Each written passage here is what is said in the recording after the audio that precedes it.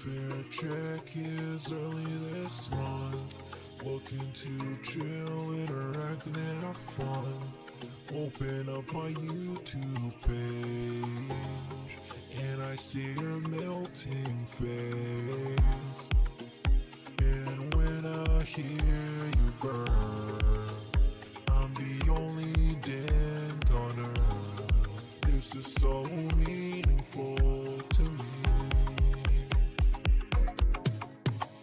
Yeah, you're hurting back, your greasy hair, your patchy goatee is meaningful to me. Yo, what's up, Barrymore? What's up, Major Detractor? What's up, KB?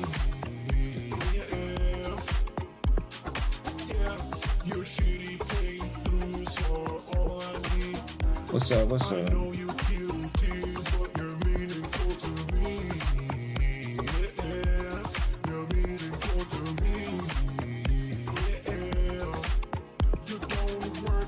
Just like my legs.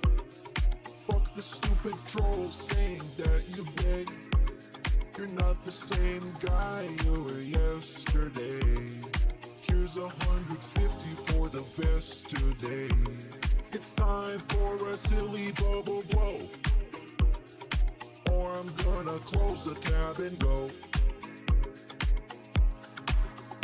What's your favorite type of food? Thank you, thank you, thank you. And can you read my Yo, what's up? haiku? What's up, Tarman? Yeah, you're hurting back, your greasy hair, your patchy goatee is meaningful to me. Yeah, it's meaningful to me. Yeah, yeah, your shitty playthroughs are all I need.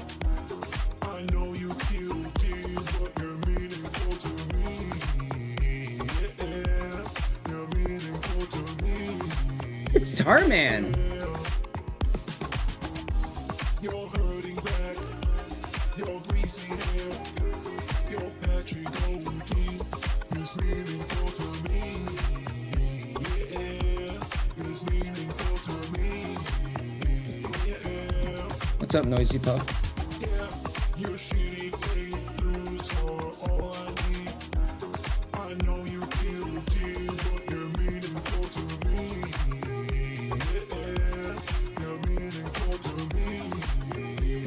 Yeah, you're hurting. Once again, I lost my dab tool. Greasy hair, your patchy goatee is meaningful to me. I don't know why I only have one dab tool, but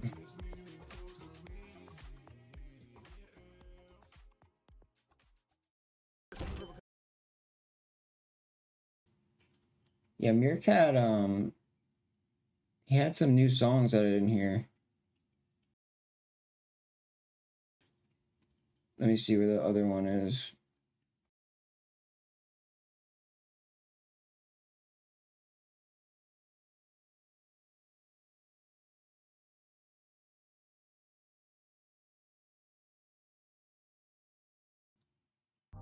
Dead air, dude. Where's this song? Where's this song? Hold on. Because you're not rich, and you're not famous, and you're not this, and you're not that. You had an opportunity to be, but you blew it all. And I said, well, oh well. I'm proud of that. I guess I'm proud. That's right. This? United States of Phil. A remix. Yeah, it's a remix. Make the rules, and what I say goes. I'm trying to do that, man. Complain about censorship and freedom of speech, because the bottom line is you don't have freedom of speech. This is my land. Control is desire. This desire. Her cake. This desire. This desire. Control is desire. Devour. Her cake. Do what gives you pleasure.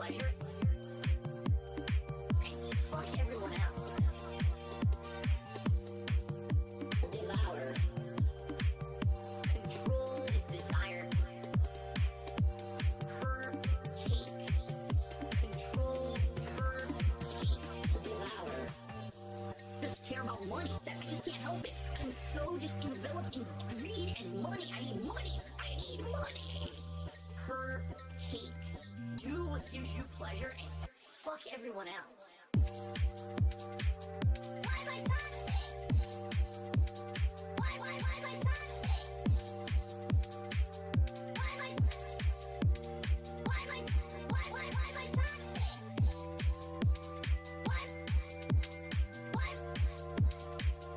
toxic? Control. This desire. Why this desire?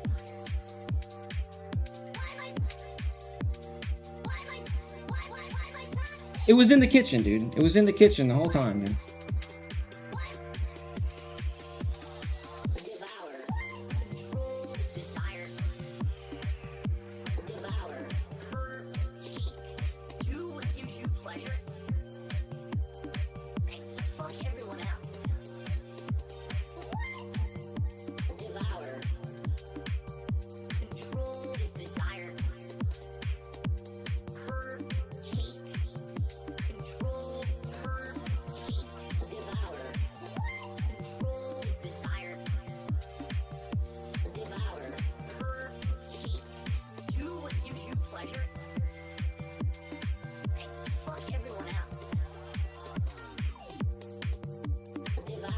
Yo, is Puff still alive?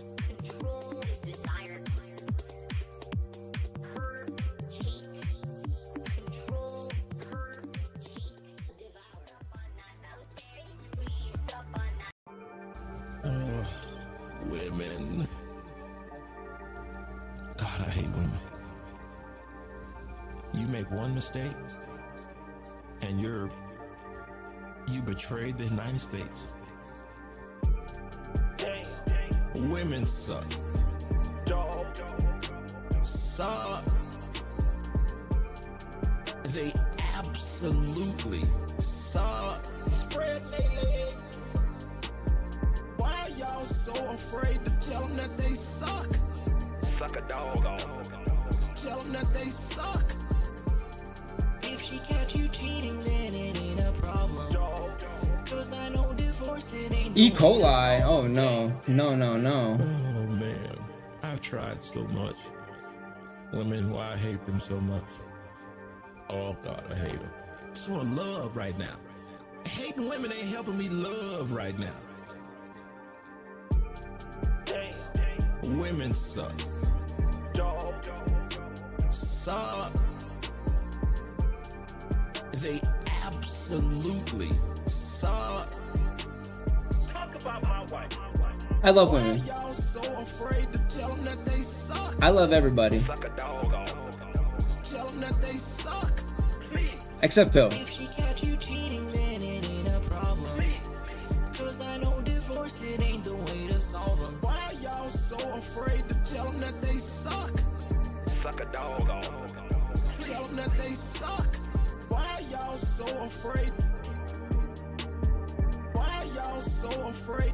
Tell them that they suck. I do like this beat I though. was just like them. This beat's really Minded, really hot. overly sensitive. It's disappointing to me, and it's sad, but at the same time, you know, it just, once again, all the detractors, they said this was gonna happen. I can't take a lot of the Pass to Eric songs, dude. Like I can listen to like 2 of them. Holy shit, Phil. Your detractors. They were right. Holy shit, Phil. You hear yourself Yes, right now? cats. Right.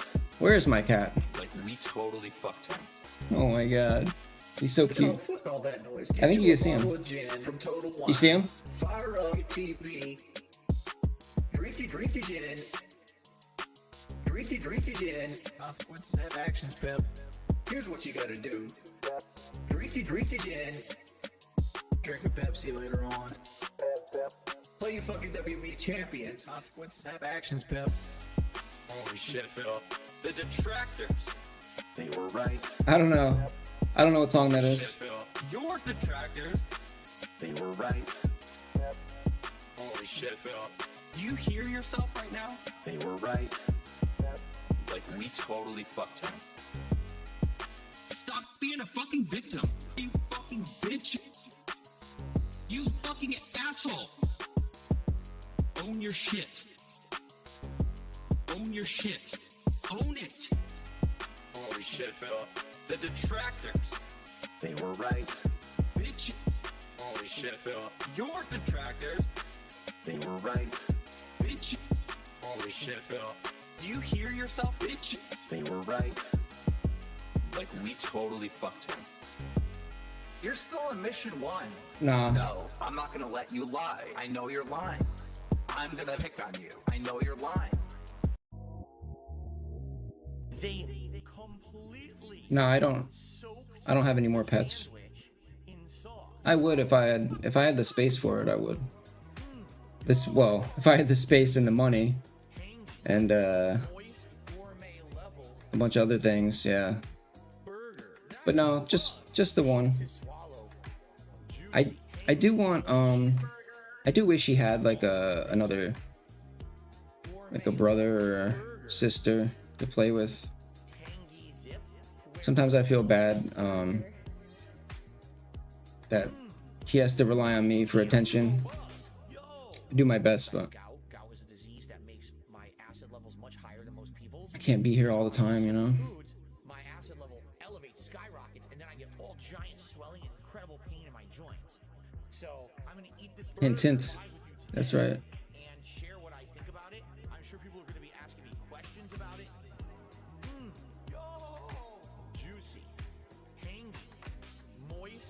Yeah, when I adopted him, because they like to adopt in pairs, you know, obviously. But they had Blue was the only cat that they had, and they were comfortable adopting him as like a solo cat. I don't know why. I should have asked them why, but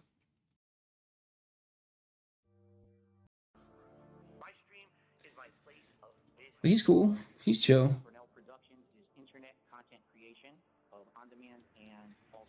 Yeah, it can work with the cat. Obviously, you wouldn't be able to leave a dog unless you're like a psychopath or something.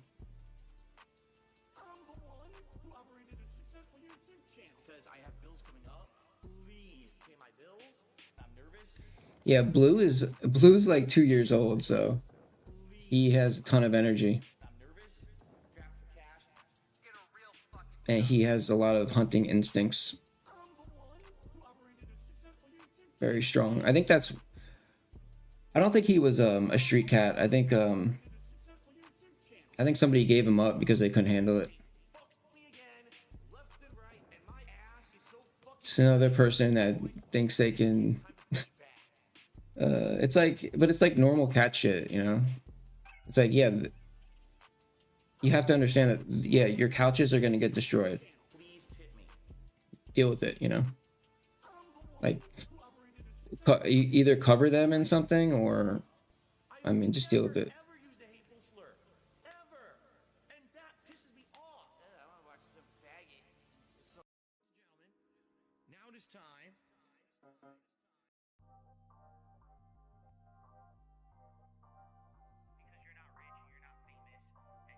Yeah, I had a cat for 20 years. But you blew it all. And I said, well, oh well. I'm proud of that. I guess I'm proud to be I had a cat for 20 years. Let me see if I have a picture. I should have a picture, but it might be on my other hard drive. I'll be the guy on level 1. I streamed myself masturbating. I'll be the guy life. I'll be the for the thousands of children. I'll be the guy on level 1. You're still on mission 1. I'll be the guy on level 1. Level 1. Married happily, paycheck to paycheck happily, meaningful relationship, meaningful life with a family. And that, by the way, I have to raise money to pay 2 big bills next week. All my utilities are due next week. Tomorrow, if I stop streaming, I would not be able to get a job. So it would be the end of my life. But outside of that, everything else is good in my life. You know what I mean? So I'll be the guy on level. No, I think it's on my other hard drive. Myself masturbating. I'll be the guy life. I'll be the for I'll be the guy on level 1. You're still on mission 1. I'll be the guy. I'll be the thousands of children. He says fish. Just fish? How many fish? What kind of fish? Fish?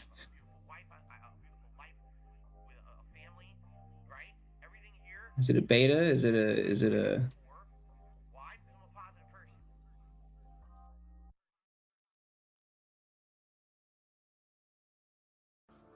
My stream is my place of business. The company's name is Brunel Production. This one's for all my baby girls. And it starts to click, you know, if someone just keeps saying sorry. Here's the thing. I became infamous on the internet in 2016 for accidentally beating off on camera. Now, luckily, nothing was Me and Wings are...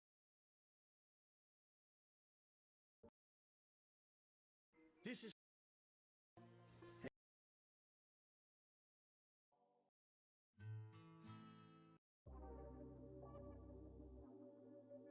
Gout. Interestingly enough, a study followed 48,000 men for an average of 10 years and discovered that within 2 years of a gout diagnosis, pufferfish? No, not a pufferfish. Yo, it was so funny when Cobra was like, "Yeah, I put some I put some mango in his water, so he made his water bowl into like a drink combo for him." He's like, "I mixed the mango in the water, so when Puff drinks, he can get the mango and the water." I'm like, "What the fuck, dude? That thing is dead, bro. That thing is dead."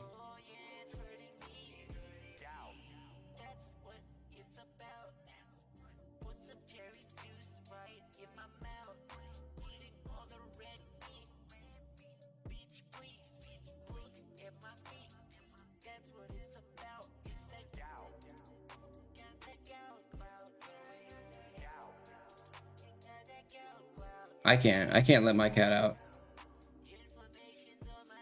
Certain death in Los Angeles for a cat.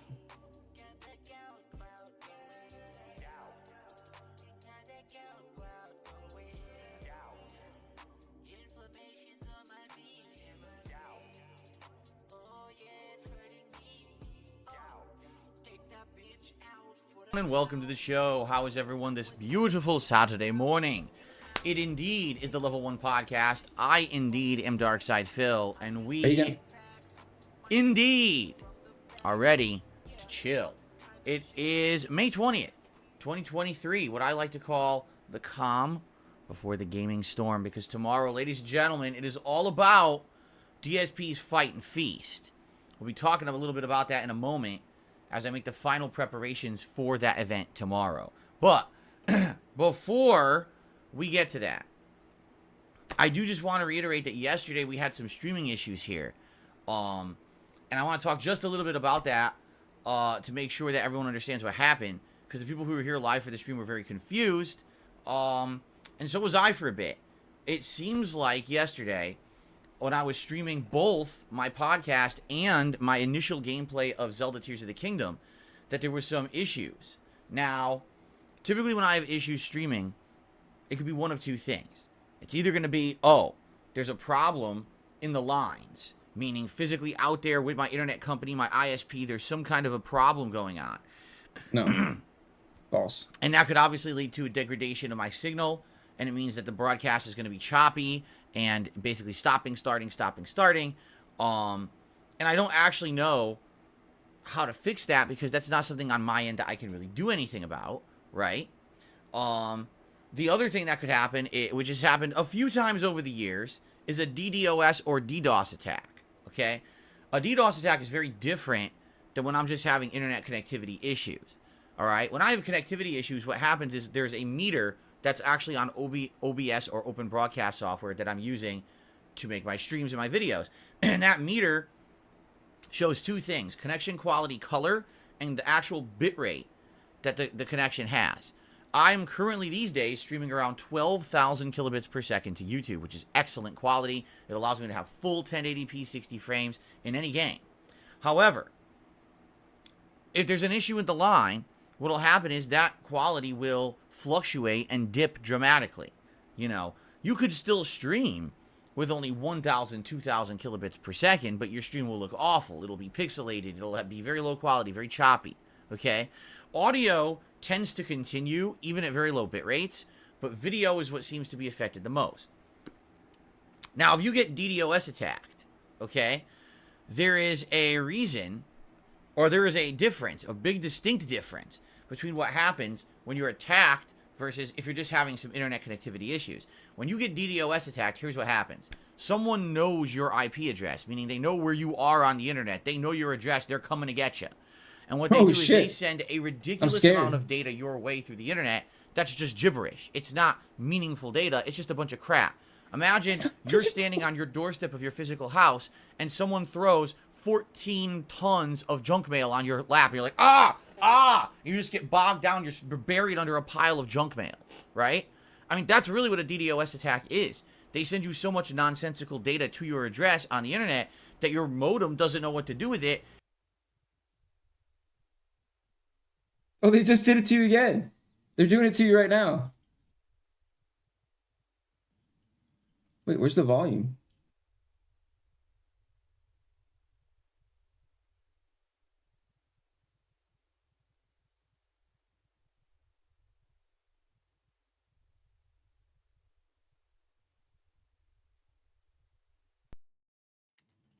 Oh, it's not me? Oh, it's him. It's him. I thought it was me. Wait, what? Wait, did they just... Yo!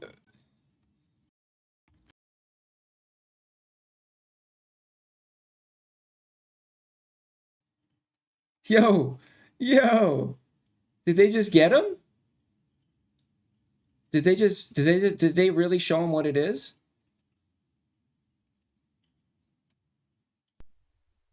Bill, you don't want that smoke, dude. Trust me.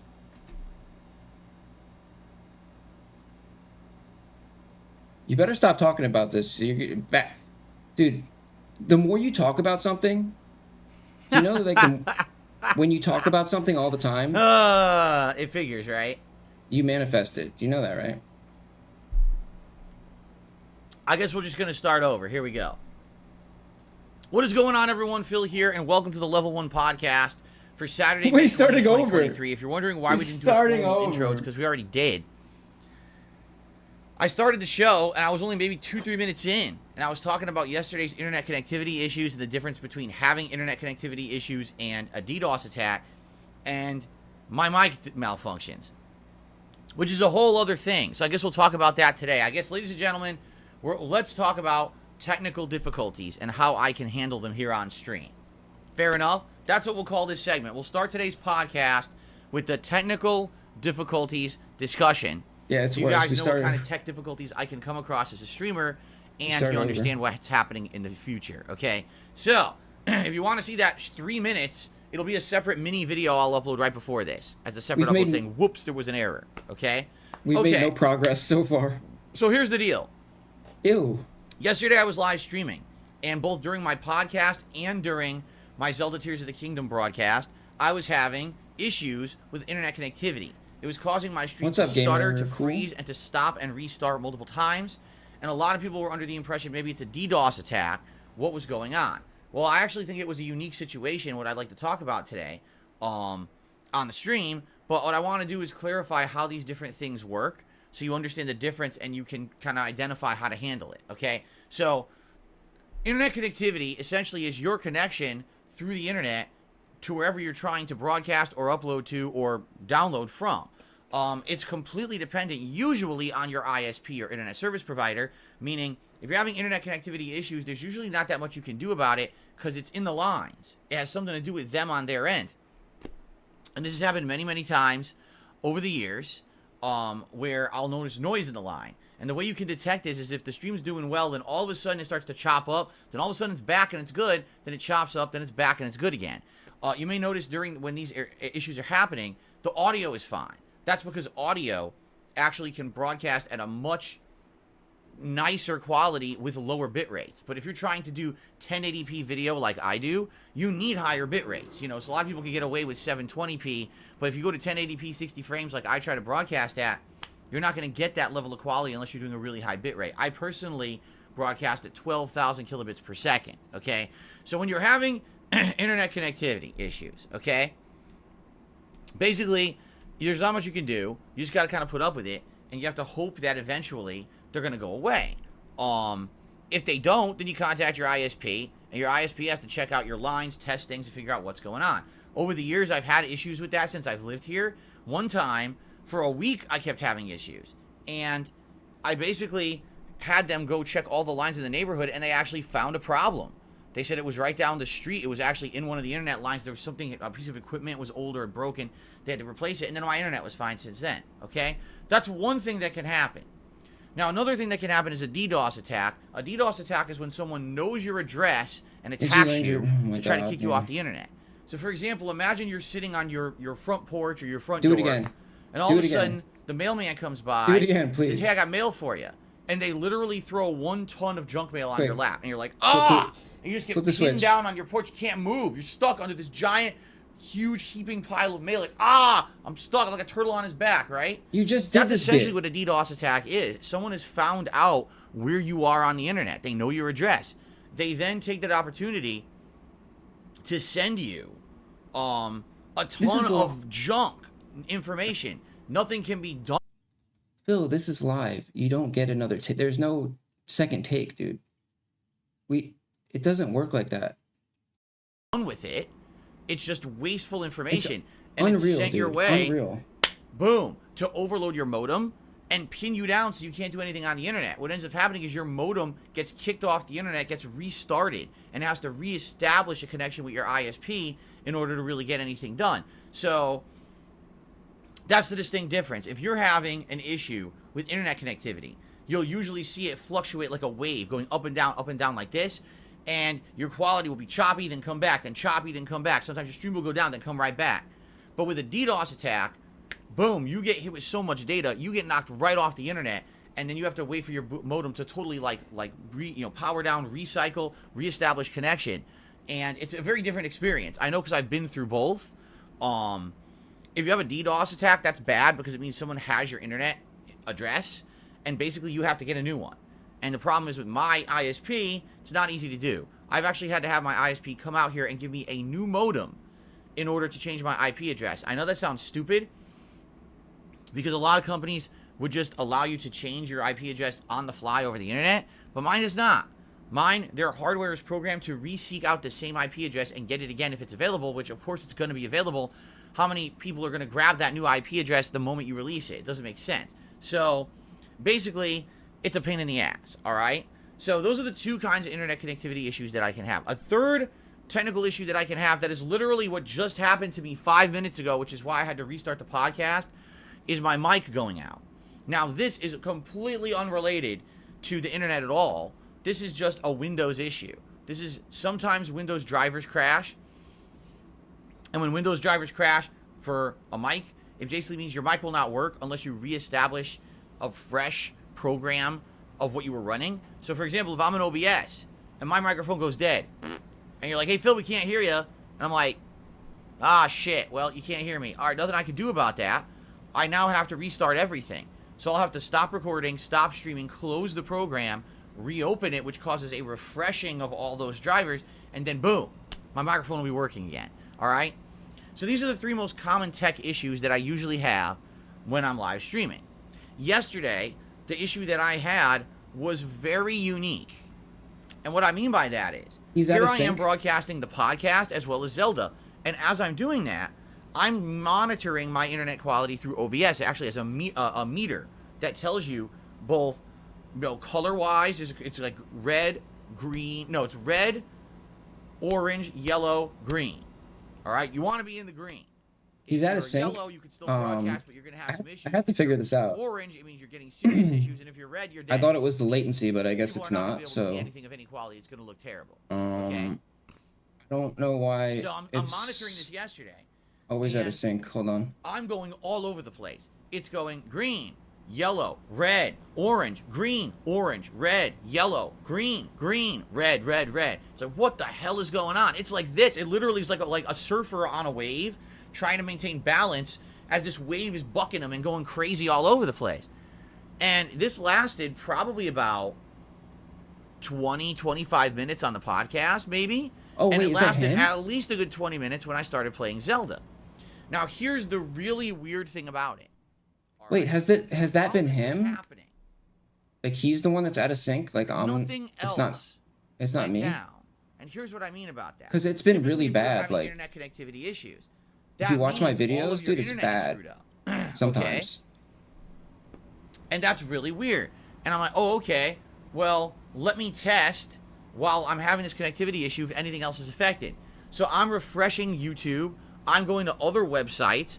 I'm actually playing animations on the stream to test. So I'm playing the pop-up animations. Those are all internet-based.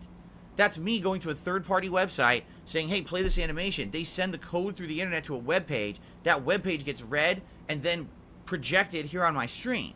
That's not me playing a local animation off my computer. That's internet-based. This right here, I'll show you because this is just an example.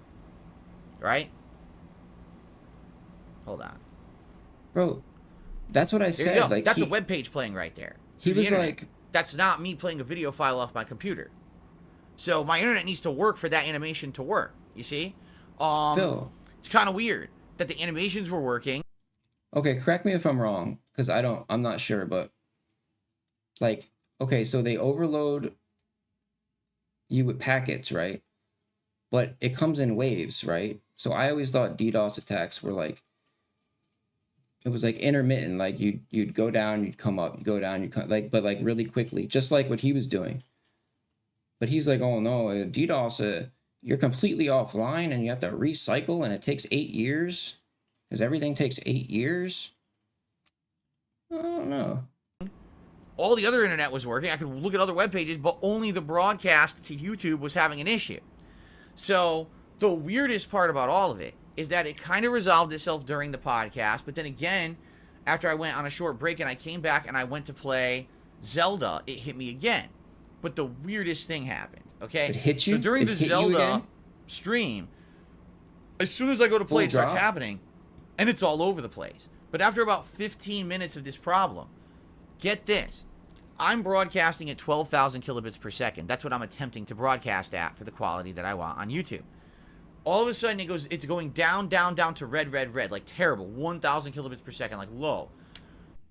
Yeah, it's like maybe the guy had like, maybe the kid had like $10 to his name and was like, fucking Phil. I'm gonna hit Phil offline, and then but he only has $10, so it's like a very small scale attack or something. I don't know. After like 15 minutes, it skyrockets. It goes all the way up to 34,000 kilobits per second, and it sat there for about 1 to 2 minutes at 34,000 kilobits per second.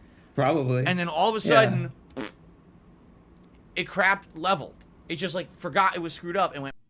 It's always the dumbest thing, YouTube probably just hates you by now, Phil. Back to 12,000. They're sick. And I've been They're sick of all this drama that you've been bringing them like over the past like couple weeks probably. Casting since it's no problem. So the question is, what is going on? Tired of hearing about DSP. It wasn't anything in my setup. DSP, okay, let's make that DSP. clear. Nothing has changed here. DSP claim this. DSP claim that. It's got to be either something in the DSP's lines false of the internet claiming service everything. provider, or it's got to be YouTube itself having some kind of Talk to weird DSP. issues. Talk to DSP. And, talk to DSP. Talk to DSP. Being that everything else worked, you know what I'm saying? Like literally everything else worked. The internet was loading. The animations were playing. I find a hard time to believe that they're so overall, sick of DSP. It was my dude. internet. Oh, Maybe it was. boy. Maybe the ISP was pushing some kind of an update and just didn't say anything. And, they never do. Sure. I never get a notice from sure. my ISP saying, hey, be sure to know that we're doing an update today and it might affect your internet. I never get that. Only if they're actually going to be, like, physically doing something with the lines that'll be extended downtime, then I get a notice. But they don't send me anything. Yeah, they So don't I would wanna talk not to you. be surprised if there was something with my ISP that was affecting stuff and they didn't say anything. But the weird thing is, again, if that were the case, why did it only affect my stream to YouTube and nothing else? Everything else was working fine, just not the stream to YouTube. That's a little bizarre, don't you think? Yeah, because they hate you. I have to kind of wonder if it was something on the YouTube end. Was Susan's YouTube tired of your having ass, issues dude. yesterday? And of course, they never say anything. Like, literally, YouTube will never open their mouth. Because they don't ever admit any kind of accountability at all. They don't want to act like anything's wrong on their end or they did anything wrong. So they will very rarely ever admit that something's, you know, malfunctioning or not working properly. Yo, someone needs to make a compilation of him trashing So YouTube. I don't know. All I will say is this. If it happens again today, I apologize because I don't know what's That's a causing good it. idea. Okay? That's a good I idea. really don't think it's a DDoS at all. I don't. The other weird thing about it is, if it Because were he a said some DDoS, why fucked would it up, happen randomly in the middle heinous of shit my podcast, right? about If YouTube. it was going to be a DDoS attack, you would think, let's save the DDoS attack for a big event. Let's save it for a big game premiere or launch. Why would you randomly be DDoSing me in the middle of a podcast that's just an arbitrary broadcast I do every day? That doesn't 'Cause they seem hate to make you. much sense, right? They don't like you. If it was magically happening at the launch day of a big game, that's different. See, I don't even know, dude. Yeah, I don't think that's the case at all. I do think it was just something pretty silly going on. I don't know what, but I'm still. I guess we'll see. You know, Yeah. hopefully it's not an ongoing issue. All right, if it is, then I will have to contact my ISP. I'll have to tell them, listen, this is not acceptable. You know, it's my business or whatever. But for now, let's hope that it's not an ongoing issue. All right, let's hope that it's something that was easily resolved. You know, now it's fine. Like I said, I've never seen my internet skyrocket to 34,000 kilobits per second before. I was staring at it like, that's like going back to the future. It's like jumping in a DeLorean and you're taking off at light speed. It's Yeah. like, what happened? I don't even know how to do that. How did it even go that fast, right? Damn. But anyway, I apologize, and scamming. I hope that there's no technical issues. The one thing that's really annoying is when the mic goes out. Because when the mic goes out, I can't fix it, and you can't wait to get it to fix. It won't. Wait, you have what? to restart everything. So Wait, what? that's why in this video What? there's no intro. I already played the intro in a separate video. I'm not going to redo the whole beginning of the podcast because the stupid mic malfunction. So that's just Why kind of a did it- silly technical thing, and there's really no way to fix that. That's a YouTube, or excuse me, that's a Windows issue.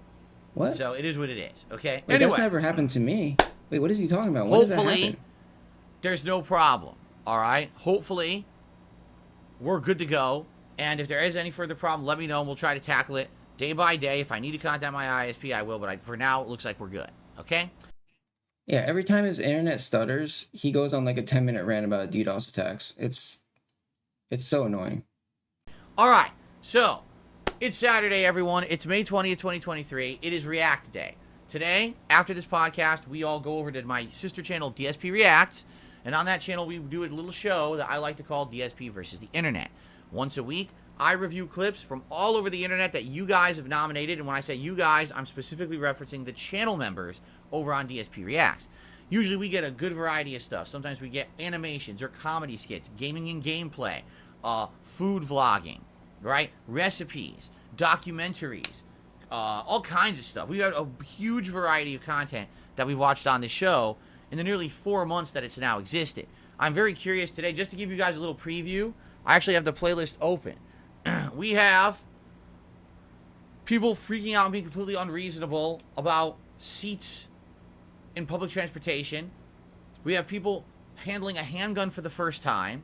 We have an interview with someone who we actually had watched a video of last week, but it's interesting because they're breaking character.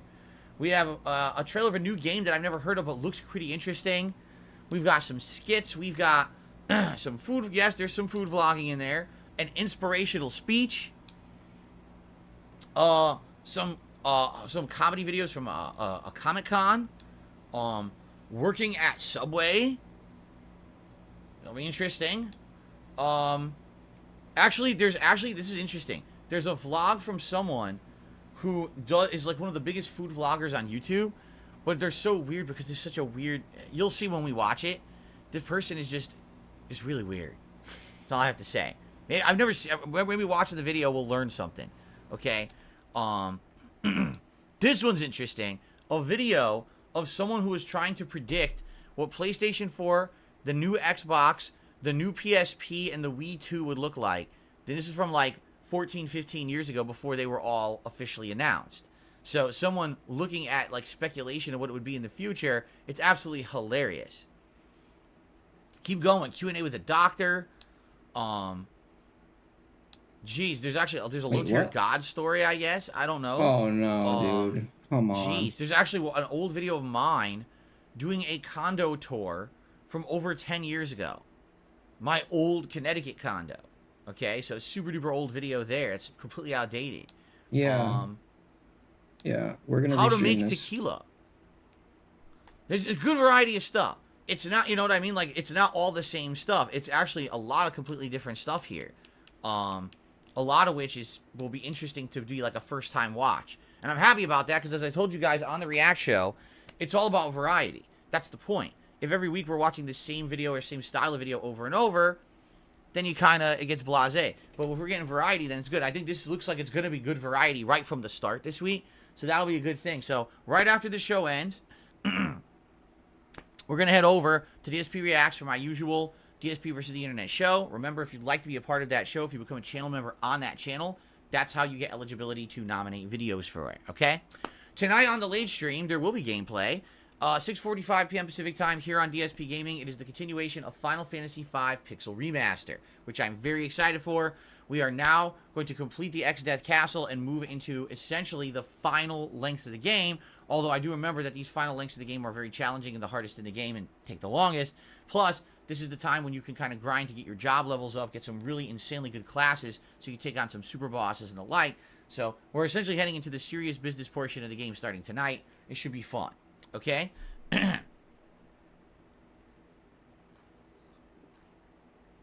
Now,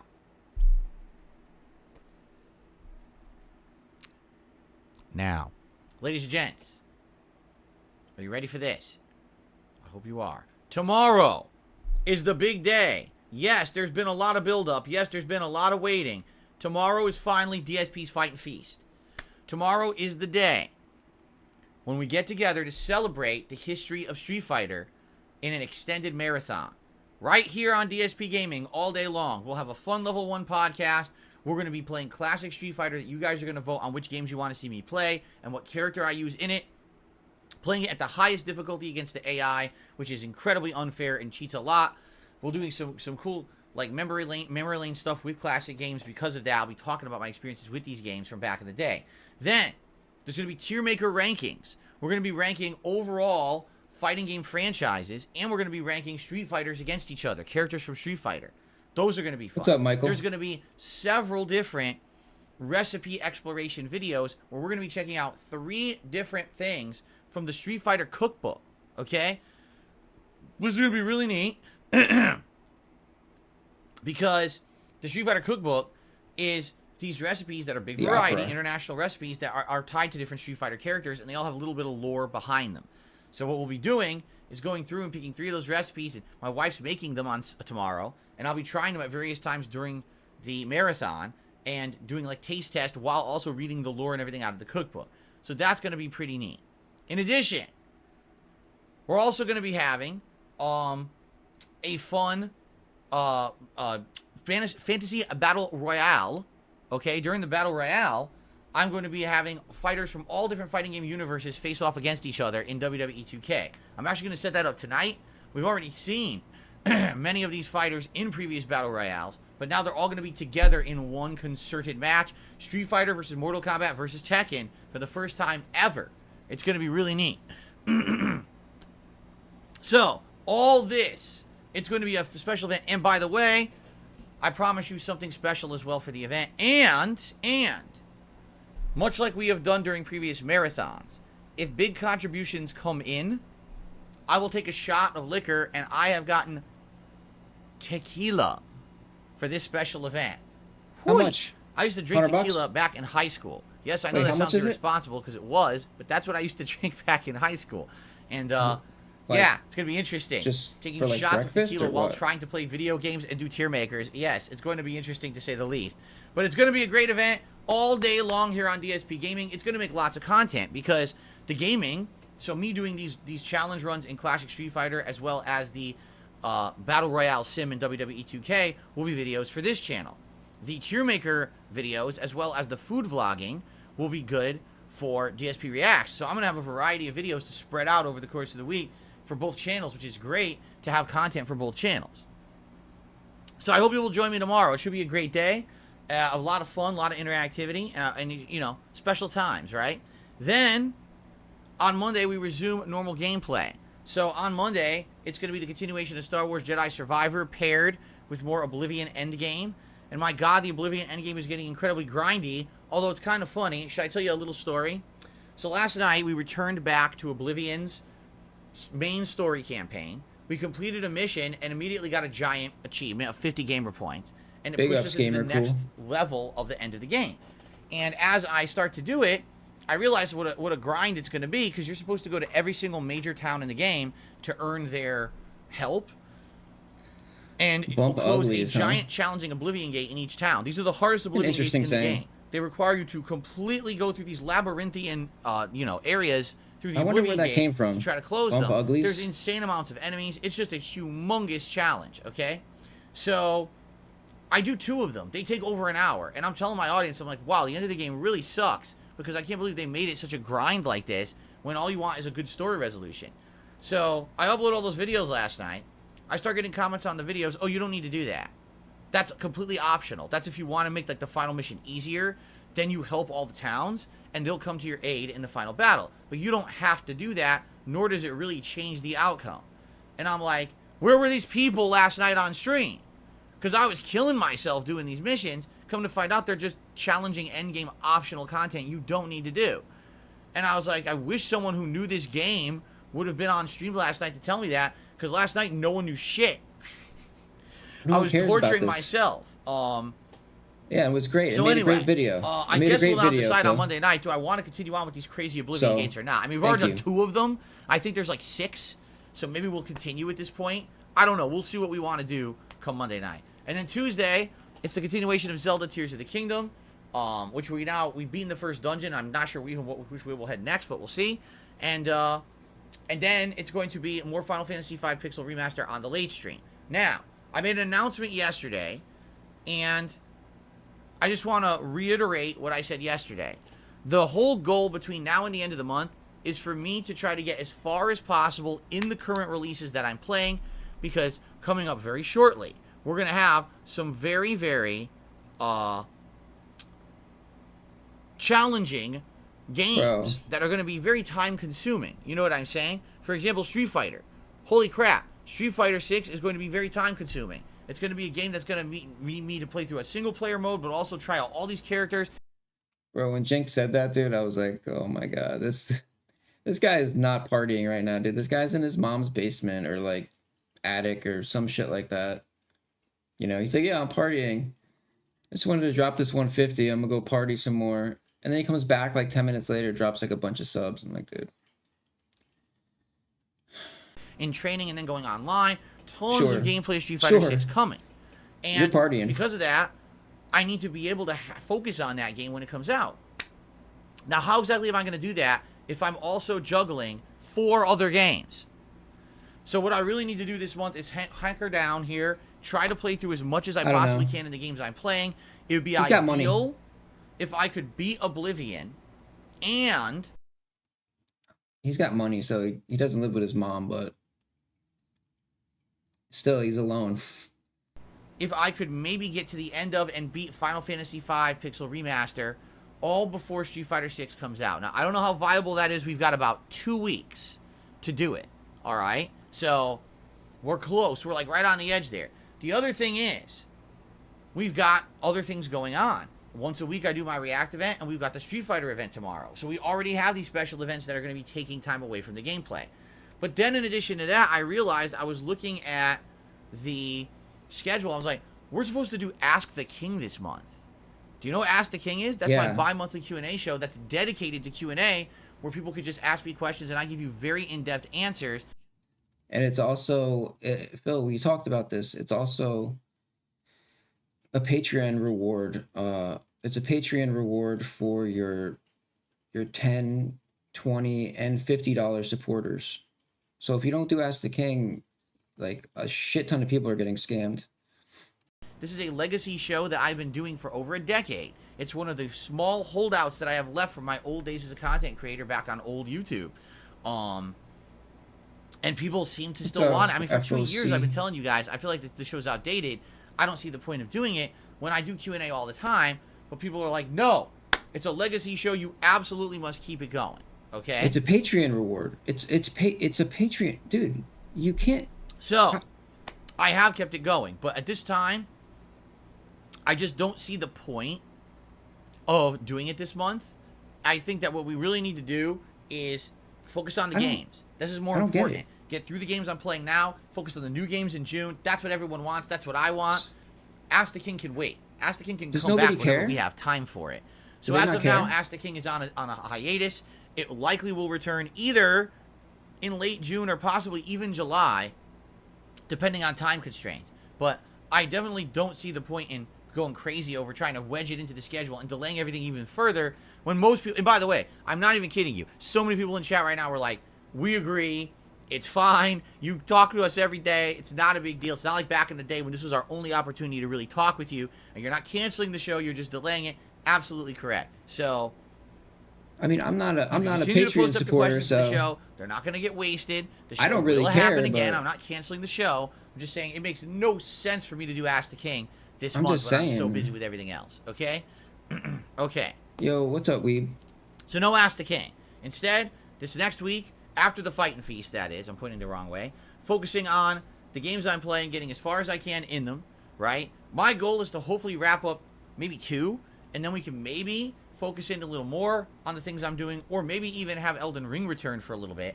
But then once Street Fighter 6 hits, that's going to be crazy. It's going to be like Street Fighter a ton, and then balancing that with 1 or 2 other things. Wait, isn't it out? Which is likely going to be like Zelda and Diablo. That's what I'm thinking. I'm so confused right now, dude. On like, let's stop paying attention. Street Fighter and then Zelda and Diablo kind of balanced for most of June until like Final Fantasy 16 comes out. Okay, cool. All right, so that's the deal there. Outside of all of that, yes, it is worth bringing up, ladies and gentlemen, the streak continues. It is absolutely official. We are still continuing a support streak.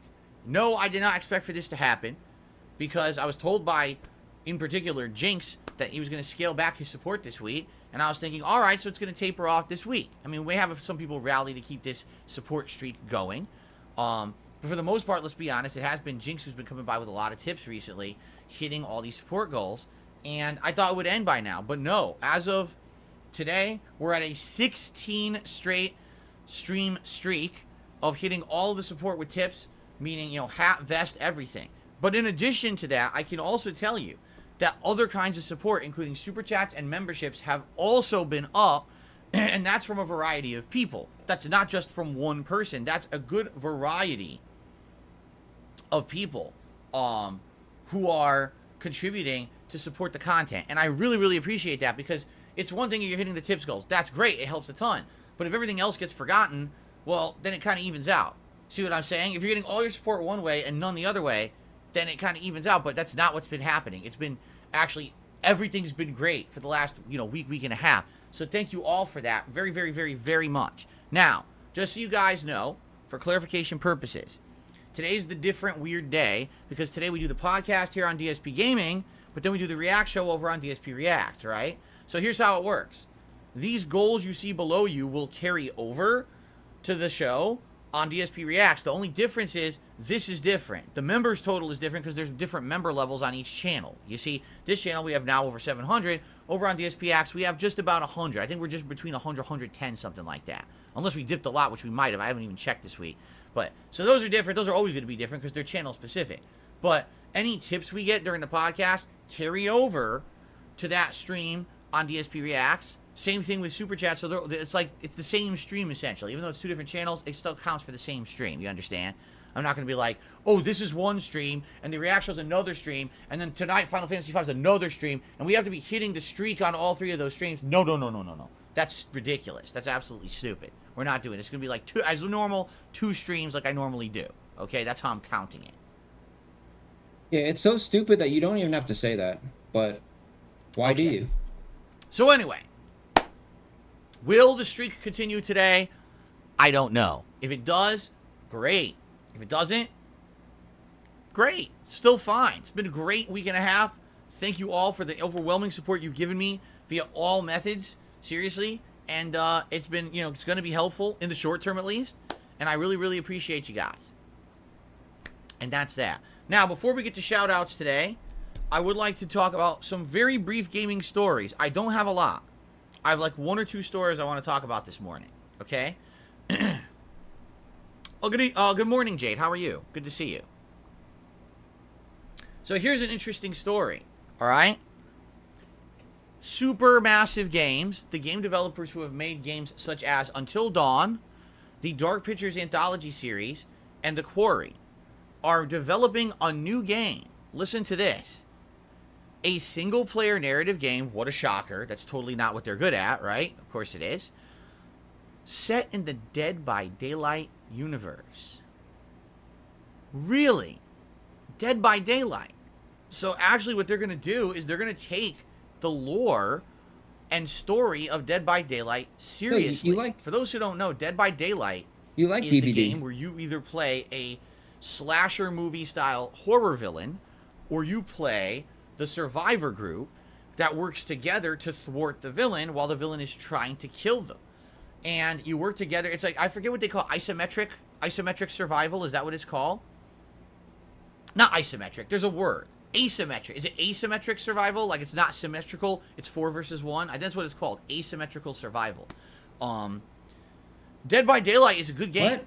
I played it back in the day when it hit Xbox One, and I really liked it, but it just didn't run very well back then. Recently, I played it again, and it actually runs really, really good on the Xbox Series consoles.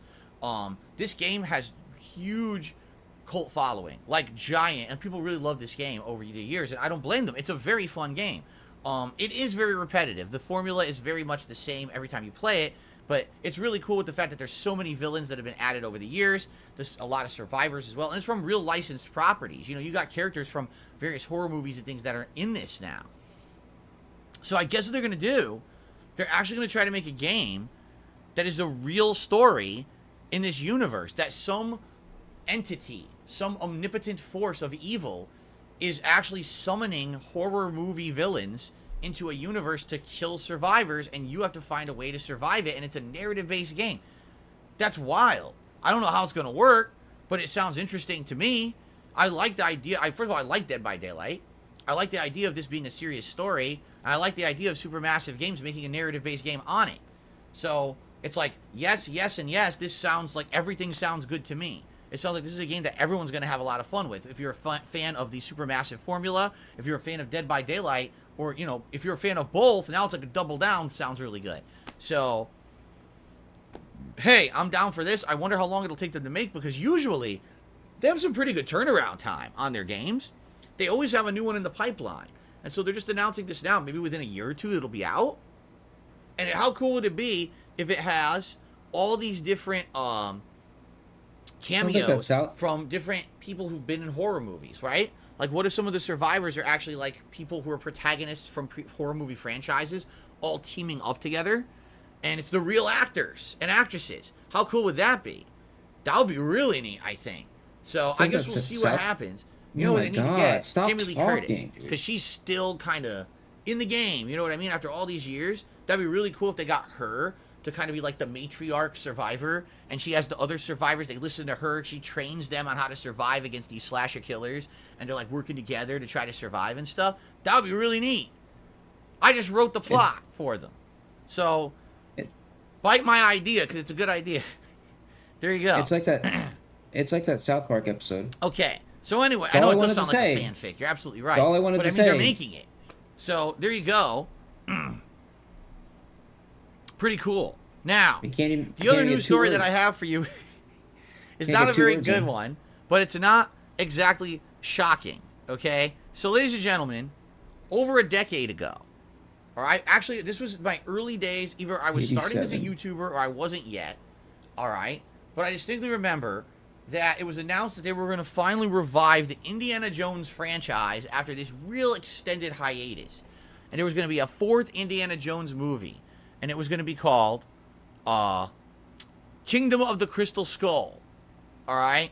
And I was very skeptical, because I was like, dude, there hasn't been an Indiana Jones movie in a very long time. Now, I'm a huge fan of the original Indiana Jones trilogy. And here's Phil to tell you more. Love it. So my dad. My dad and I love these movies. We've seen them together a bunch of times. We love Indiana Jones, the classic trilogy. In fact, we saw the last one. What's it called? Not the Raiders of the Lost Ark, Temple of Doom. Why can't I remember the name of the third one? And I think the third one's my favorite one of all. I saw that in theaters with my dad. And I remember watching it with my dad in theater and being blown away at how good it was. Okay? The Last Crusade, thank you. Yeah, Last Crusade, super good movie. Oh, yeah. Anyway. You're banned. So, Kingdom of the Crystal Skull comes out, and I said to my dad, you know, we didn't see it in theaters, okay? But I said, when it comes out on Blu-ray, we'll buy it, we'll watch it together. So, I bought it. I went over to my parents' house. We watched it together. And at the end of the movie, we were like, this movie fucking sucks. We were just so upset. Because we're like, dude, that is nothing like the original trilogy. First of all, it's 90% CGI, right? The action is terrible because it's all this stupid CGI shit, insane driving stunts that they never would have done. You know what I mean? It's just not good. The writing was bad. You know, I don't care about fucking Shia LaBeouf being in the fucking movie. Like, it just wasn't good. And I can't believe how different it was from the feeling of the first three movies. Even the alien plotline's stupid. Like, it's cool to have, like, mystical stuff in the original trilogy because it's kind of like magic or religious stuff. Now all of a sudden, now it's aliens. It's like, okay, at some point you've jumped the shark. They jumped the shark with Kingdom of the Crystal Skull. I just didn't like it. Now, a lot of people apparently shared my opinions over the last 10 to 15 years because this movie has been panned all over the internet. There's memes about, you know, Indy in the fridge surviving a nuke and shit like that. And I agree, it's dumb. It's just really dumb. The movie is not a smart or fun movie. It's just a dumb movie. So guess what? They're making another one. Guess what? It's coming out. And guess what? The reviewers fucking hate it. What a shocking twist, okay? A bunch of reviewers have put out their reviews and slammed the movie. No. But I'm just going to read one quick. This is IGN's review, and it was in my face, and I thought it was funny. So I want to read this to you. This is IGN's review of Indiana Jones and the Dial of Destiny. First of all, the Dial of Destiny, they really have run out of ideas. You know what I'm saying? Like, it doesn't even sound good. That sounds like the fucking Pick of Destiny from Tenacious D. You know what I mean? Like, it's not even a good name for, like, an Indiana Jones movie. Did they not test this and say, does it sound good? It sounds stupid. The Dial of Destiny. Yo, Pick of Destiny was lit, dude. That's a good movie. So here we go. Here is the IGN review. Indiana Jones and the Dial of Destiny fails to recapture Spielberg's magic. With uninspired action and conflicting themes and character motivations, it's proof that some things should just be allowed to end. 4 out of 10.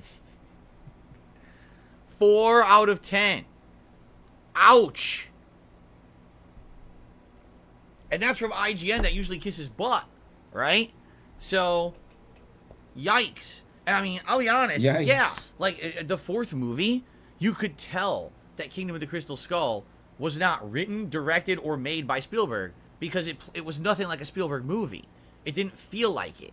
It just felt like, oh, we're continuing the franchise just for the sake of continuing it in the modern day. But let's throw a whole bunch of fucking CGI and shit at it to add like, oh, look, we really went crazy this time. But it sucked ass. Okay? This movie sounds even worse. So, this is a case, I think I'm probably going to abstain from ever watching it. Like, I like to think, this Indiana Jones trilogy, those movies are amazing. The fact that they you know, 20 or 30 years later, they're pumping out new movies that suck ass. Just don't watch it, Phil. I'm not going to watch it. But I'm not going to complain about it. It just drives me nuts. It's like, why do I care about this? You're ruining everything from the past that was good, right? Oh, my God. No, they're not. I don't know. It sucks. I don't want them ruining my childhood pop culture favorite stuff, but they are. It's like they can't leave well enough alone. They got to keep pounding it in. All your Indiana Jones and your Wolverine figures, they still exist, homie. Nobody's erasing those, like, so just chill out. Keep redoing it. Extend it. Because we have no fucking original ideas. So you just have to keep redoing everything, and it all sucks. Fuck you. Stop ruining things from the past and make new things to suck. At least then you're not ruining things. At least you're just making new shit. You know? People with no talent who somehow have control of all this money. That's what I want to know. How do people with no talent have all this money to make jump? Where is it coming from? Right? It's always about the money, I want to Phil, know. Isn't it? Can we direct them towards useful things? Like, instead of making a 5th Indiana Jones movie that sucks shit, can we take that money and put it towards, like, cancer research or something? You know what I'm saying? Like, can we do something better? Yeah, let's put it towards Hogan's, dude. That they're pushing out. It's, if let's you pull can't some make Hogan's. entertaining stuff, then don't try. How about that? You know? I just don't get it. Cancer this research, is modern really? Hollywood these days.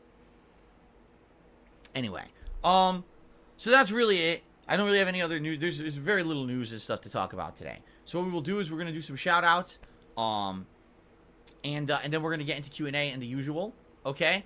So on the YouTube side of things today, ladies and gentlemen, we have absolutely positively nothing. Now remember something. If we hit 100 likes, either on this podcast or over on the DSP Reacts show of DSP versus the Internet, I will do a celebratory bubble blow with the bubble gun. Sure. Yes. That's right. New and improved quality here on the streams. If we hit 100 likes anywhere. So if you're liking the content, please give it a like. Not Phil. But in addition to that, anything helps this channel, whether it be a super chat, a super sticker, a membership, a gifted membership, which I'm sure people would appreciate, especially with some of the big hot new releases coming out soon. And of course, in particular, tip to keep this streak going. We now have 16 straight streams that we've been hitting this tip skull. So, you know, will we keep it 17 strong? Or Idiocracy. Will it end today? If it does, it's perfectly fine. Classic. So I have nothing whatsoever to shout out here on the YouTube side of stuff as of yet. But instead, let's swap over to tips because I have a few things to shout out there. Okay? Okay. So.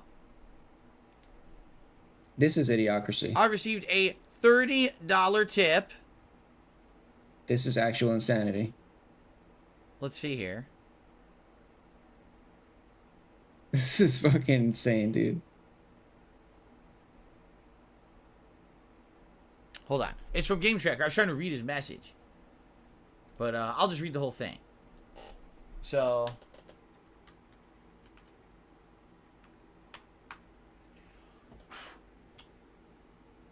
I got a piece of hair stuck on my keyboard. Get out of here. There we go. So Game Tracker with a $30 tip. It's the guy's. It's his name. Not sure. Not sure. I made that joke the other day. The not sure that, joke. Game Tracker. And I always reference that movie.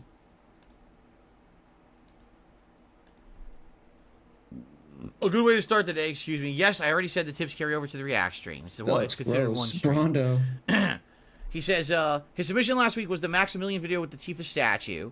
He says, that Tifa statue is pretty freaking uncomfortable. He says, you did move to the next clip before the very end. So he says, first, Max says, are people seriously going to spend $700 on something that you wouldn't be caught dead having? Some of those people in his chat say yes. One says they know someone who already bought one. Max goes on to say, this is borderline horny culture, right? What are you into? Do you like movies? Do you enjoy playing baseball? Do you collect stamps? You can respond, I'm just horny. And everyone slowly walks away from you. Again, I get it, but it's stupid. Like, here's what you got to understand, Game Tracker, all right? Sadly, you have to look at the audience.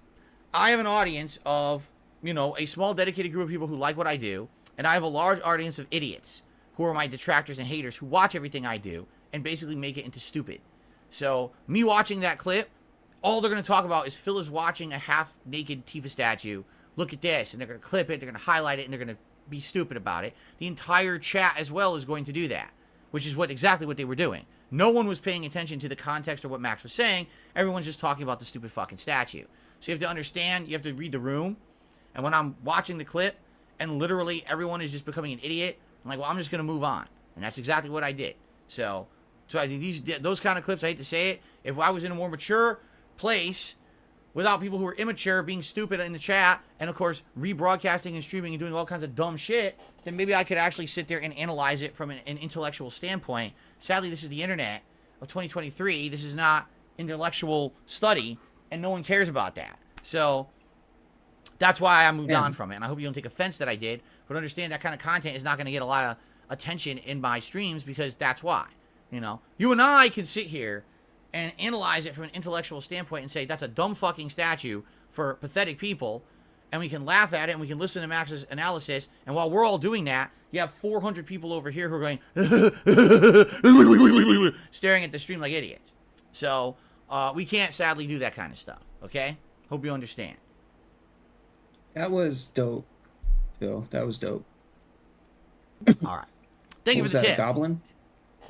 Let's Is it continue. a goblin or a We have a $2 tip here. troll? Was that your troll impersonation? Yeah, it's getting YouTube pooped From for Big sure. Papa Pump. He's, I'm looking forward to Fight and Feast. Hopefully we'll get Ken Super Turbo gameplay. It's going to be awesome. Have a great React show. Thank you, Big Papa Pump. Yeah, I'm curious because I'm thinking you guys are probably going to want me to at least play one of the classic Street Fighter 2 games, right? And there's 5 versions. So you guys are probably going to be able to vote, like what version do you want to see me play, and then what character do you want to see me play.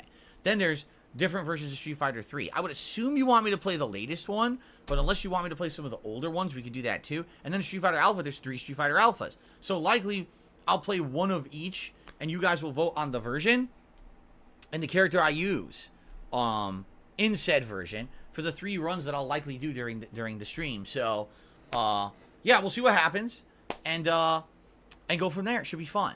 But yeah, I'm very curious to see what people vote for tomorrow. Will it be Ken? I don't know. We'll find out. Okay, I received another $2 tip from Radical Jaws. He says, have a great React Day. Shout out to Game Tracker. He always comes in strong for these React Days. Did you see the Donkey Kong TV show from the 1990s? One that was weird. Animation style was cursed. The music was great. I didn't even know that there was a Donkey Kong show. I never even heard of it. I was aware of pretty much all the Nintendo properties that were made into TV shows. For example, there was the Super Mario Brothers and Zelda show. Then there was Super Mario Brothers 3. And then there was Super Mario World. There was also Captain N the Game Master. And that show combined different franchises such as Castlevania, Kid Icarus, Mega Man, and Metroid, and many others. Then there was an actual dedicated Mega Man show. I still remember the intro. It goes dun dun dun dun dun dun super fighting robot dun dun dun dun dun dun dun Mega Man dun dun dun dun dun, dun super fighting robot dun dun dun dun dun dun dun Mega Man fighting to save the world. Who remembers that? It was a good show. It didn't last very long. I want to say it was like 1 or 2 seasons. It was pretty short, but it was good when it was on. I liked it a lot. So that was like the extent of the official Nintendo tie-in stuff. There really never was that much. That's what I kind of emphasize to people, because today they're like, so did you have any Nintendo action figures back in the day? And I'm like, no. They're like, what? You didn't have any Nintendo toys? You didn't have any Nintendo? I was like, no, actually back then they weren't prominent at all. Like, it was a rarity to see that stuff. I mean, video games were very much kind of reserved for the video game realm. When they tried crossovers, for example, the Super Mario Brothers movie, the Street Fighter movie, right? They weren't successful. You see? Basically, they were failures. And so the whole crossover of video games into pop culture didn't really become a prominent thing until the late 2000s and early 2010s. Then it started to become a lot more prominent. And now, are you kidding me? In the last decade, now video games are becoming huge mainstream things that everyone talks about. You know, the success of Minecraft, the success of Fortnite, and now the success of video game crossover movies and TV shows. Now it's becoming like mainstream. So today, yes, you could easily just go and buy a bunch of collectibles. You could buy a bunch of action figures. It's crazy because, like, I remember when I was younger in the 1990s, I wanted collectibles of video games. I couldn't find any. They didn't exist. And now today you go online and it's like, here's a $700 statue of, you know, Donkey Kong or something. And you're like, what? Yeah, this is crazy. Now it's huge business. That you know, sounds the arcade frivolous. one-up arcade cabinets, which are complete junk. I've seen many of them in person. They're literally shit quality, quick builds, just junky products. They get sold for like $800 new. That's more expensive than getting the real fucking arcade cabinet. Okay? But that's what I mean. Like, as time changes, things become more nostalgic. That's not true. And then all of a sudden they become more mainstream and cool No. to be a part of. I just find it funny because some of us have been fans of this stuff since the day it existed. You're not getting an arcade cabinet for 800, bro. Yeah, maybe if it's garbage, maybe it's the condition is trash, dude.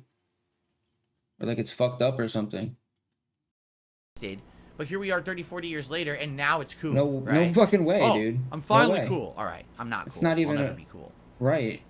It is what it is. You're not Anyway, cool, dude. Gamer cool is cool. Let's continue. On the YouTube side of things, we actually got our first contribution from Radical Jaws, who says, I gotta send a clip next week for it. So you're talking about the Donkey Kong show? Sure, why not? I have never seen this Donkey Kong show you're referencing.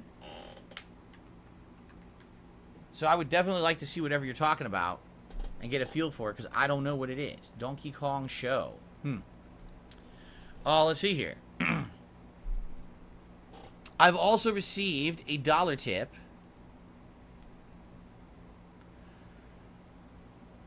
Okay, so this is Anonymous Tipper. Tipping $8 says, how's it going? I hope that your React show goes well today. How many videos do you think you'll cover this week? What will get priority? Hope to catch it on how demand. many? So how here's many the thing. Oh man, excuse me. Here's the Did thing you about say this week. $8 or 28 bucks? I actually posted up the thread to nominate videos at a different time on purpose. Okay, here's why.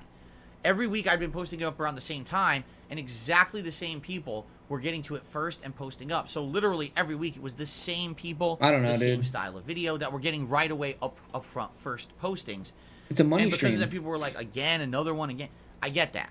So by mixing up the time frame that I posted it, different people got to nominate their videos. So this week, there's overall, I want to say there were over 50 nominations, okay? But I did eliminate a few of them because some of them I just. Nah, he said, why would you buy a one? Like he's trashed one up like a bunch of times, like already.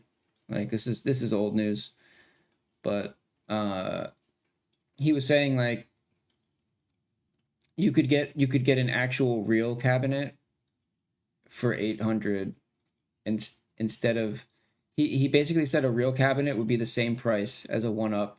I'm like, no, it's not, dude. A real cabinet's, I mean, it's over 1,000. You're probably looking like 12, 15. Or it depends on what it is too. Like it's not going to be 800. Felt weren't appropriate, weren't going to be entertaining. We're kind of really like bottom of the barrel drama shit. You know what I mean? Like a bunch of crap that is like, you're not going to get any entertainment out of that. It's just meant to be stupid and cringeworthy, right? So I probably eliminated like 5. It just makes no videos sense, dude. Like or why something wouldn't like you? that were nominated. Right? We It still just- have 40 something videos in the playlist. We never get through that many, by the way. We never It do. doesn't make sense, So dude. we'll see. We'll see how it goes this week. But again, good variety of stuff. Curious to see what Yeah, gets watched, yeah. and you know what's more interesting. We watch in its entirety. What we get bored of, and we want to skip. I'm very curious because some of this stuff is some stuff we never watched the likes of before. And you don't know, will it work or not for the React show? I don't know. Okay. I don't know. All right. It Yeah, he just looks try- like he tries to sound that's all the smart, shout but outs for today so far. So So what we'll fails now at it. do, with a little bit of extra time that we have here, as usual, we will open up the show to open Q&A. If anyone would like Q&A. to ask me a question or whatever now, if you want to tag me in the chat, by all means, please do. And by the way, thank you to everyone who's liked the stream. 65 likes. If we hit 100 likes by the end of the stream, I'll do a bubble gun blow for you. Now, we have to hit that by the end of this stream because remember, we're going to do a new stream over on DSP Reacts. So please like the stream if you're enjoying it now. And Derek within the stole next what I was half an gonna hour or say. so, if we hit that 100 likes, I'll do that for you. Okay? All right. All right, first question. Kevin wants to know what I had for breakfast. I had more of the Oh. loaf. Right into it. If you saw my podcast a couple days ago, I talked about we bought a loaf at Costco. It is a blueberry lemon loaf. And I've been having a slice of this each day. So there you go. Nader just did a super chat. Says, if we're talking about game-related shows and ads, it reminds me there was a banned German Teenage Mutant Ninja Turtles ad. I wonder what went through their head when they made it. I don't know, because I don't know what you're talking about. I've never seen it. But thank you, Nader, for the super chat. I've heard there's a lot of different ads that in Europe Thanks, have a Nader. very That was different really spin to that was them. meaningful. I'm surprised we never watched some of these, because I thought for sure, like, people would nominate that kind of stuff for DSP versus the internet, but they don't usually do, right? I've heard there's some, like, shocking European ads and stuff that might be fun to watch. Shocking Derek, I see what you're European saying about ads. Harrison Ford and Callista Flockhart holding hands at the Cannes Film Festival. I don't really see the pertinence of it, though. I don't know why you keep spamming the chat with it. I'm just being honest. Like, I don't really see what that adds to the conversation, but thanks, I guess. Lavinia says, why don't you just put up new React thread after... What? It scrolled off You're the screen. questioning. You're questioning his Says- facts now. He's been doing this for how long, No, Phil? Why don't you Your post question- up the new React thread after DSP versus the internet is over?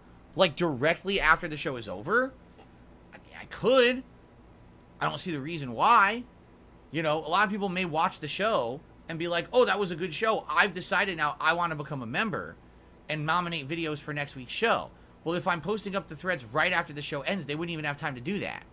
Already the thread would be up, and you've already lost your opportunity to nominate stuff for next week.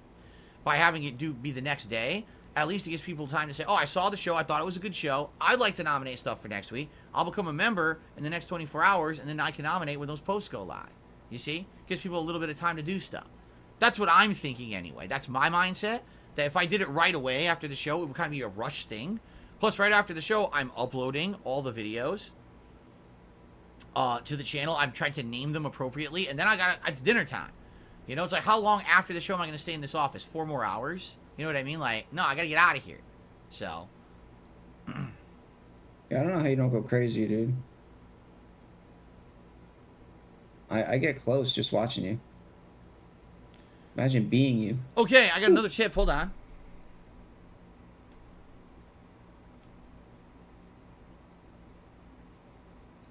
I got an anonymous tip. It says, React Day and Fight and Feast hype. Excited for today. Thank you for the $2 tip. Whoever that was, I appreciate that. Lady Charisma in chat made a good point. She says, if you wait a day, it gives people an opportunity to find videos. I mean, yeah, think of it this way. Think of it this way. What if you want to nominate videos for next week's show, right? But you didn't get a chance to watch this week's show. But now the nomination thread's up. So you got to post up quick. Well, guess what? Oops. The video was already watched. You didn't have a chance to watch the show, so you didn't know that. You see? Yeah, I just don't think I just don't think that posting it immediately after is going to make sense. I feel like giving people a little bit of time to think about, okay, this is what I want to nominate. I liked the show this week. I'd like to be a part of it next week. So let's go ahead and, you know, I think that makes more sense than, oh, rush it out. Immediately as the show ends, get the next one up right away. I don't think that makes sense. Just being honest. Brianna did a super chat asking, are you going to do gaming today? I'm not sure how to find your schedule. Where's the thread to vote for videos? Thanks. Okay. If you're a newcomer, which it sounds like you are, here's the deal. On DSP Gaming, this is the Level 1 podcast and all of my gameplay. You can find a schedule posted every day to the community tab on the main channel page, and every night I update that so you'll know exactly what's going on the next day and for several days down the road. DSP Reacts is my React channel. At DSP Reacts is how you find it on YouTube. It's for DSP versus the Internet, my weekly clip show that I do every Saturday, and for other vlogging style endeavors like tier maker listings, video and TV show, and movie reviews, among other things, special things like food vlogs and stuff. Okay, now how this works is I usually do double gameplay streams, but today this is my one day a week where I do the React content. So we do the podcast here. Then you're going to see when this podcast ends, there's going to be a link that says, hey, go over to DSP Reacts, click here, watch the React show. We're going to do that together. Tonight on the late stream, 6:45 p.m. Pacific time, that's here. And that's going to be Final Fantasy V Pixel Remaster. Okay, and then tomorrow we got a special event here all day. And then Monday we resume with double gameplay streams here on this channel. Okay? Now, how do you nominate videos for this React show? You got to be a member over on DSP Reacts.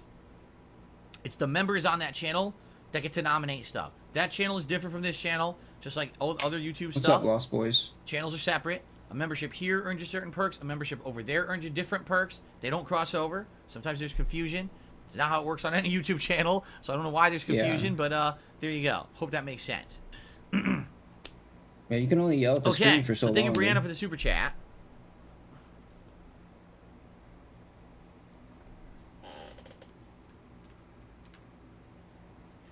Obi-Wan Shinobi re-upped his membership for 2 months and says, Derek stole what I was going to say. Well, good for Derek. Alrighty then. Derek says, maybe for the Fight and Feast you can alternate different Street Fighter shirts. We'll see. Derek, we shall see what happens tomorrow. Ayanut says, glad you removed the intro of the intro of the intro. I didn't remove an intro of the intro of the intro. I played the intro of the intro, but the intro of the intro got cut off because my mic died and I had to restart the show, so the intro of the intro of the intro of the intro got cut off. But you can watch the intro of the intro of the intro on any other show. And also, there's a mini clip. I'll do like a oops, this video was too short because my mic malfunctioned, and you'll see the intro in that video. Spawn Killer, would you consider to do a retrospective on your 50-year anniversary? Yes. During September, we are going to have a series of events that will be celebrating my 15-year anniversary as a content creator, including retrospectives where we go down memory lane and I react to my old content, old style playthroughs where I may go back and replay games from the early days of my YouTube career.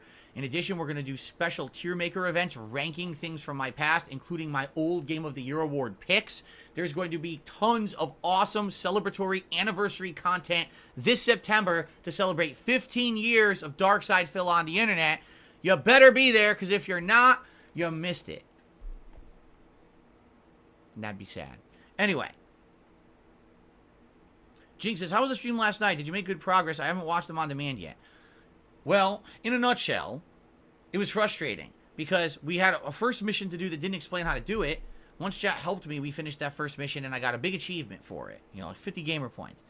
Then the game says, oh, you need to recruit all the different towns to come defend Bruma because the giant Oblivion Gate's going to open outside of Bruma. And I'm like, oh, okay, we'll do that. As I start to do it, all these Oblivion Gates are opening up outside the towns, and they're all incredibly tough, hard, grindy, ridiculously confusing Oblivion Gates. It's not like, oh, go in, go to the tower, run to the end, you're done. It's, oh, crazy labyrinth of tunnel network that you've never done before. It's not like anything in the game. An insane amount of enemies. There's no way you could fight them all. You just got to run by all of them.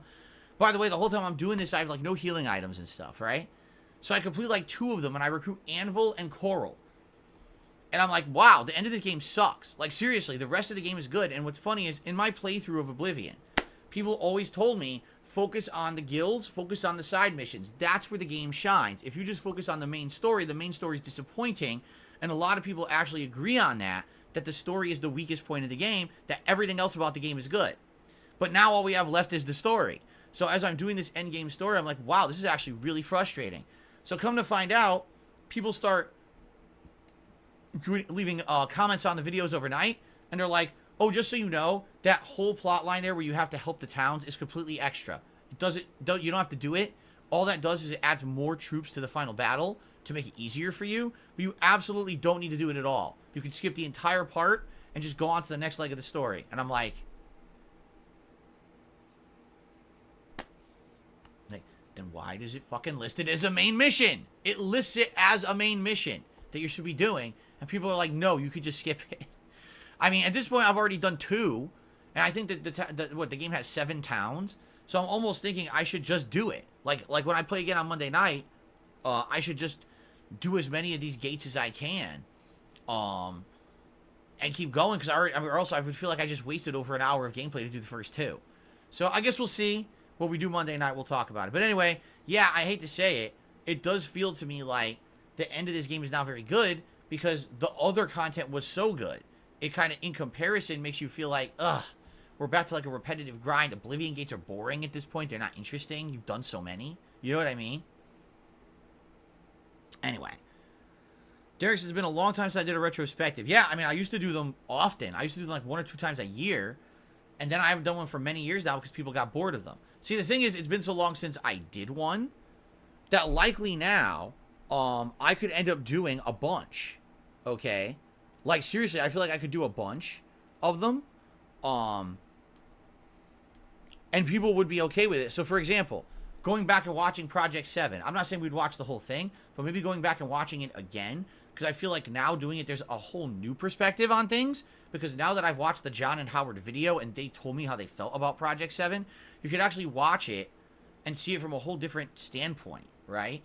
So maybe we could go back and do that. Or, you know, again, go back and watch old playthroughs. Go back and watch old content, vlog, whatever you guys would want for the retrospective. I'd be down for that. You know, I really would.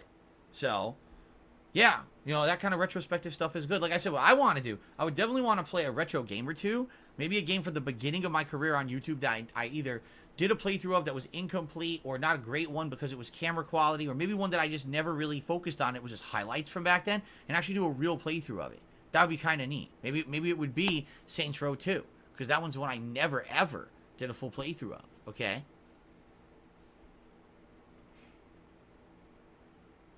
There you go.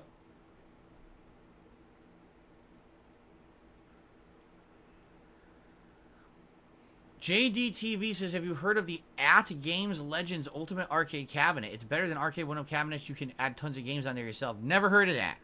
But, I mean, those Arcade 1-Up cabinets, again, I'm coming from the perspective of someone who grew up in video arcades, and I know the build quality, and I know the value. The people who bought these Arcade 1-Up cabinets are basically victims. They didn't understand what they were buying. They had no idea of the actual pricing and or quality build of what was an original arcade cabinet. I've seen these cabinets in stores, these Arcade 1-Up cabinets. They are garbage. They're wobbly. They're not any kind of like real size. They're tiny. They're actually like miniature shrunken cabinets where it's hard to even fit 2 people on the cabinet to play, and they're selling 4-player cabinets. The only people who could fit there are like small children. 4 2-year-old kids could stand there playing. That's about it. It's, you know, the joysticks are not tournament level joysticks or anything competitive. So you got a fighting game, you're playing on a crappy joystick. They're using the wrong kind of buttons for competitive play. And from what I'm to understand, there's also input delay. Like, it's not even like a good quality where you're playing and you know what I mean? Like, there's actually input delay on these cabinets too. So basically everything about them is done wrong, but then they're charging you as if you're buying a premium product. Like, some of these cabinets are sold for $600-700 when they're new. They're not worth $600-700. Newsflash, Arcade 1-Up is probably spending about $50 to $100 on each cabinet and selling it to you for 7-8 times the price. It's ridiculous. So I see those and I'm just like, it disgusts me, because all it is they're taking advantage of people who are completely uninformed and nostalgia. Oh, I can have an arcade cabinet in my house? Yeah, something that's a knockoff. It would be like, how could I really explain it? I'm trying to think like, okay.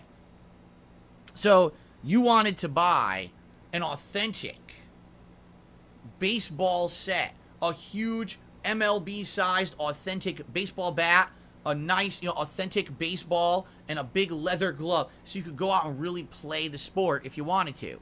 And you buy it, and what shows up?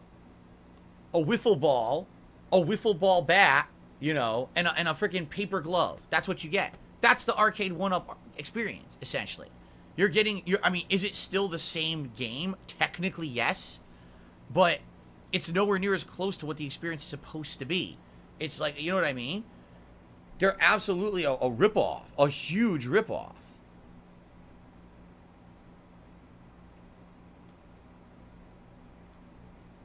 So anyway, I don't know about this At Game Legends Arcade. If it's better, that's great. Here's the thing. Back in the day, you could get an arcade cabinet, a real arcade cabinet, all right? Full size, which is huge. Big tube TV screen, speakers with good audio quality, a light-up marquee, all right? All this stuff, it would be under $1,000 for the whole fucking thing. And it was real, wood and the high-level quality controls and the game and everything. It was under $1,000. So that's what baffles me, is that people were you're gonna buy these for like $800, and it's a tiny ripoff. They just don't understand. It's not even comparable quality, but they're paying the same amount. So, another tip has come in from Beaver Bother, $8.50 tip. Is a shout out to my friend the Cherry Pimp. Well, there you go. Shout out indeed to the Cherry Pimp, and thank you, Beaver Bother, for the tip. Okay.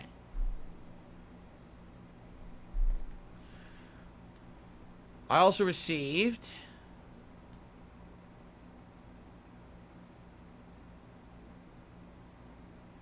Jinx hit me $3, says, people are saying you might be doing drinking during the Fightin' Feast. Is this true? I joined after you talked about it. Usually when I do these marathon events, okay, there's a little element where if someone does a large contribution, usually, I mean, to be honest, it's usually around $100, okay? Then I'll take a shot of something. This started kind of back at Christmas. And I'm trying to remember exactly what it was, how it started. I think it was that I had bought some liquor that I was already going to drink during the Christmas event, but I said I would do a shot of hard liquor for a big contribution. And then basically what happened is, for my different events that have happened, people donate, like the Dutch brothers have donated a whole bottle of gin, and for my birthday event, I said I would take a shot for like $100 tip. Now, you might say, well, why $100? That's a lot of money. You're right, but that's done on purpose. Because if I was like, oh, I'll do a shot every 20 bucks, dude, I'd be drunk in like an hour. I have to do a whole stream, a marathon fucking stream. I can't be drinking that much and drinking under the table, you understand? So I made it that amount because I know you're not going to get $100 tip constantly. You know what I'm saying? What about 50? It's actually a good way to do it. So 50's... I'm not expecting to get $1 million $100 tips or anything like this at all. I'm just expecting that, you know, every once in a while, maybe there'll be a large contribution. I can take a shot, get a little tipsy, get a little buzzed, and it's all good. All right? So, yeah, I have some tequila, actually, that I bought that I'll have on hand here if there's, like, maybe a $100 tip tomorrow during the stream, and I'll take a shot. I'm just hoping that I don't get, like, 50 $100 tips, because then I'll be drunk as shit, and then I can't do the stream. So I guess we'll see what happens. The good news about that is... Don't lie, it's sitting on the floor right next to you all right day. My wife is going to be making these various Street Fighter cookbook recipes, so I'll have some food in me to negate that. We're going to be ordering something quick. I'm not spoiling. We're going to be ordering something quick as like a meal, because the things she's making out of the Street Fighter cookbook are more like snacks. So we're actually going to have a meal during the stream, but it's not going to be any big deal. It's going to be like a shorter video where I eat with you guys to kind of get something substantial in my stomach.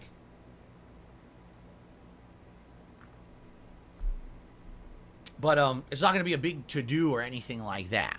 Okay? All right. Allo, no one knows what the hell you're talking about. You can stop spamming the chat with nonsense now. Thanks. JDTV says, original arcade cabinets cost too much nowadays. They've gained a certain value. Cool thing about games, you can add mods where you can play 3,000 plus games. Well, yeah, I mean, what you're talking about is nostalgia. You're talking about the original cabinets from the 90s are going to be very expensive. I mean, these things have been around now for, what, 30 years?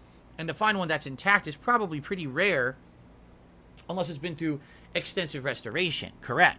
In addition, the gaming hardware itself, like the game boards, all were running on batteries back in the day. So those batteries had to have been recharged or replaced, and a lot of these have been rewired from the ground up, so now they run forever without a battery.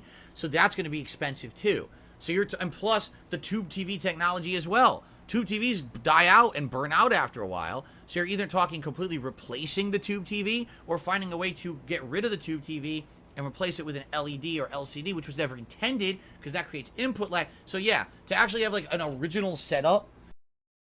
Wait, so is that allowed? I never was sure if that was allowed on YouTube. Like, you're allowed to... Yeah, I guess it is, because like people are allowed to donate to have you like do substances. Like, does it just apply to alcohol, or like is that like everything? To run those classic arcade games that still to this day, you know, exist is a pretty tall order, I would say, for sure. So yeah, I hear you, and that's probably why they're so expensive, and it makes sense. So I'm glad to hear that, according to you, there's some kind of a viable alternative that's not arcade 1-up, because those are not very good, just being honest.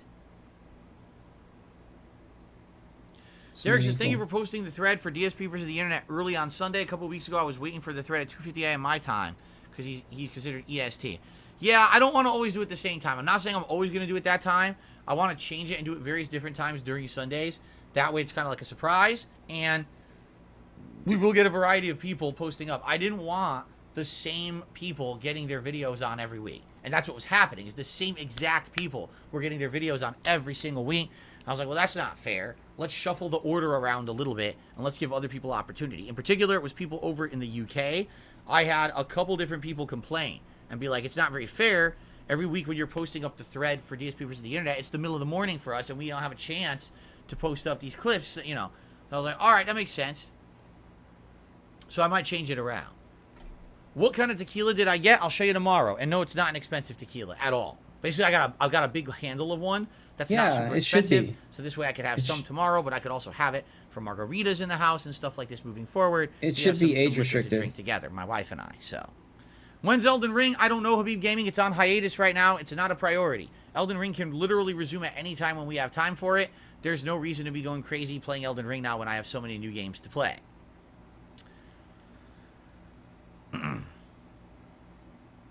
JDTV says the arcade 1-up I saw today costs $400 here. That's current pricing.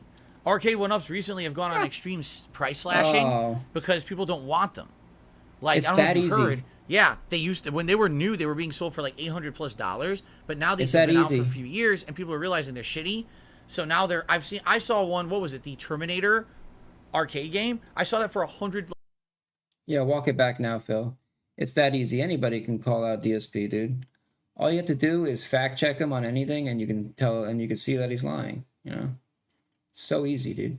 Like $50 at Best Buy because Best Buy stocked it and no one bought it, so it just sits on the shelf. So now they're trying to get rid of these things on the cheap. You see? Yeah, walk it back, dude. Walk it back. Sure, Phil. You were right the whole time. Anyway, Anyway, hold on a second here. I received a $50 tip from Dad Joke. We're renovating the house, but the first floor is doing great, but the second floor is another story. I just know it's a fabrication. I don't even need to look it up anymore, dude. That is an amazing dad joke. Indeed. I already know. That is a cheesy and amazing dad joke. Thank you to Dad Joke for a $50 tip. It's all embellished, dude. It doesn't. It could was be in the all most caps, which is why I'm putting it in all caps. It could be the most mundane. Indeed, that dad joke stupid like has earned us. He ate eggs for breakfast. Glasses for the stream. But he really had a bagel. There we go. Thank you, Dad Joke. It's like, Phil, why'd you lie about what you had for breakfast? And he'll make up some like excuse. It doesn't make sense, dude. Why lie about some of this shit, dude? I see you guys are tossing a ton of questions my way. I hope you understand I'm doing my best to answer them all, but you guys toss so many questions my way. It's a little hard to juggle them all, but I'm doing my best.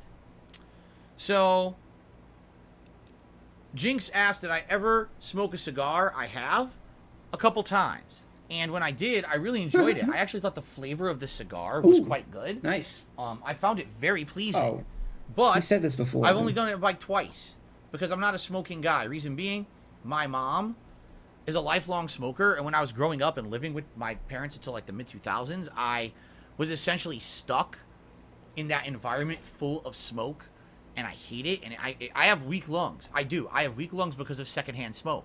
Like, I can't breathe that well in certain like climates. Like, it's really cold, I get short of breath right away. And if there's just a little bit of smoke in the air, I have a big hard time breathing, because I had secondhand smoke my whole life. So I don't like it. Now, cigars you're not supposed to inhale. Cigars you're just supposed to suck it into your mouth, get the flavor, and blow it out, right? You're not supposed to put it in your lungs, to my knowledge, because I didn't. I actually found it very enjoyable, puffing and getting just the smoke aroma and everything in my mouth, and then getting it out. I didn't put it into my lungs, but you know, I actually did like it. I did enjoy it for the couple times that I did it. Oh, no, Jinx. He says, could I donate some cigars? No. This is a no-smoking household. I want no smoking whatsoever in my house at all. Zero. None. Please, no. That is the last thing I would want, is to start putting smoke into my house. You know, my wife and I, and even for Jasper's health, no. Again, growing up in a smoking household, it's the last thing I would want for me and my family. Okay? Really. So, absolutely not. I appreciate the offer. That's very nice of you, because I actually do enjoy cigars, but I'm going to pass on that. That's the last thing I need. Like I said, especially with me, I have issues with lungs and everything. No. You have issues with lungs? What's wrong? What's wrong with your lungs again? Derek cannot wait for tomorrow, the fighting game character Battle Royale. He says, who came up with the Fight and Feast name? You know, I don't know. I know that we have been talking about it for a couple of weeks, trying to figure this out, like what it would be. And eventually we came to a conclusion of what it would be, but I don't really particularly remember. So yeah, you stole it from chat, and you don't even care who said JDTV, I'll it. see you later. Thanks for hanging out. Because no, I've this never is used your a land. gravity bong, nor do I know what a gravity bong is. I've You are never the seen supreme one, I'm being. sure. I was not one of these weed guys back in the 90s. Weed guys. Have I ever pet a sheep? Yes, I have. I've been to zoos that have like pet goats, pet sheep, and I have pet a sheep before. Okay.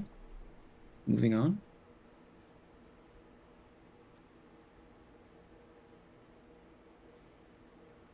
Okay, Can I dead play air. Cody, Cam, and Cammy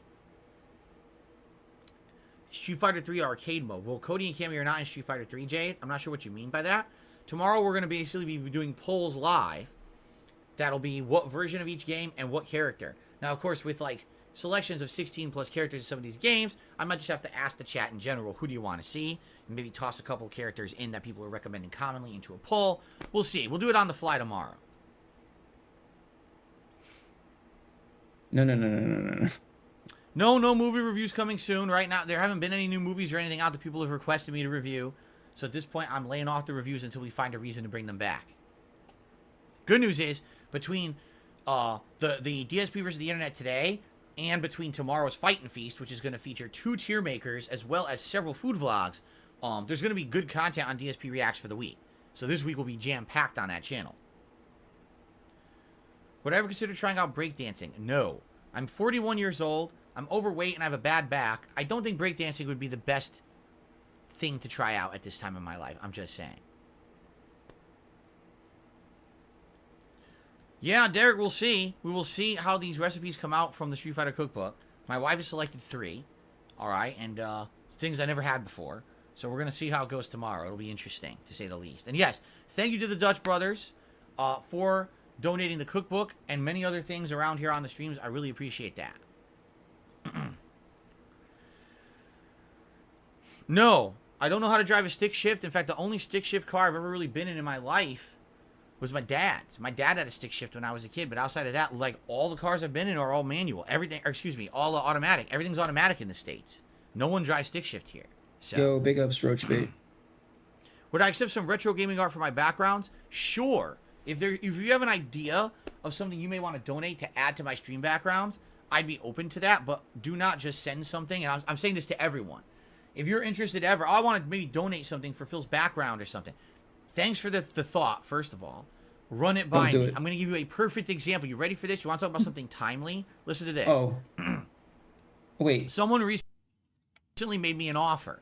They said, I'd like to donate a new lamp. I like your Pac-Man lamp, but I'd like to get you a different one. I said, okay, well, what is it? And they said, well, it's a surprise. Can I just send it? And I said, no, please let me know what it is, because let's figure it out beforehand, and I get something that I don't want to use or I can't use. Well, so come to find out, it was a Street Fighter lamp. But guess what? If you actually look at the reviews of the lamp doesn't come with a power adapter. The lamp runs on batteries, and the batteries die within 2 days of use. So if you want to actually have this lamp as a real lamp, you have to buy a $25 power adapter, and then you have to buy a cord, and you have to run. So it's like the cost of the lamp is less expensive than buying the adapter set to actually make it be a real lamp that doesn't run on batteries.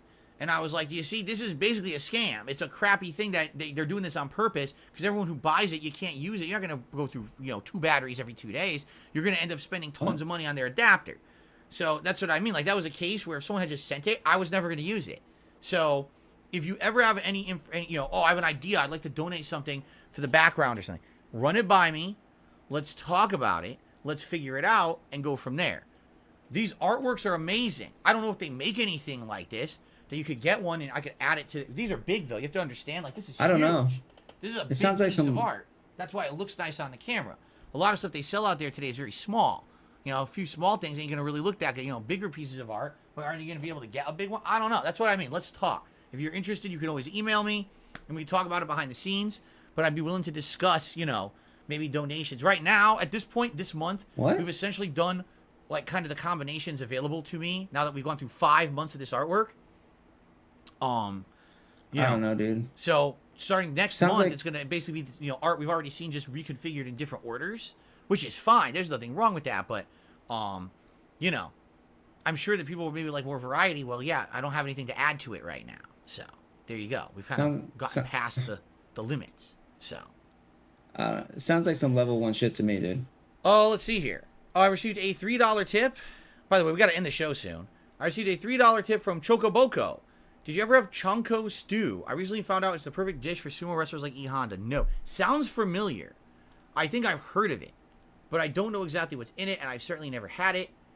Chonko stew. Hey, nothing wrong with being a woman, KB. Damn. Okay.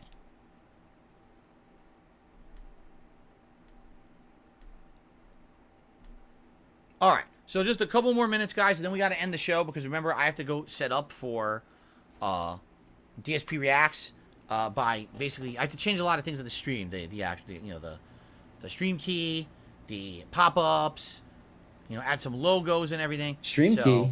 Wait, what? Maybe like 5 more minutes, and then we'll end the show and we'll jump Wait. over there. You don't have... You're not Shanko directly... nabe or sumo stew is a robust hot pot full of all kinds of veggies and tons of protein and a rich dashi and chicken broth. Interesting. Trolls win. Wait, he's not integrated? Did I ever have farm toys as a kid? I probably had a few toy, like farm animals, like a cow or something, but probably nothing too much extensive. Jade says, lit Street Fighter guys and Ryu, you background Tom.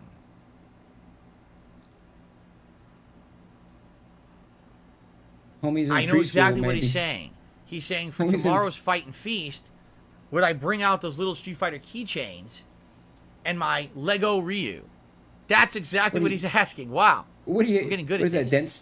Is that dense speak? I don't know. He's getting. I don't know if I would change the background tomorrow. You're good I might at just that, leave it as Phil. it is, because to change it You're- around and just have to do it again, change it back. You're good Let at. me put it this way: there's going to be enough going on tomorrow that's Street Fighter related. There will be enough that I don't think it's going to be that big of a deal to have to change the background around too. That's all I will say, and you'll see what I mean tomorrow. So. He deciphers that dense speak pretty good. Derek, I'm sure I owned some movie toys as a kid. I don't remember what. Ernst, yes, I have played Mega Man Zero games. I did not play the ZX until much later. There was actually a ZX collection that I played a few years ago, and I played, I think, the first 2. But the Zero games, yeah, I played like 1, or Mega Man X. Mega Man X, I played 1 or 2 or 3 of them. I think I played like the first Mega Man Zero. But I never really went past that, so...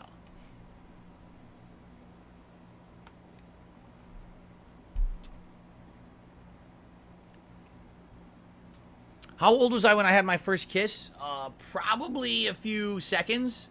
I'm sure my mother probably kissed me when I was newborn, right? Right? I received a $6 tip from Jinx. He says, only 1 day left till the Fight and Feast. Is it going to be all one stream or 2 different ones? No, it's all one marathon on DSP Gaming. Even though I'm going to split the content between 2 channels, when I upload it, the stream will be right here, okay? So there you go. All right, with that tip, we've hit $100 in tips. But here's the thing. It doesn't really make sense to do the hat poll now because we're about to adjourn, all right? So what I would say is just hold off on the hat poll. We will have a hat for the React show, but let's hold it off, and I will do the poll over there once we jump over. In fact, I'll get that stream started and immediately post up the hat poll for you guys to start voting on a hat for the stream. Okay? I have had some nuggets in the React content, though. It's hard, but... All right, Derek, I'll see you over on DSPX in a couple minutes.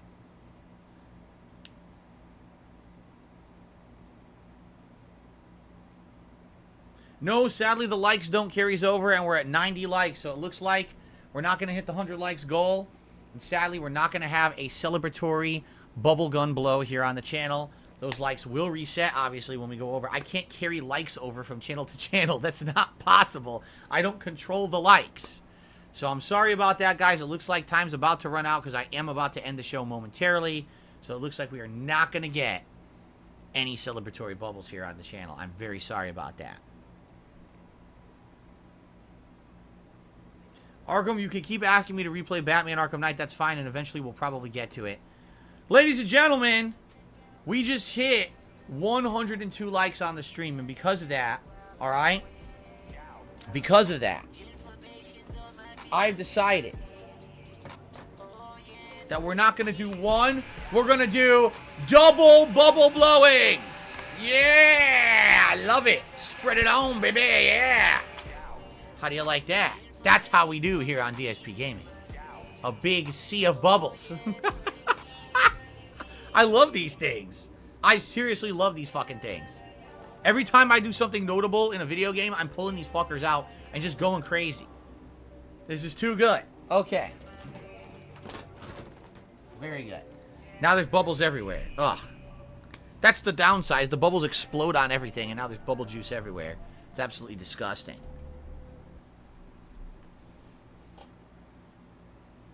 You can see the ring light reflecting in the bubbles. Yeah, I know, right? It's crazy. It looks cool full screen when you do that. And that's much better than the old bubbles just blowing, you know, having a million bubbles fly everywhere is really cool. All right. All right, guys, I think it is time to adjourn. I want to say thank you all for a great show. I hope that you enjoyed the podcast today. And it's time to wrap it up. Thank you. Good show, good fun. And I appreciate you all hanging out with me here. It's time to head over to DSP Reacts for our weekly show. But in the meantime, I want to say happy spring to everyone. Thank you so much for watching. I hope you enjoyed the chill vibes. Tomorrow, it's the Fight and Feast, which I know you guys are excited for. It's going to be a special time. I hope to see you then. But in the meantime, something nice, right? So if you say you're going to do something nice, then do it. And if you don't, you're banned. Rob, you owe me easy money, right? 10, 20, 40, bruh. Easy money. 10, 20, 40, easy money. $10 top 10, $20 top 5. Got the bag, got the bag, got the bag. Correct? I have your super chat right here. That's $40. And if you don't pay up, I'm gonna open the door and shoot you. You owe me easy money, alright? 10, 20, 40, correct? Easy money. 10, 20, 40. Easy money. Easy money. 10, 20, 40. Correct? Easy money. 10, 20, 40. Easy money. This is how life is. Life is not like this. Life is like this. But I'm Darkside Phil. I am not any other content creator or streamer. I'm Darkside Phil. I'm the guy. I'm the guy. An e-baking scammer. I'm the guy. Mark my fucking words, stupid anime bitch. I'm the guy. 14 years as an e-beggar and a scammer and WWE champion. Take a look around. I'm the guy. Life is tough right now. I guess I'm proud to be a loser. Down there at level 1. But you know what? It's nice at level 1. I'm the guy. An e-baking scammer. Please tip me. I'm the guy. Mark my fucking GG's, GG's. Anime bitch. I'm the guy. I'm the guy. An e-baking scammer. I'm the guy. Take a look around. Stupid anime bitch. I'm the guy. I'm the guy.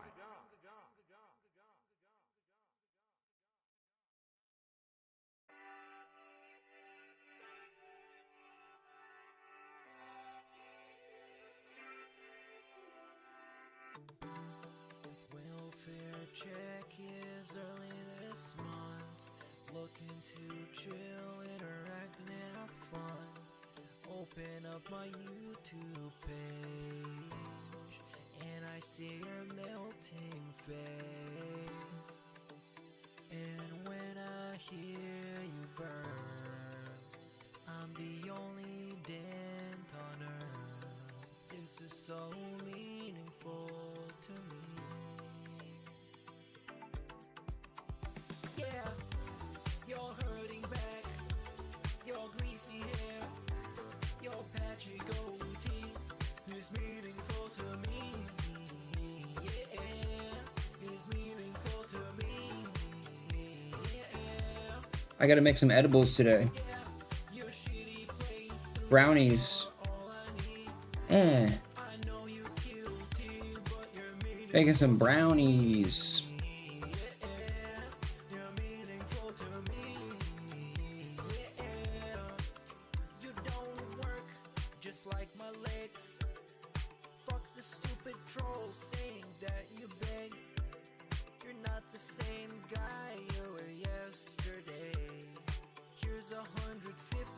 The likes? Because he thinks it's gonna promote him in the algorithm. it's just desperation, dude. Well, who do you know that begs for likes, dude? You know why people don't beg for likes? Because it just reeks of desperation.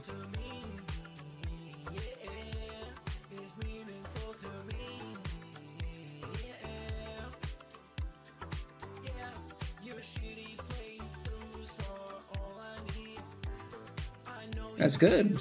And good for wings. I don't dislike wings.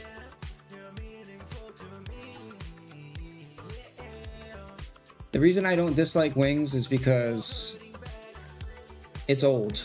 It's really fucking old, dude. Like, I understand all the shit that people say about him, and but like,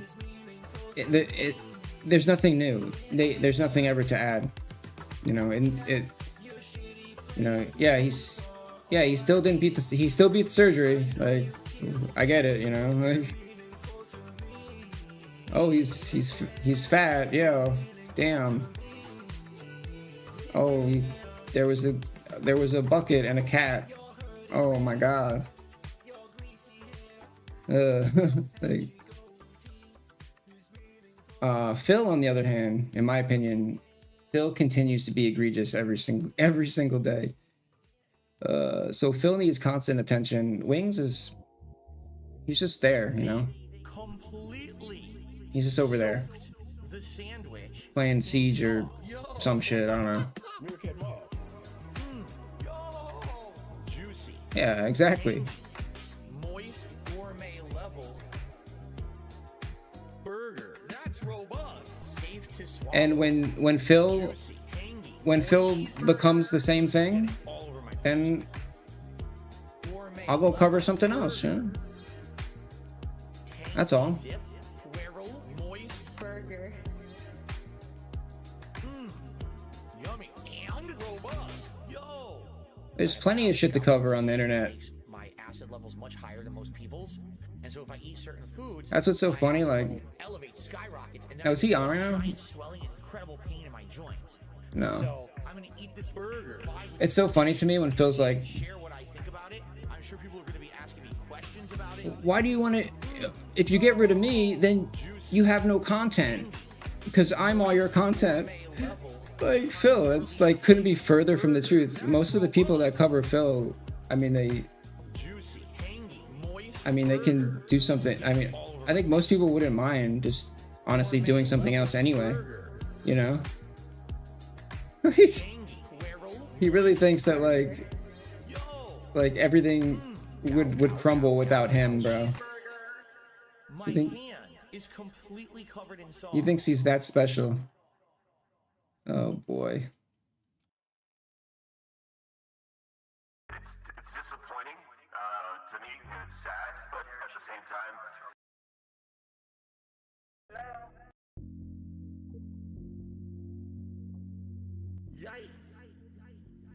Like, dude, Meerkat's like a music producer, and like, I mean, they have a podcast. They could cover any topic. Like, I don't know.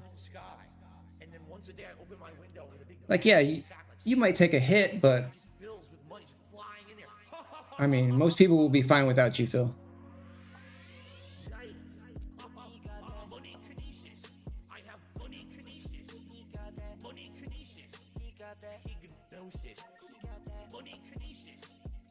Controlling all of you, money kinesis. He got that pig gnosis, you know, through the pig roaches, notorious PEG. He got them bills lined up every single week. You know, all these Hogans ain't for free, so swing by and hit gnosis. Please drop a tip if you like the post nasal drip. If you drop a like, I'ma snort right in the mic. 14 years for these Hogans, 14 years so I can be broke boy Joe Rogan. Pignosis. Money kinesis. I have money kinesis. He got that money kinesis. He got that pignosis. He got that money kinesis. Controlling all of you, money kinesis. He got that pignosis. You know, through the pig roaches,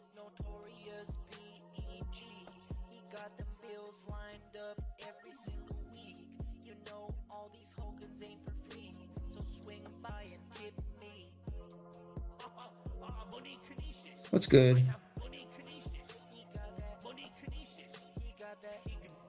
Hey, Tarman. Controlling all of you. Money kinesis. Hypnosis.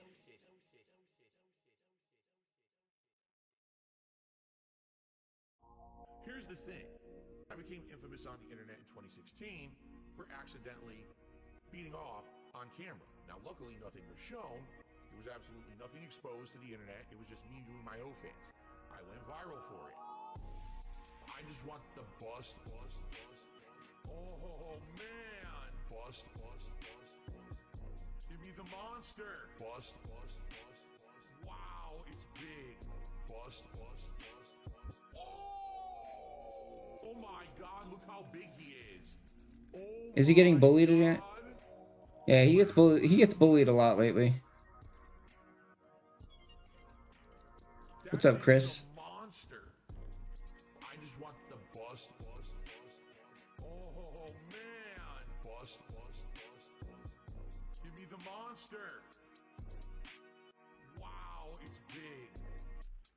Bust. I just want the. I just want the. Give me the monster. I just want the. Vibrant and robust. Wow. I just want the bust. I just want the. He said, I just want the. Hypno. Oh, there's a fake Jinx. Give me the monster. Wow. Wow. Oh wait. Oh wait, no. No, it was actually the real one. Damn. Oh man. Bust. Adult bubble connoisseur. Wow. Yeah. Reese Robbins. Wow. Yes. Reese Robbins is in Phil's chat. She's probably there to confront Derek. Stop sending me emails. I just want the bust. Yeah.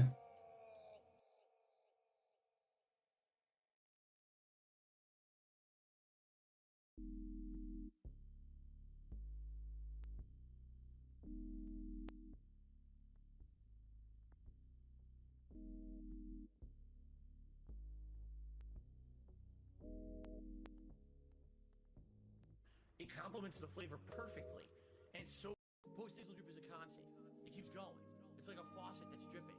I can't turn it off. I can't make it stop. Then I'm like, damn, my post-nasal drip is going. My Yeah, he did. My throat is going. Yeah, he banned him like instantly. He banned him like instantly. He didn't even hesitate, dude. He was like, there's no way that this could be the real guy. It was just like, boop. Oh, it's kind of like when, didn't a fan send Cobra some shit? And I don't know if any of you know. I don't know if Tarman's still here, but he would know. Didn't a fan send Cobra something? And he was so wasted and like enraged about trolls sending him shit that he took the gift and he just ripped it up without even like opening it or looking at it. And it was like I think it was like an actual like it was something nice or something.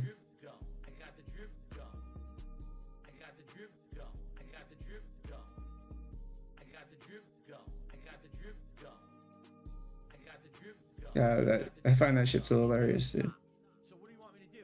Have a mute button that every second I'm tapping the mute button just in case I'm gonna have to clear. Like, this is what I mean. These dumb kids. This is what it is. It's dumb kids.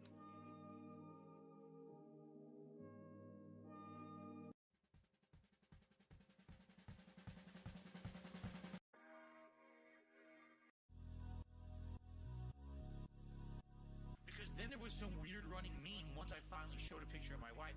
That they said she looks like a horse, and I was like, I need my horse, baby.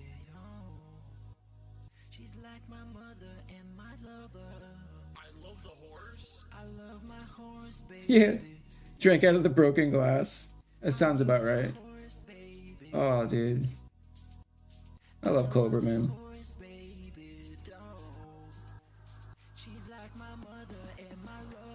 I don't know why people actually hate Cobra. Like I don't dislike Cobra at all. Well, as a person, Like,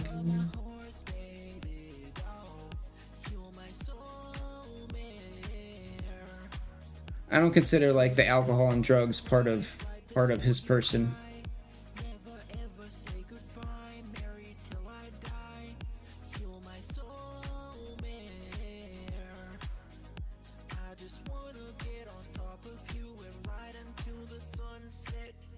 Yeah. Good luck working on those wooden teeth. He's got some George Washington teeth, dude.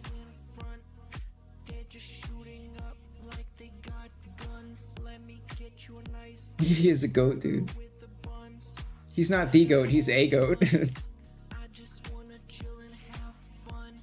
Yeah, the food, yeah, it's tough. You just got to mute it. Who, Cobra or Phil?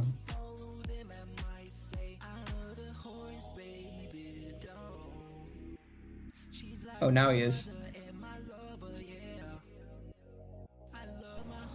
Shall we? You can hear me, right? Everyone's good? You can hear me? We're good?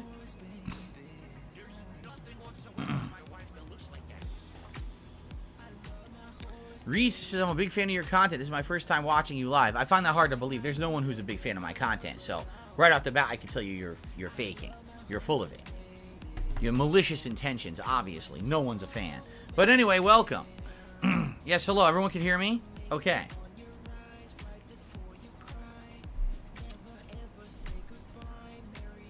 Okay, so, fake hair hat it is. Let me get that for you. Hold on a second here.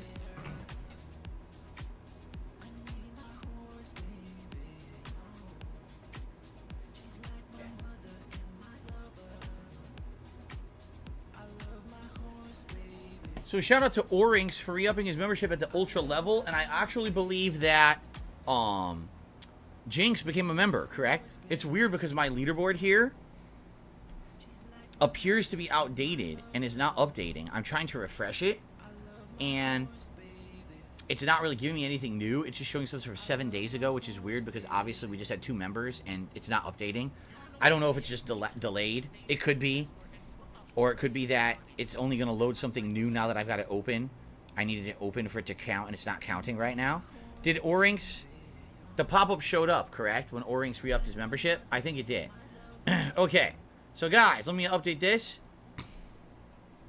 Welcome to DSP Reacts, and welcome to DSP versus the Internet, my weekly React show, where I watch clips from all over the Internet that you, the members of the channel, have nominated, all right? This week, we have a good variety of stuff. I do feel like it's going to be a different variety this week. Why? Because I posted up at a different time than I usually would for people to nominate videos for the show. And since I did that, definitely different people got to post up earlier. So you're going to see different videos earlier on. I'm going to be like getting up and like stretching and doing some stuff. On the show, I feel. Like, these first few are all going to be from Ultra members. If you're an Ultra member of the channel, you get your video watched for sure. So I believe like at least these first 9 are all Ultra member videos. But once we get past that, so these here are all from people who are standard members. And as you can see, it's interesting stuff that looks a little different than some of the stuff we would watch normally. Because these are different people. It's not the same people posting up first, as always. So we'll see how the show goes. I hope it goes well. If you want to be a part of the action, if you become a member, all right, you will be one of the people that gets to nominate videos for next week's show. We do this every Saturday. Now, if you're an Ultra member, your video is guaranteed to be watched first. If you're a standard member, then you'll be competing against all other standard members in a community thread to post up and get your videos watched on the show. And it is first come, first serve. So just so you know, right now we have 97 channel members. At one point we had like 120 something. So we've been fluctuating around 100 roughly, which is a good level to be at for this channel. Thank you in advance to anyone who supports this stream today. This is officially my first stream, meaning anything like super chats, super stickers, tips, memberships, gifted memberships go towards the stream. As you can see, we had some good support on the podcast, so I already have the hat on. We hit $150 in tips today. You guys get to vote on a vest for me to wear for the whole show, okay? And that's really all I have to say. There was a question about in 2 weeks when Street Fighter 6 releases, would I still be doing this show at the same date and time? Honestly, Yeah, I think I will. I think I'm still going to do this that Saturday. It's okay to do the show, even though I know it'll be only day 2 of Street Fighter 6. I think I'd rather do, or if I do delay it, I'll delay it one day. It'll be like Sunday instead of Saturday. I'm not going to like cancel the React show that week. This channel, people become members and renew their memberships just for this show. So I know that, and I'm not going to, you know, take away that benefit for a week just because Street Fighter 6 came out, okay? Now, by the way, I already see people being stupid in the chat, so I'm just going to ban them. Here we go. If I see any more nonsense, I'm going to ban you. If you don't take a look at the top of the screen, no drama. And the moment you start causing drama, you're getting banned. All right? Seriously. You're getting out of here. So I don't want to put none of this bullshit today, especially on this channel. I have no nonsense for. We have to get through the show today. All right? 3 hours of reacting. I got to stick to the schedule. All right? All right. So we're going to get started. Thank you all. Let's get the audio going here.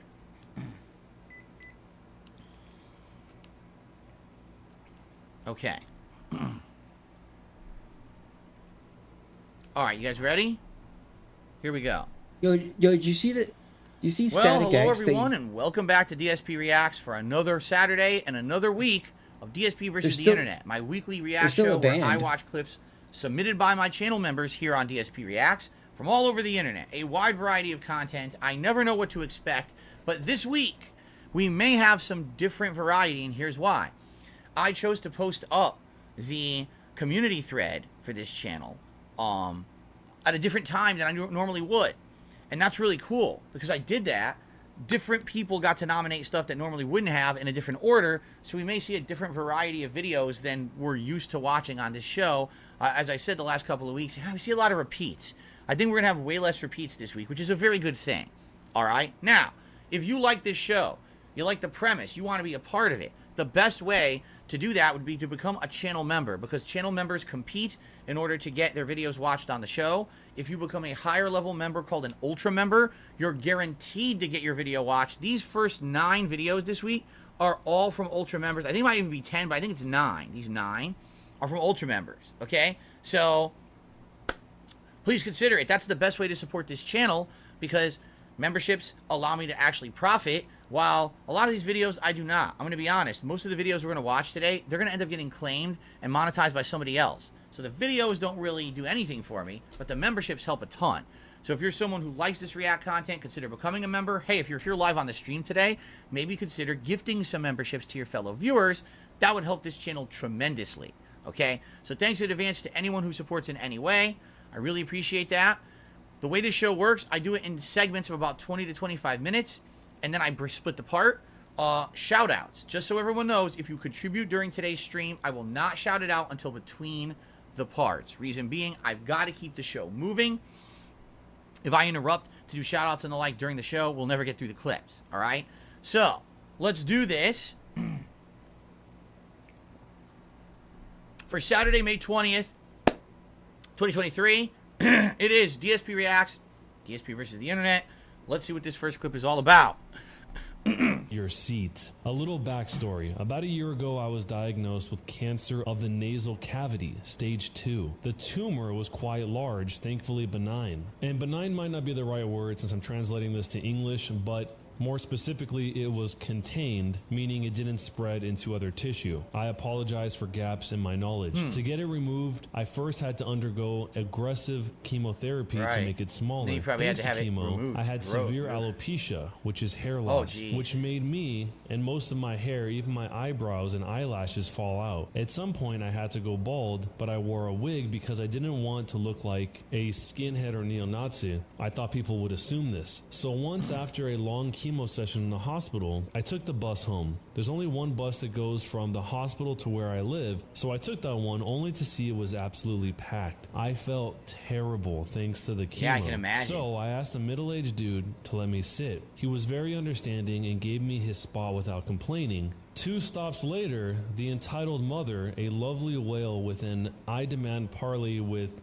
the CEO haircut, and a 12-year-old kid enter. It took her roughly 5 seconds to see that the bus was packed, start looking for a free seat, spot me, and start marching, or in her case, trying to fit in the aisle between the seats while shoving others aside to me. When I saw her, I knew it was going to be bad. She then stood next to me and decided to talk to me. This was the conversation that followed. Oh boy. Entitled mother: hey, could you let my kid sit down? Me: you mean me? Entitled mother: who else? Me: oh, I'm sorry, but I'm on the way back from the hospital. And entitled mother: so are we. Which is nonsense because the stop was a few kilometers this shit is away dented, from the hospital. dude. What the hell? My boy just broke his leg and we're coming straight from the ER. What? Her kid was standing next to Bro, her who without submitted any this? support, clearly embarrassed. I He's standing next to I you, want names. completely fine. Dude, I want Look fucking here, names, dude. boy. Also, I'm 21 years old. My kid deserves to sit down. Look, madam, I'm sorry, but I just got back from a chemo session in the hospital. I need to sit and rest. I then move my wig back a bit to show her my bald head. Entitled mother then starts yelling in my face, stop making excuses and get off the seat, you skinhead. At this point, I was baffled. I didn't even know what to say. The kid was trying to make his mother stop, and we had the attention of the whole bus. She then grabbed me and tried to yank me from my seat. Now that's assault. That's literally assault. The moment that she touched him, that's assault, and you could get her fucking arrested for that shit. You know, it's one thing to verbal abuse is one thing, but grabbing, physically grabbing him, just fuck that. It's say right to the bus driver, stop the bus, someone's assaulting me. He'd pull it over, call the cops, she'd go right to jail. I held on tight and thankfully I didn't fall off. Now, enter OG, my savior, which is the older gentleman. Will you shut up, cow? Entitled mother says, who do you think you're talking to? OG with an ice cold voice said, stop assaulting other passengers or I will be forced to step in. Also, every dumb moron could see the dude has cancer. No, he's just a skinhead. He's got no eyebrows. It seems like this is that made up. really offended This is a made up entitled story, mother dude. because she spun around on the spot and threw a falcon punch in the What? older gentleman's face. Yeah, okay, yeah, So this is double assault, right? This is double assault now, right? Okay, so you assaulted one guy sitting in his seat, and now you're punching someone else. A lot of people are saying this is fake. I guess this is supposed to be a Reddit story. Now, I personally don't go to Reddit. I don't. I stay the fuck away from Reddit. 10 years ago, people were telling me about Reddit shit, and I was like, sounds like a place I don't want to be. A lot of drama. So is this real or not? I don't know. If this were true, this woman is now going to jail on 2 counts of assault. Still can't handle the truth. Disbelief. The whole bus was flabbergasted, and the kid probably wished. What's with the he tomatoes? never been born. The older gentleman Why are they said spamming tomatoes? something unbelievable, and a golden sweet karma moment followed. Huh. Oh, it's a Baxter thing. That does Great. it. Harassing passengers on a bus, physically assault against a passenger, and now assaulting an officer. An officer! You're in deep trouble, lady. The older gentleman then pulled out a badge and told her to stay where she was. He then pulled out his phone, called someone, and told her that she was being arrested. I could not believe it. The older gentleman was a cop. At this point, the entitled Everywhere mother is was full of white as idiots. a wall. The bus had come to a You stop. know what's funny is this video, 2.5 million views, and all it is a vlog talking over a bike ride, right? It's not showing any video of this, and this could literally be completely fake. Video. But it's fascinating to listen to and wonder if it's real, right? So she decided to make a run for it. It's but other fast. This is passengers blocked her fascinating to way. feel. She also This then is got meaningful. charged with resisting arrest thanks to this. This 3 is- stops later, this a is police meaningful car was waiting content, for the guys. entitled mother and the Did you know entitled that? kid, or embarrassed kid. Did you The know- embarrassed he kid is told into me it. he was Did you know sorry that for this his is mother's meaningful? behavior, and I felt really sorry for the kid. He wasn't a bad kid. Tomatoes, but his yeah. mother was a Sure, health sure. fund. The older gentleman Guys, talked if to you don't me stop and asked spamming me if I tomatoes, wanted I'm to gonna press start banning charges, people, to which dude. I gladly said Good. yes. Took If I a see statement, Good. and one more thankfully he was tomato, kind I'm gonna enough to start let me banning solve people, everything dude. on the No phone, joke. so I didn't have to come into the police station for questioning. In the end, entitled mother got some jail time and community Good. service. Because here's the problem. A lot of people, sadly, in this day and age would be like, no, it's fine. Just let it go. No. Someone like that, if this is a true story, you can't let it go. Because you want to know why that woman's like that? Because everyone let it go. Because probably in her life, she's always acted like that and never had any solid consequences or repercussions for her actions. So because of that, she gets to the point where she can be a fucking bully to everyone around her. Once she finally realizes I can't act like that really? anymore, now she'll have to learn and adapt and change. And that's just going to be better for her and her whole family, including her kid, if she stops acting like a fucking asshole. So she needed to have that happen. So now hopefully she'll have actual discipline in her life and change for the better. Enough with the whole, oh, let everyone off, right? Let everyone just get away with everything and let off. No personal responsibility, no repercussions for bad behavior. That's bullshit. This is fake. Okay? So I don't know, is this a true story or not? Are they going to say anymore? Because this is a 16-minute video. No, it's not a true story, Phil. What are you doing? Right now, I'm riding the same bus home, and I just got back home from the hospital after the checkup. Why are you getting mad at this fake story, dude? What the hell? I should post it. He, as much as myself, couldn't believe such people existed. No, I totally believe it. I should also note that the surgery went well, and I was declared cancer-free in November, and my hair is slowly returning. Also, I don't need to wear a wig anymore. The best part of the story is that congratulations, he ended up being cancer-free. That's what I was hoping to hear the entire time. That's great. So this is someone reading it and now narrating it? But right at the very end, he threw it in there. So I'm assuming. Are you really that dense? States, since he said Phil, he would translate this. You think this is the guy? But I mean, maybe it could have been in Spanish and he was translating to English. I'm not really sure, but I'm guessing it probably wasn't in the U.S. But that said, this is still assaulting an officer, which I assume in most countries is probably a pretty huge deal, and it makes sense why she would potentially end up going to jail. I do feel bad for that kid because he's... All right, this is just an analysis of it now, which is what I did. So if it's real, this is very good, right? This is a very good situation where the thing was done properly, and I'm glad that the woman is going to get consequences, or got consequences. But it could be bullshit too, so you don't know. Okay, let's see what's next. He thinks this is the Redditor. Fire when ready. So this is people shoot a gun for the first time, and it's captured in slow motion. All right? I don't know, dude. I'm speechless. He's that clueless, dude. Very high frame rate camera to do the slow-mo after the fact. He's that clueless, man. Wow. My name is Monica, and I am a nanny and a bartender. I'm Ahmed, and I'm a full-time student. Have you ever shot a gun before? No. I've never been around a gun. I've never heard one go off before in person, so... Why haven't you shot a gun before? My family's not a gun family, so this is my first opportunity. I was born and raised in Saudi Arabia. My parents are from Morocco. In both countries, it's not very, it's pretty hard to get a gun. It's not readily accessible as here. What are your politics on guns? Well, as long as some people have guns, I think everybody should have the right.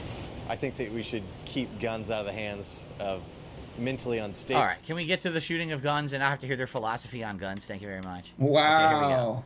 Let it go. Let it go. Wow. I don't care about your philosophy on guns. It's not even the premise of the video. Align your sights to the target Hey, with a forward-leaning, hey, aggressive stance. super Slow, member. steady squeeze. Get scammed, Fire buddy. when ready. Get scammed. Hey, this is... Look at the kick up the arm. That's cool in slow-mo to see the kick up the arm like that. Phil, this is gonna get you instantly demonetized, dude. Like, oh shit! Wasn't expecting that. We're showing guns on stream, man. Everyone blinks. Yep, everyone kind of blinks. Oh, she didn't blink. Oh no, she she did. He kind of winced a little bit. Yo, these people are closing their eyes. I can imagine if it's the first time doing it, right? It's not very safe. Finger off the trigger. Finger off the trigger. Finger off the trigger. Yeah, finger off the trigger, dude. Finger off the trigger. Finger off the trigger. No, hold on to it, Phil. Just get your finger off the trigger. Good job. Now, right thumb to magazine release, left hand to magazine. You're good. Yeah, I don't. You ready to catch it? I don't think. Boom. Now I don't even know what's this video Bullseye. supposed to be. Great shot, dude. Bullseye. It's okay. You missed the paper. No worries. Just go slower with the trigger. Of course, the straight cisgendered white guy gets a bullseye, right? Yes. That's unsettling. Yes, I loved it. Did, right? As soon as you shot. Yes, can we have moving targets? Can we have live targets? Wait, what? You're going to load up 9 rounds, all right? How was it? It's pretty scary. What? I'm all like shaky. Let it go. Perfect. All right, left hand grip. You gotta brace your 9 hands. shots. Okay. Remember to breathe and slow, steady trigger squeezes. Fire when ready. Whoop! Hit him right in the head. Bullet casing right in the grip. forehead. Right thumb on top of left. And that's why they got the glasses on. You don't want that bullet casing right in your eyeball. Look at that! Oh man, it would have hit him right in the eye. It would have clobbered him right in his own eye. Oh shit. Look at her mouth. Keep your muzzle pointed directly downrange. Directly downrange.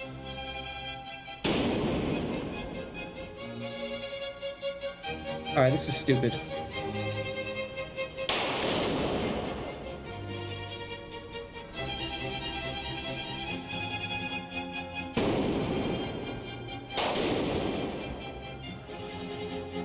She flinched before she fired. Actually, he has a cut. Did you see that? He has a cut on his eye where the freaking bullet casing hit him. Damn. Phil, it's very hot. Are you dude. applauding? It will burn you. I'm thinking about like songs with gun references, like boom, boom, boom stuff. But yeah, just trying to like glamorize it, I guess. Not as glamorous as the movies. No. How was that? It was cool. A little harder than I thought. It's kind of scary how much power that is. It's very exhilarating and kind She of loves scary. it. Look at her. She's in love with this. Yes. Yeah. She's off to buy her first gun right now. She's she's gonna go home and buy like 5 weapons. She's gonna have a big arsenal at home. She loved it. You could tell from her reaction. She was really enjoying it. The others were like, some of them were taken aback, like, oh my god. And she was like, wow, yeah, this is cool. I've never fired a weapon before. I've held one in my hand when I was younger. I knew my dad had a handgun in the house, and he wanted to show me what it was. He says, just so you know, this is a handgun. You're not to ever touch it in any circumstance, but this is what it is. I want you to see what it is and understand what it is. You'll never know where it is, but I have a handgun. I want you to know what it is, just in case, it's dangerous. Here it is. He showed it to me, so I was able to see it, feel what it was like. Obviously, it wasn't loaded, and that was it. I never fired a weapon, but I've seen one in real life and held one before. So, okay. Interesting video. Where are we? We're rainforest. Where are we? We're rainforest. Yep. In September 2015, a group of furries came together with a brilliant idea. Rainforest. Uh-oh. A convention for and by furries. Uh-oh. This is their story. I'm just bringing in all the dirty laundry here, so you guys are lucky, and I'm probably going to ask you to not post that video, mister. Rainforest is the reverse of DashCon. Where DashCon was a disaster caused by its organizers, Rainforest was a disaster caused by its attendees. Hey, somebody paid to submit this. I'm absolutely sure there is no truth to the rumor that Rainforest is under an evil curse. What? I am... And with that, it is my pleasure to officially declare Rainforest 2015 open. That's the freaking Robin Hood from It all started with the a Disney talent Robin Hood contest. movie. That went okay.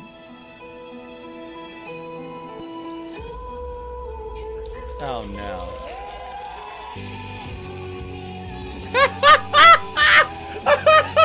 What? But as the night went on, Why was some it blurred started out to on get his crotch? absolutely trash. What the hell? Why? Because people don't want to be put in danger. Probably, I don't know. And there's probably like naked guys. No, this is like porn, dude. There's A like few hours porn in later, there. the destruction You understand had that, right? begun. Somebody had deliberately loosened the bolt on one of these toilets so that when the next person flushed, water flooded everywhere. Oh, 2.5 no. inches deep. An emergency plumber was quickly on the scene, but the damage was already done. Water had leaked through the floor and onto the basement servers below. Oh, no. Meanwhile, staff and security are threatening to throw out some of the guests. They had disabled the fire alarm so they could hotbox their rooms. Oh, God. Oh, my. Obviously, there are reasons not to do that. Down at the hot tub, someone took all of these towels and threw them into the spa, but not before rolling up towels and stuffing them directly into the pump, causing thousands of dollars in damage. Oh my God! This is only 2 minutes in of a 7-minute video. But you're gonna watch this one? You Wow. skip the other And one. they You stepped it skip up a notch from DashCon. But you From watch going this number one. one But you- in the ball pit to going number 2 in the swimming Oh no! Back at the bathroom, there were rumors that someone had drilled a glory hole into one of the stalls. Oh my although this God. wasn't confirmed. But what was confirmed was a haul of over 2,000 nitrous oxide canisters just laying around in rooms and hallways. What? But that was just the start of the drug For problem. what? Just to get First- to not wait, nitrous oxide. Is that the one that makes your that makes you lightheaded, right? Isn't that the drug that knocks you out at like the dentist? So they're all getting high off nitrous oxide. A couple of guys overindulge in mushrooms and need an ambulance. Ugh. Then a staff member gets arrested for sexual assault. Then someone else is arrested for regular assault. A few others drank too much and needed a second ambulance. And on the other side of the car park, 2 more people are being arrested, one for drug possession and the other for dealing. Wow. Drugs was So the that, big that, problem. Meanwhile, that term was you instant have these guys demonetization, roaming the dude. halls. Oh! They call it crinkling, after the noise it makes when they walk around. And yes, some of these diapers are full. Oh! The other guests weren't too pleased. Oh! Later on, they're just throwing food and diapers in the Walter gardens and White. stairwells. They were behaving like animals. Oh my god. One thing that's important is Oh my you god. guys all be really good back to the hotel. You know, What's the up, other Draku? buttons, you really don't have to use your foot. Just thumb off. A few hours later, Wow, so it's just because he said that they broke all the fucking elevators. What the hell, man? Stop breaking shit! but that wasn't the end of it. There was an incident with diapers being found on people's cars. The hotel was left in ruins. Wow. It's fucked up. What's up, David? The What's going Hilton on, submitted brother? a letter listing all of the reasons Rainforest would not be allowed at their venue from now on. The hotel damage was more than all of the other cons combined Wow. that year. But it wasn't just the damages. Rainforest was insured and had over 150 grand in the bank to pay for it all. Rainforest was just so toxic that they said, "No thank you, take your money elsewhere." But that left them with a rather large problem, because big hotel chains talk. Yeah, right. Hilton talks to Sheraton, talks to Marriott, talks to Holiday Inn, talks to Hyatt, Yeah. talks to Best Western, but there's more. Someone was sending detailed letters to nearby venues, warning them why they shouldn't host the next Rainforest. Soon, there isn't one hotel in Seattle. Oh, it was that in has a Seattle. convention Oh, center great. Willing to host them. No other hotel this side of the state wanted to take us. From Seattle to Bellingham. What did you expect? You ran one of the most degenerate cons ever. You obviously had no control whatsoever over your attendees. So why did you think you were going to be able to do another con? Right? Like, I mean, come on. It's a disaster. Obviously, this is going to happen, right? What's interesting is that the organizers knew who was sending the letters. These are the things that are talked about in that letter, and you're pretty much the only person who could have known that. Yeah, in my heart of hearts, I know who it is. Leans motive and opportunity around, and it pisses me off.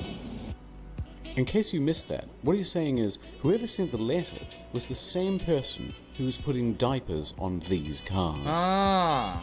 Running low on options, they started. So what he's saying is it was self-sabotage. Someone just are malicious assholes. They were the ones doing it, and then they were the ones reporting that they were doing it to fuck over the event organizers. Wow. To look further outside of the city. They managed to find a venue in Spokane that was willing to give them a shot. Oh no. But by February, none of that mattered. The diaper-wearing saboteur had sent Enclose what your venue will look like if you host Rainforest 2016. out another letter, and Spokane backed out. So Rainforest 2016 was cancelled. And that's the story of Rainforest. So far. Unlike DashCon, Rainforest is coming back, and Rainforest 2017 promises to be bigger. But did it? Because someone had said in chat that it never happened. It did. They didn't make another one, right? They tried, but I guess they failed. They couldn't get a venue that would host them. That's what I'm being told, right? Someone just said that. So they tried to bring it back, but sadly it didn't work because it became defunct. No one would host them. It never happened ever again. They tried and it just kept getting canceled. Okay. I'm Fair sure enough. they ended up Good reason. having it at. I mean, holy shit. What a bunch Oh, of fuck, degenerates. You know, it's sad because It's sad. Here's why it's sad. Yo.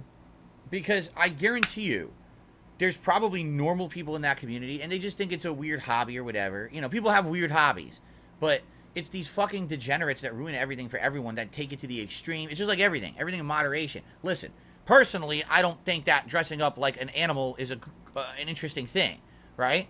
But on face value, is it harmful? Not really. People have weird things they do, right, that they like. It's a hobby or whatever. I mean, I hate to say it, but it's, you know, no, please don't associate this. But what I'm saying is like cosplaying. When I was much younger, I used to think that cosplaying was also incredibly weird. Like, why would you want to dress up as a character when it's not Halloween? You do it once a year. You don't do it every day. But there's people who have turned this into a whole professional thing. This is their job. They're a cosplayer now, right? So with this whole, you know, furry thing, I'm not saying there's anything wrong with it at all. I mean, if you're a normal person who finds some kind of, it's a hobby, it's fun or whatever, hey, whatever. I'm not going to talk down to you as long as you're doing it in a respectful manner. But isn't it messed up that people are trying to do this as an organized thing, a positive thing, and you have to have these people who are just degenerates who ruin it for everyone by acting like scumbags? And obviously, like you said, the person who was doing that thing with the diapers then reported it. So it was done as a malicious action purposefully to ruin the event so that it wouldn't happen again. It wasn't like, oh, this is someone who's a weirdo who likes doing it. They just wanted to ruin something. You know what I'm saying? So it's messed up, man. Because again, it's same thing with the brony shit. Listen, I don't understand bronies. I don't get it. I don't get the fascination that an adult would like My Little Pony. But maybe there's a level of it that's not so bad. And then it's the weird degenerates that have to push it to the point where now it's bad and it's negative and it's a negative connotation and association with it. No matter when you hear it, you think it's something bad, right? I don't know. I've never really been involved with. I guess when I was a kid, honestly, when I was a kid, and I was growing up, just being into video games was weird. I'm serious. Like, for a lot of people, like, you like video games? What are you, some kind of a fucking nerd? Yeah, that's how I was looked at when I was growing up. Video games were not mainstream popular at the time. It was all about sports and, you know, playing with action figures and cartoons. That's what was popular. Comic books and video games were not popular. You were looked at as some kind of a degenerate nerd back then, you know? Anyway, so there you go. But interesting. And by the way, that was Internet Historian. I did a long form react from this guy's channel last month, and I guess someone submitted a shorter video. It was a good one. All right, so guys, that's part one of DSP versus the Internet for May 20th, 2023. I hope you enjoyed. And again, reiterating, if you want to be part of this show and be able to submit these videos for future episodes, please consider becoming a member. That's the way that you can do it. All right, guys? Thank you all very much, and see you in part two. Okay, so guys, I told you I would be waiting for in between the parts to do shout-outs. Well, I have a lot of shout-outs to do, all right? So shout-out number one, thank you, Guitar Player, who re-upped his membership to the channel for 3 months. Number two, Evan had done a super chat and says, see Five Nights at Freddy's trailer. I did not see it. I know that the movie is being made. I have not seen the Five Nights at Freddy's trailer as of yet. So, maybe something to recommend for a future DSP I didn't even versus the Internet. I didn't notice that, dude. Because I haven't seen it yet. That's so funny. Okay. Now. What's up, Davey? First of all, we've got a $25 tip that came in. That's not my picture. From Jinx. He says, I became an Ultra member. It didn't pop up. It took a while to give me my crown and stuff. Very weird, but I got my black coffee, my cigar. I'm looking forward to some great React content that I can actually enjoy. Thank you to Jinx for a $25 tip. Let's see if the animation works without me having to re-log in, because sometimes if you don't log in for like a week, it screws up. Did it work? It did work. Cool. Thank you, Jinx. So that'll get us up to $126 in tips. Very close to our vest goal for the week. Then we've got a $20 tip from 1 Minute Man. Thank you to 1 Minute Man for your usual daily support of my content. I really appreciate that, sir. Let's play your animation. Another $20 tip animation. Very nice. So that gets us to $146. And then there was another tip. And this one was from Guitar Player. It's a $5 tip. So it is official. We have hit our vest goal for today, and I will do a vest poll in just a moment for you guys to vote on. Thank you all for supporting my content. I really appreciate that. That is a 17 stream streak where we have hit the tips goal. 17 straight streams, everybody. Thank you so very much for that. Okay. So this is a guitar player. He says, I just beat Horizon Forbidden West. I really enjoyed it, but the DLC, in my opinion, isn't worth it. Trust me, you didn't miss much by not playing it. Well, there you go. I did not. I really didn't even pay attention to it. I just thought that the main game was just okay. So, there you go. Yeah, I was so zoned out that I didn't even notice that stream ended.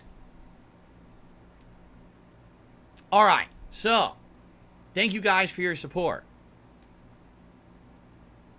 Jade says, see you soon. One troll says me bye.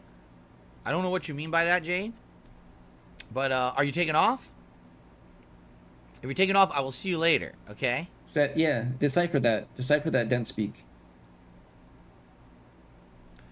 And by the way, I'm taking care of some trolls in the chat right now. If you guys can be a little patient, I'm just going to wipe out a few idiots while we get a chance here. Okay. Just wiping out some trolls. Right. Hold on. Wipe them off the face of the earth, Phil. Just making sure. I guess we're good here now. All right. So, guys, awesome. We hit our tips goal. The other cool thing about that is, you know, Jinx is here, but, you know, did a couple smaller tips today. It wasn't all about Jinx today. I'm happy about that. I'm happy that we're getting good support, and it's not just about one person. Thank you guys so much for that.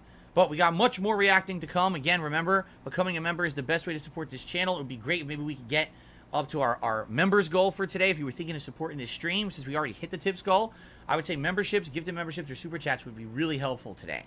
Okay, guys? All right. Now, in the meantime, ready to continue? Thank you, Derek. Says awesome shirt and hat. Let's do the vest poll. You guys can vote on the vest during this next part. Which vest is reacting best? Let's see here. So last night I did denim. Recently we did Pokemon. We did red. So we'll do blue, camo, gray. We did gold as well. So I guess we're going to go back full circle to either beige or McFly. I guess we'll do McFly. McFly vest. Okay. All right. So please vote. And let's continue. Here we go. Alrighty, everyone. Welcome back to DSP versus the Internet for May 20th, 2023. This is now part 2.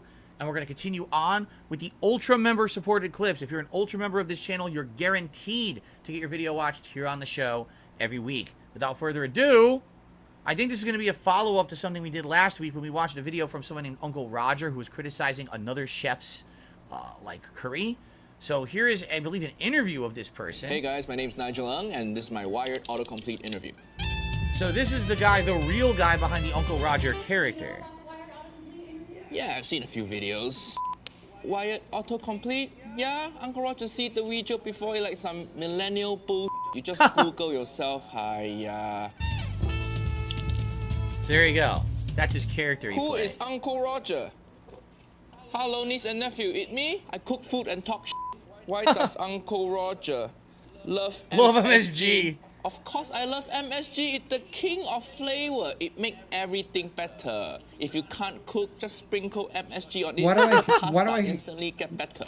Do you guys hear the echo? If your marriage not working, sprinkle MSG on your marriage. Your wife not gonna leave you. Wow. Why Do you guys hear the Uncle echo? Roger hate Jamie Oliver? Hi, It's funny that we just watched the Jamie Oliver video last week, and this is the first major question they ask him.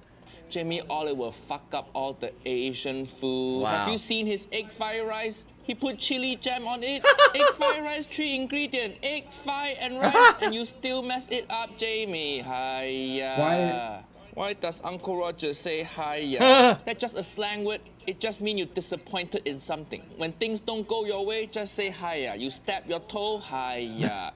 Your baby born with 3 arms, hiya. Jamie Oliver make egg fried rice, hiya. There you go. All on the same level.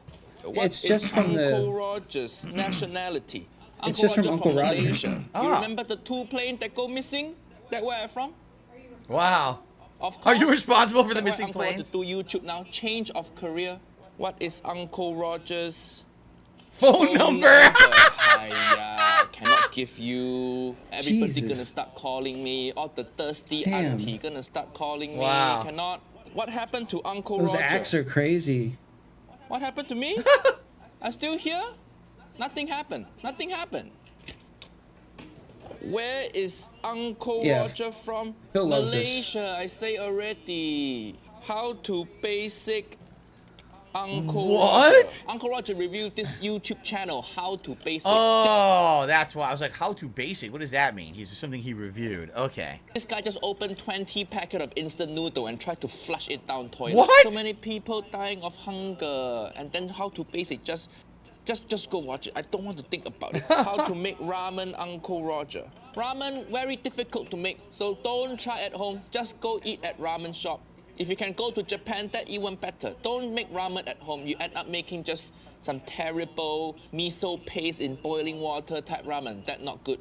Proper ramen, you need like 12 hour, 18 hour. I was just gonna say, from going to a real ramen restaurant, what they do is they make it big batch ramen all together, and it slow simmers like overnight into the next day, and then they serve it all day long at the restaurant. If you're just making one batch of ramen, then that's not really ramen. Ramen's supposed to be made a big, slow cooking process overnight. You know, he's exactly right. So you're not getting authentic ramen if you're trying to make it at home. You're never gonna get that unless you're cooking for 25 people and you have a giant vat and a huge, kitchen to do it.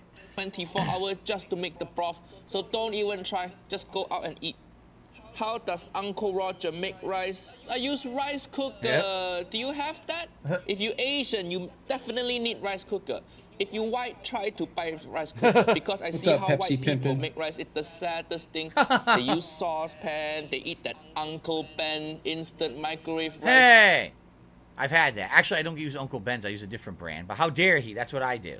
Bullshit. Hiya. Why your rice come from pouch? It's the saddest thing. Uncle Roger favorite chef. Of course, it's Gordon Ramsay. Gordon make food so good. He make egg fried rice so good. Uncle Does he really? Roger, He likes his egg fried rice? Orange polo. Okay, this is my polo. Nice color. It fit my complexion. Niece and nephew, if you want to buy this polo, I got merch. Go to UncleRogerMerch.com. I know Wyatt. They're gonna delete out this part. They're not gonna let me plug my merch. But don't delete this shit, Wyatt. I'm gonna watch this video. I'm gonna complain. Uncle Roger, adobo. Oh, Uncle Roger recently reviewed Food Network adobo. Jeffrey that? Zakarian, he fucked up adobo. He put parsley in it. Parsley in Asian food. You ever have that? That's like putting sriracha in pasta. Hi. Oh, so now we're gonna go to the real guy who's not the character. Okay. Yes.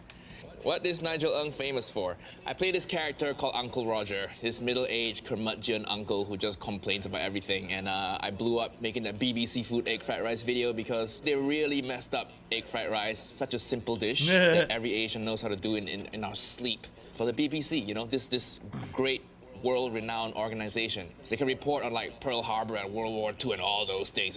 Amazing journalism, but they can't make a simple Asian dish.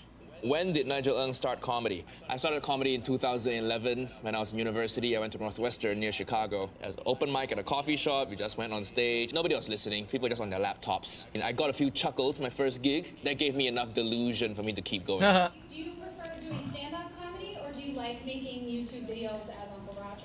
Oh, they're both great. They're both great in different ways. Stand-up, you get the immediate rush of the audience's laughter. YouTube, you got to just film it at home. You don't have to leave. He's You right. just film it. You He drop 1,000,000% agreed. When I used to just make the on-demand stuff, you have to assume that what you're doing is funny or entertaining because you don't see a reaction until the video goes live later. When you're a live streamer, now I can see your immediate reactions. I can see if you like what we're doing. I can see if you're being entertained. I can adjust on the fly. I can react to you guys, have conversation. It's different. So I really enjoy being interactive. I don't think he would ever do an interactive stream because he's kind of a scripted character, right? Yes, Willow, I will see you later tonight, Willow. Maybe. Okay, let's continue. Box it to your editor, he edits, you edit, you post it, everything's good, you don't even have to leave the house. So it's great. Bring on another pandemic. I'll keep making the YouTube videos. Who is Nigel Ng dating? No one right now. Right. Oh god, I feel so thirsty. Can Nigel actually Can he actually cook? I am a decent home cook. If it's from scratch, then it's usually just something simple like pasta. It's annoying to cook for yourself because you go to the grocery store and then you have to buy like a whole bulb of garlic. And then I'm gonna use like 4 cloves. That's He it. is absolutely positively right. When I was first becoming a YouTuber, and I got my place for myself, my condo in Connecticut, and people would say, well, how do you eat? And I was like, well, this is annoying. Like, I don't cook for myself because if I do, it's too much work. You got to go buy ingredients. That's way too much than what you need for one meal. You got to sit there for an hour, 2 hours cooking, prepping. Then you cook. Now you got to clean. It's like, dude, I just spent like 3-4 hours for a meal. Like, what did I just do? So, sadly, when I used to live by myself, I used to always eat out, and it was terrible. But now, you know, my wife usually cooks very good meals for the both of us, and then they're worth it. And plus, she's good to cook. She can make leftovers, and we can have multiple meals out of what she's spending time on. It takes so you it's worth the time. You see? So I totally understand what he's saying. You know, and then you just end up wasting takes a lot you of 3 food. to 4 hours to I cook end a up meal. just eating out a lot. I think too, if you're bad at cooking, the trick is not to continue cooking. You know, Rice because you takes just 20 keep minutes. repeating the same mistakes over and over again. If you're bad at cooking, stop cooking. Go eat out. You know, stop being cheap. Just spend your money at a restaurant. What are you cooking that takes 3 hours? We'll move on now. That was good. I like seeing both aspects. I definitely You make like an seeing 8-course meal with like the character, but then the Dude, real what? person too. That was a good one. Oh, this next one's interesting. This is a game that apparently I just started seeing things about this. 3 on Twitter. hours, 3 to 4. I didn't know too much about I'm sorry, it, but 3 now to 4 apparently hours this to game cook a is meal. got trailers and everything out. Let's see what this is.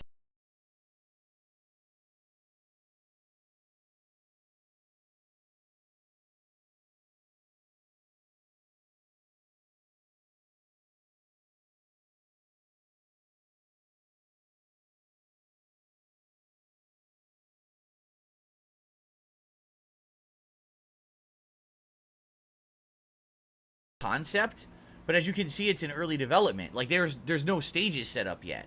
It's just an idea. And what they need to now do is design, you know, a plot and stages. But the idea of cartoony style graphics in a first-person shooter is kind of interesting.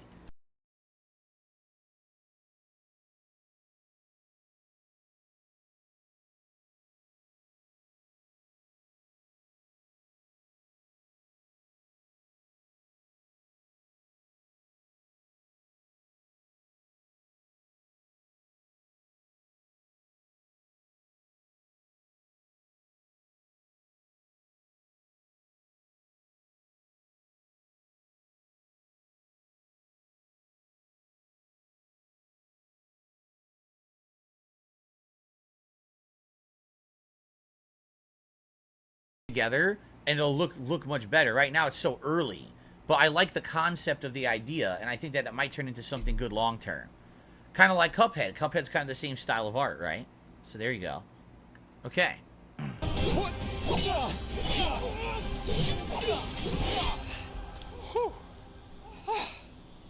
Alright, let's go. Okay, I'm just gonna quickly loot this.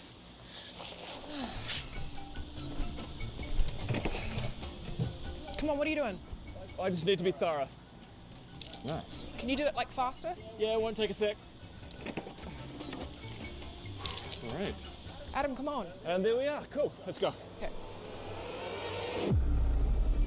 Oh. No. Adam, no. Oh, I have to, Brett. I have to. No, Adam, come No, on. I need to. I need to search everything. Why? I just have to, Brett. I have to search everything. Why everything? Because there could be some really good loot in here. You literally know that there is never anything in these. But But there's not. But what if there's like a skull of Raoul in one of these boxes? Okay, what? So the level 4 bandits that we just murdered have the skull of Raoul in a random chest next to a piece of old rope and some half-eaten cheese, do they? I know, but they're...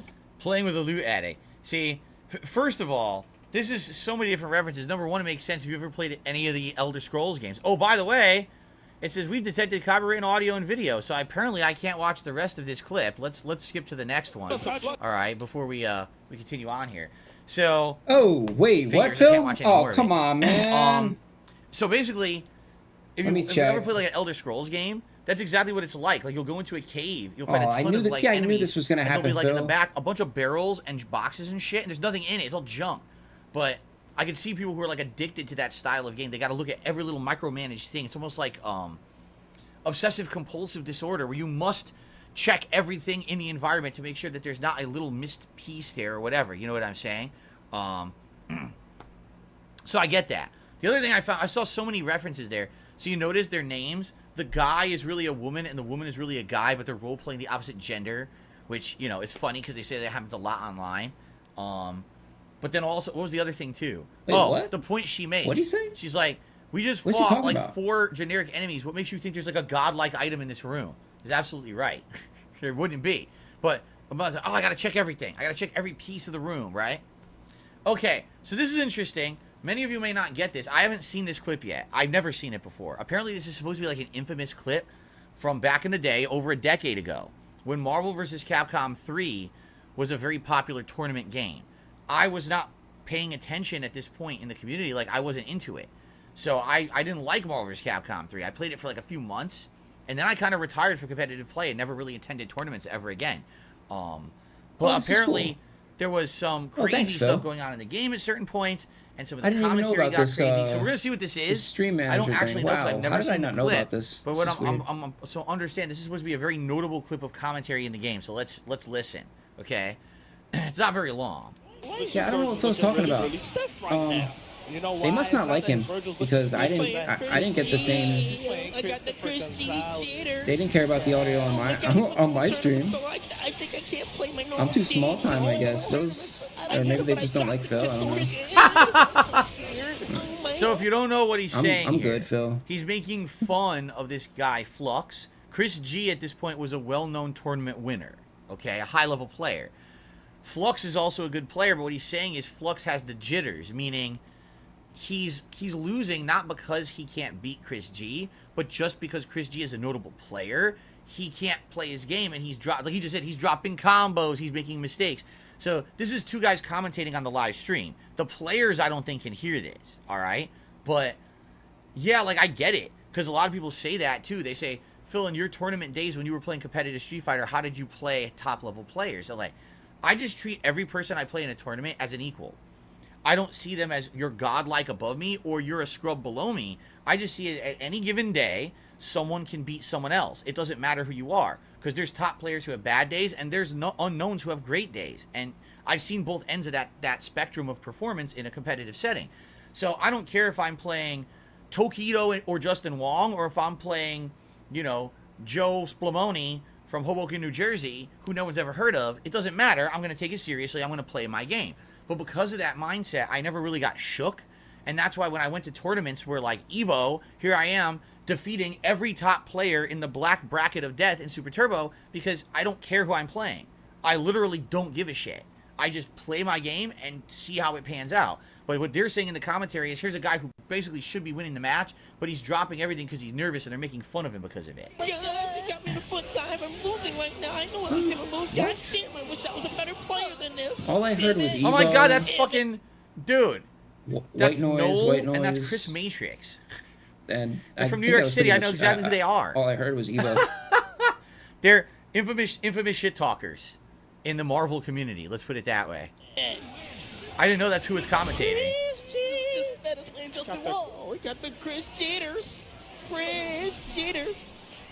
All right, let's see what I can get going here. I got 0. I got cheapness. I got the best team in the game, but I still can't seem to beat him. Oh my gosh, he keeps putting hooks in my ass. Missiles coming down at me and everything.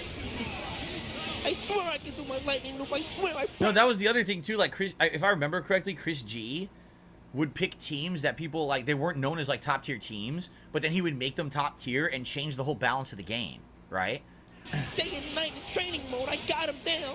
Played the last guy, came out fine, but I can't seem to finish it until I got the Chris Jitters. The Chris Jitters.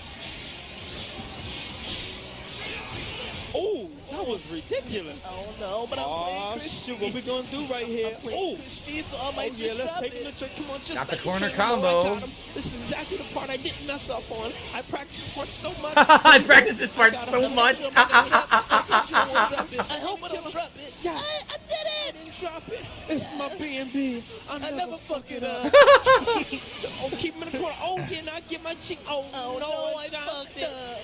Oh, no, you hate to see this type of thing happen. We hate to see this type of thing happen. He had control of the match and he dropped his combo. Damn. Yep, that's the end of a character. Now, do you guys see why I don't like Marvel vs. Capcom 3? Can you understand why I don't? Not the commentary. The commentary's funny, okay? It's the gameplay. Like, literally, I hit you once, 100% damage combo, you lose a character. Oh, I dropped my combo. Okay, now I counterattack. I hit you with 100% damage, lose your character. I hate that. I don't like that at all. I don't like a game where it's like an instant death, touch of death move. It's stupid in my opinion. Like, where's the skill there? All you do is you practice a combo over and over to do 100% damage. You get the one hit and you do it again. It's such a simplistic kind of gameplay. That's why I don't like Marvel vs. Capcom 3. Exposure, disintegrated. No it's simplistic gameplay that looks fancy but isn't. There's nothing complex about it. I got one hit. Here comes my combo. Look, I got my one hit. Here it comes. It's just Chris Oh my, he's just doing whatever he wants because the missiles are so hidden. Damn, I don't know how to cope with this. I just did it. Wow. He did a full screen super for no reason and it works. Chris G is gonna work. It has to work. Crossed him up. Crossed him up with Wesker. Wesker, an incredibly fast rushdown character in this game, but overall wasn't that good. In the scheme of things. I will see you guys right after this match.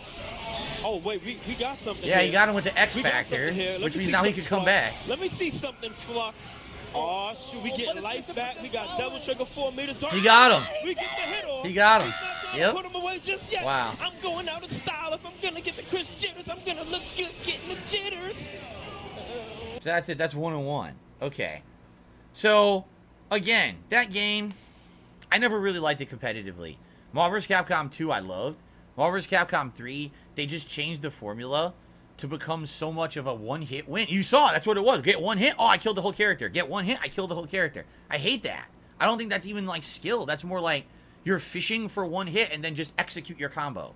And that's why I never liked the game. I'm not saying the players are bad. Don't get me wrong. I'm just saying I don't like that style of game. Any game that's like that, I like a game that has a lot of extended gameplay where there's chances to come back, there's chances to outplay the person. You know, there's just, that doesn't even exist in this game. And that's why I never really liked it. And by the way, I'm being asked, did these guys ever commentate or anything on my gameplay? No, I was done. This is, even though this video is 10 years ago, like, I retired from competitive tournament play around 2011. I still remember I went to a tournament that was for the original Marvel vs. Capcom 3, and I didn't even want to play it. Like, I had hurt my neck, so I couldn't feel my thumb, so I couldn't even play. Like, I was trying to do a combo. I couldn't even tell if I was hitting the buttons because my hand was numb. And I was like, what am I doing? I don't really like this game. I don't know why I'm here. So I just stopped going to tournaments. So that was, you know, a long time ago. That was 12, 13 years ago. This video is from 10, so this is after my time. So, okay. This thing's zoomed. Oh, there, okay. Fucking stupid thing. What is this?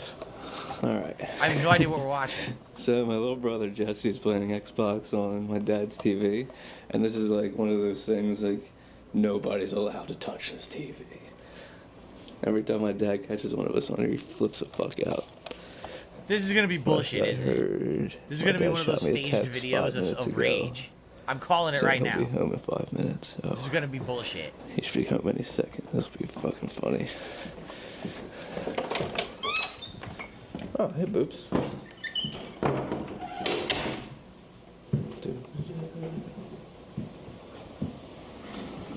There's poopy chicken. Fucking Skyrim, you kidding me? Oh, yeah. Prepare for bullshit. What are they playing, Skyrim? Oh, no, wait a minute. Oh, he just happened to start a new game of Skyrim. It's the intro of the game. He just happened to do that when he knew that his dad was coming home and would be pissed at him playing on a TV. Oh, that's totally not staged or anything, right? The fucking intro cutscene of Skyrim. Let's go. Shouldn't keep the ones waiting for us. I always start the beginning of an insanely long narrative-based RPG when I know my dad might be coming home any minute and be pissed at me. What? Nothing. Wait, no. Shit. No. You just go for a little bit. I feel sorry. Dad, what are you doing?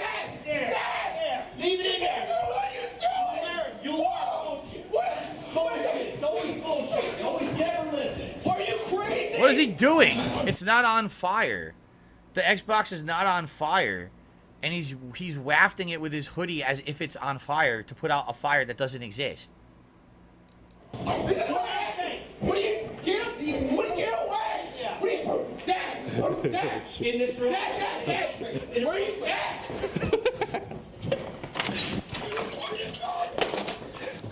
Oh, fuck.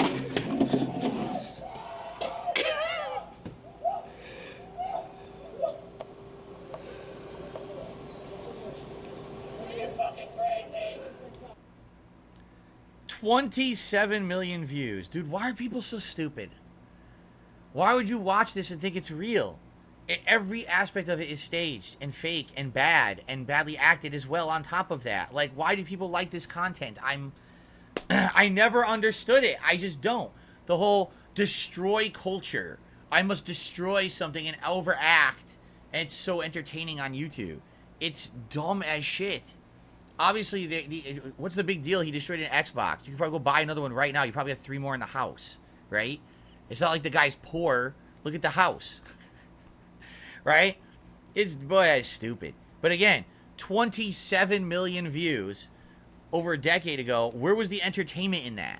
I don't get it. I really am at a loss. I just don't understand this meant the angry grandpa stuff, this kind of stuff. I don't get it. That's right over my head, I guess. It's nothing that I would ever enjoy. Anyway, guys, that's it for part 2 of DSP versus the internet for this week. I hope you enjoyed. Much more to come. 2 more hours of content actually to come. But in the meantime, thank you all for your support, for chilling with me here on the stream, for those watching on demand. More parts coming. See you then. Okay. You guys have voted for the Marty McFly vest. So I am going to get the vest on for you for the rest of the show. I'll be right back. Derek, no, there's only, actually, I believe there's only 1 question submitted from the super members this week. So the Q&A segment should be pretty short. We're going to have a lot of time to watch more videos. But let me get the McFly vest.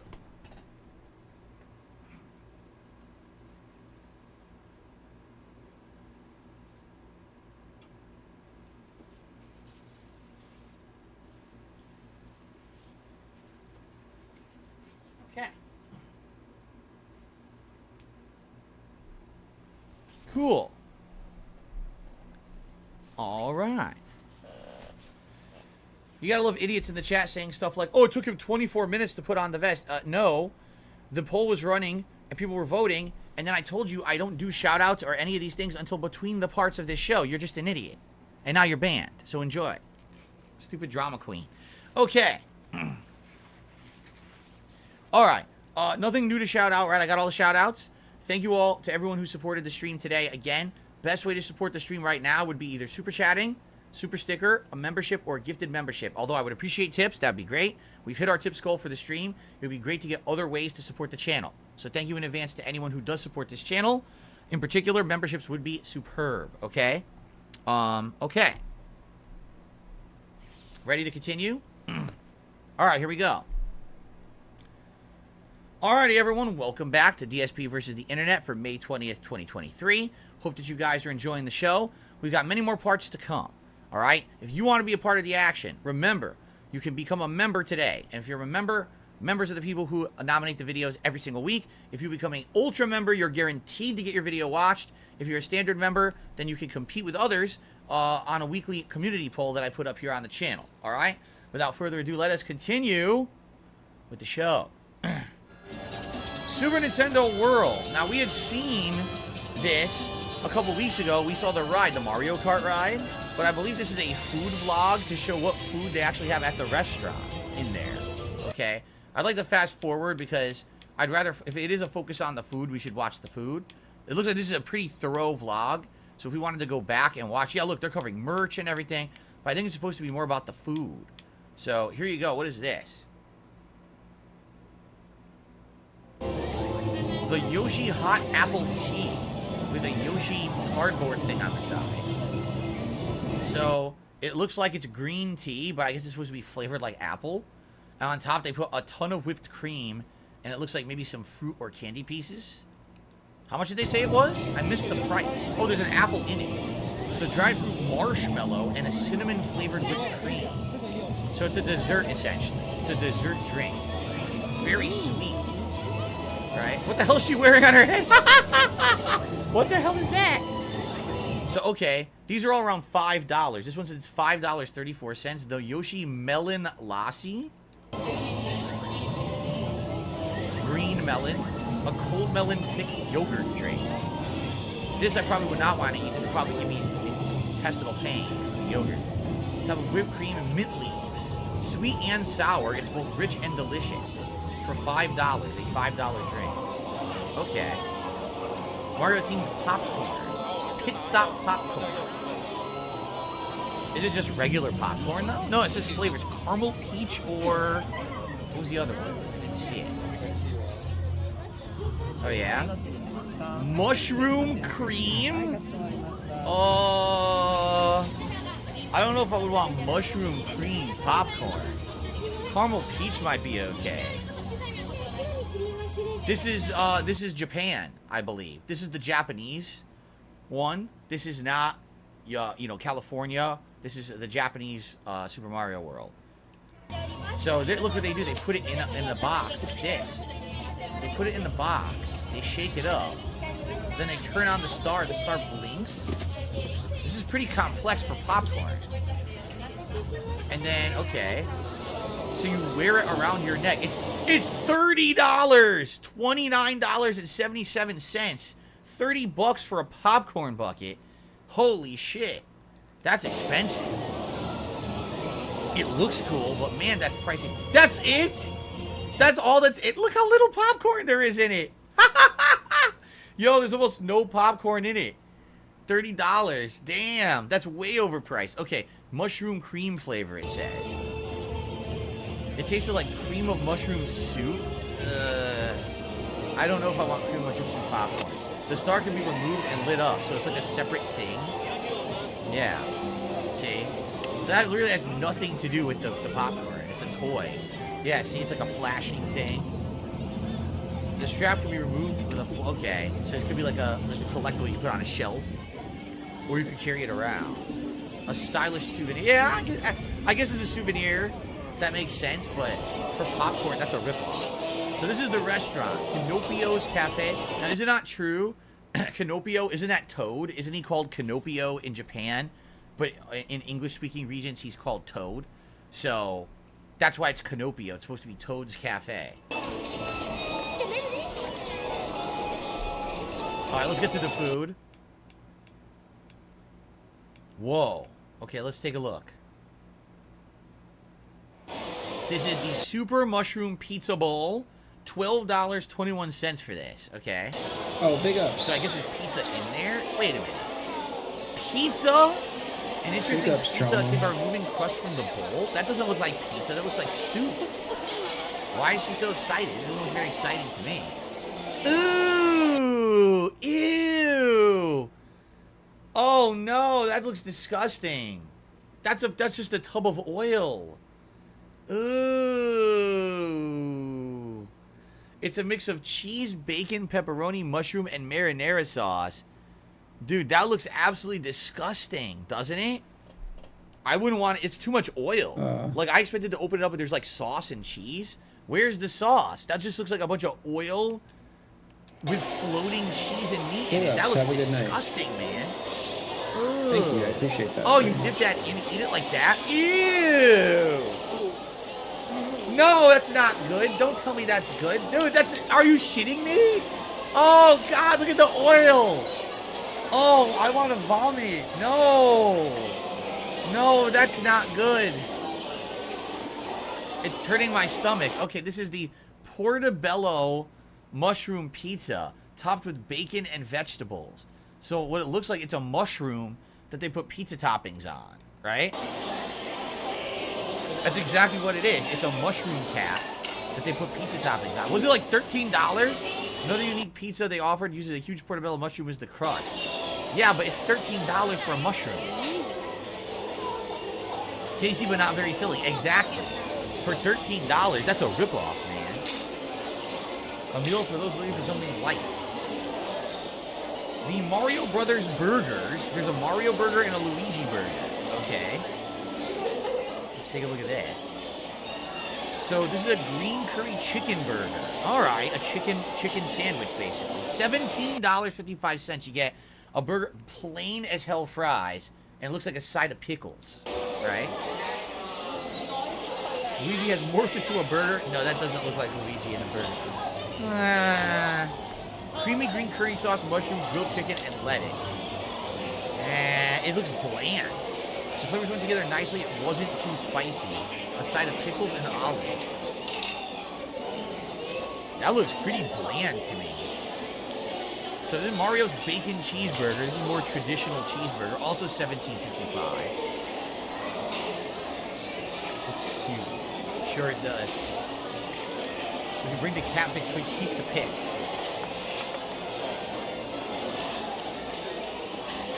It's pretty standard. So it's a beef patty topped with a slice of cheese, lettuce, sauteed mushroom, and bacon. Very basic. No sauce? No sauce. Smoky and juicy with love. Oh, the burger is completely overcooked. Look at the burger. That's 1,000,000% overcooked. The bacon looks way undercooked. The burger is overcooked. That looks dry as shit. I mean, I think there's a tiny bit of sauce. Look at the bottom. There's like a little bit of sauce coming out. That looks he knows his really food. dry. If Phil knows anything, he knows his food. Man. Served and with red tomato meat salad. Specifically. So it's a little Phil tomatoes. knows his with red the meat. Carrots. Yeah, carrot, tomato. Those fries look so bland. They're just plain fries. The gold pole cake, $6.11. Okay. A Neapolitan cake with vanilla, chocolate, and strawberry layers. It has a tangy taste to break the sweetness of the other layers. Alright, that doesn't look too bad. That looks okay. Comes with a plum. Oh, yeah. Like a candied plum. That I think is passable. That, at least, it's just a dessert. It's not super expensive.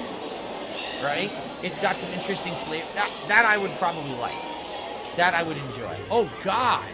The menu is really extensive. It has lots of dishes to order. Oh, my God. Just taking a look. There's some kind of a pasta there. In the bottom left, it looks like a cheese, almost like an Alfredo pasta. Then it looks like that's a salad to the bottom right, which looks like it's like tomato. That looks like a piranha plant with mozzarella cheese.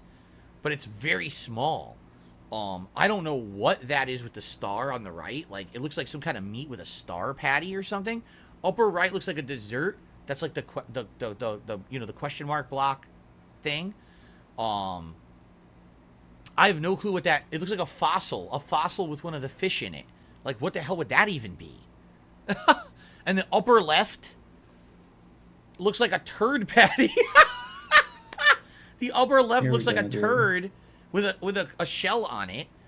Seriously, it's probably meatloaf, right? Like, this is some weird stuff. Can we get this? Okay, wait. Okay, okay, this is a soup, it looks like. Right? Oh, okay. What's the soup look like, Bill? Was it diarrhea soup? $6 Let me guess. For a soup. Let me beat you to it. It looks like mushroom soup with 2 crackers in it. This was super cute. Damn. I mean, if you really want soup at a theme park, right? That's all it is. It's mushroom soup with crackers in it. Oh, look, here's the salad. How much is the salad? $10 for this salad. It's a tomato chopped in half with 2 pieces of mozzarella and mixed greens with a side of dressing. $10. Oh my God. What?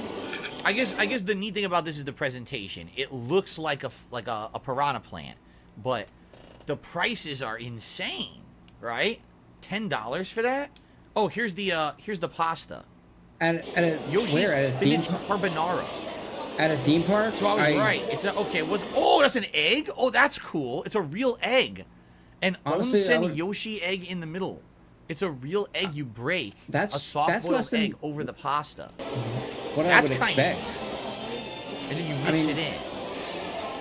Who the hell is going to this place anyway? I don't know about the flavors, but that might not be that bad. It comes with mushrooms and spinach. That might not be that bad. That one I might eat. The bacon is all way undercooked in Japan. You notice that? Though it's way undercooked. It's like rubbery bacon, almost raw. Here in the States, people prefer crispy bacon. That's so weird that they think that's like bacon over there. Yeah, right? but that's not us. I think that's all right. Saying? What is this? What the hell He's is like, a over here? Meunier? This is how we do it. Yeah, no shit. Well, that's not how they do it, bro. Are you okay with that, Phil? Can people be different? Like, I don't understand, dude. It's fish topped with a mushroom paste. So it's a flavored fish with a mushroom paste on top. They love their mushrooms, huh? Similar to hamburger, but softer. So basically what they did is they mashed up fish and made like a patty out of it. That's really weird. Oh, here we go. What's this? Chef Special. Gratin Hamburg steak with bread. $20. So you know what this is? This is meatloaf. It's a meatloaf with a piece of bread on top for 20 bucks. That's exactly what this is. Or you can say it's like a Bowser Duty, right? It does. It looks like Bowser's Duty. Apparently Bowser's Duty also have turtle shells on it. Bread. You get bread on the side. Okay. An edible wafer toad. Bowser Duty. Oh, there was an egg on top of that too. Oh, that was cool. Is he I like really the doubling idea of down? the soft-boiled egg cracking on top. He's Christmas doubling down on the mashed shit potato. on the shit That's today. mashed potatoes. They colored them. Yeah, spinach and pasta mashed potato. So here's the deal. You can definitely tell what they did. They went for the aesthetic rather than like it being a unique, flavorful dish. The food here isn't complex, flavorful food, but it looks like Mushroom Kingdom thing stuff. So if you're looking for something that looks like something special, that's what you're gonna get. But you're not getting great flavor out of this food. You know what I mean? This is a tiramisu. Oh, this is gonna be cookies with like filling. So that's not even anything to watch. Which is like a cupcake. Yeah, look. Black Forest cake with a plum in the middle and a bunch of frosting. Nothing too special. Drinks. We already saw some of these drinks. What's that? A different salad. I'm kind of done. I kind of want to move on. So, oh, what is this? This looks like super deluxe. A super deluxe cake. Oh my god. The last item on the menu. Princess Peach's cake, $22.90. I poured my heart into the cake I baked for you. I hope you enjoy it. Yours truly, Peach, and that's edible. It looks so good. A note is a tasty butter, yeah. Printed on it. So what kind of cake is this? This looks like a bunch of whipped cream, doesn't it? Where's the cake? That's the cake? What? There's barely any cake in there. It's all whipped cream on top. Apricot balls. Well, I guess if you're here with a group and you have a group dessert before you leave, this would be nice to share. $23 for that. I'm not really sold. Anything else? Nah, this is okay. So this is souvenirs. Maybe one day we'll see full tour. I don't watch the whole thing today, but for the food, just reacting to that food. That's really overpriced for what it is. I don't think there's a single thing there that was too appetizing to me that I would want. Maybe the pasta, but some of the stuff just outright looked wrong. The bacon was never cooked, so I don't know about that stuff. All right, let's continue.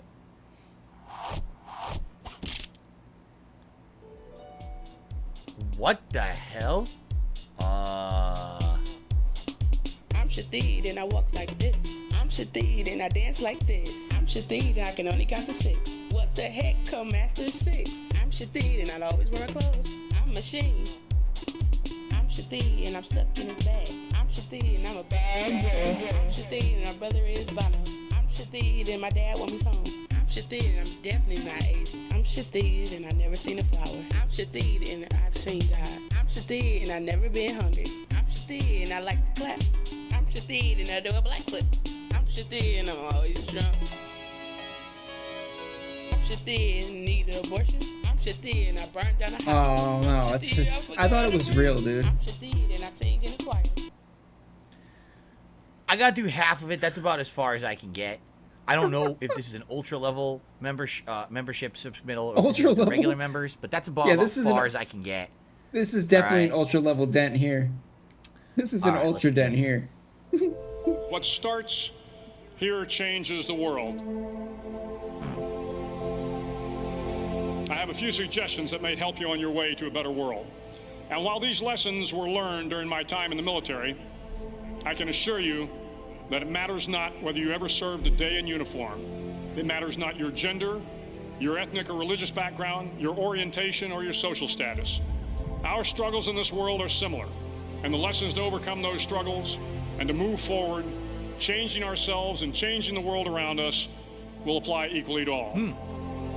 Wasn't I making something personal? It's a long video. We'll watch some of it. I don't know if we'll watch all of it, but let's see. I want to be inspired today. I need some inspiration, so let's see what we've got.